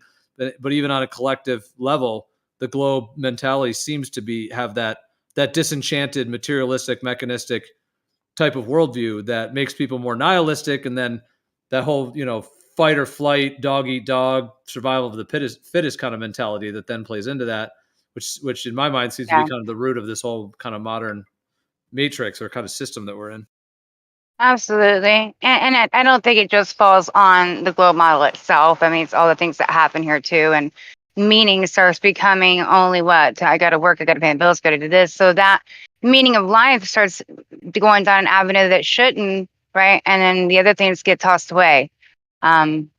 you hardly think about them. And then you just deal with life, right? Doggy, doggy, word. You get told this is life. You got to deal with it. Get up, right? Wipe it off and go on. Sorry, I just dropped something. And people just feel this is what has to be. But when you get shaken, right, or what do you want to call it, and you have a different viewpoint of the world now, and realize that, oh wait, I'm being lied to, and what I'm standing on may has some meaning here now, because none of that before did, and it's supposedly so much light possibly out there, and it's never ending, and we're just fucking spinning through space, and we came from nothing, and the story of bullshit. There isn't much meaning. You're right, but in that moment, it shakes your core, shakes your foundation. So you have to start realizing that there is a little bit of meaning to things. You re-question things. So that moment of realization of you've been lied to, yes, on a grand scale, and what you're standing on is a little bit more precious and probably purpose. It has a purpose. And then if it has a purpose, so do you. And why am I here? Questions start happening more. And if it's contained, who, how, is this all there is? So yeah, you start going to deeper things, and then things have meaning. You're not thinking about the 9 to 5 anymore. Dog eat dog world. You're thinking about, wait a second, my life, your life, everybody's life. And it makes you question things. But I do, real quickly, I do have to go. I could stay here all day, as we all know. I really could, because you guys are entertaining, and it's great. So thank you for letting me monologue back and forth to the Geo. It was nice. It's like the old days, sweetie. Yeah. It's great that I we got appreciate to. you, honey. Do that again. Yeah, for sure. Yeah, you as well. It was great to be able to discuss all this, and yeah, I'm probably gonna head off here in a minute too. So yeah, good Yeah. timing, and yeah, cheers and great talk, and That's we'll. good. It sounds like we're both in a good spot too. Spiritually and everything. I can kind of feel that within you. If you ever need a friend to talk to, don't forget that I'm here, and I'll always be here, sweetie. So thank you for everything and the server and all that. Never take any. Please don't take anything ever personal when I get mad about servers or any of this stuff. You should know that's not ever directed at you, and we have a more of an understanding of what goes on right behind the scenes and all that crap. So just know that I appreciate you. And if you ever need a friend to talk to, I'm here, sweetie. And we will catch up soon. Okay. Yeah, sounds good. Yeah, you as well. Same back to you, and yeah, hope you have a good rest of your morning and day. You too, And, sweetie. You too. Bye, hon. okay. Yep. Cheers.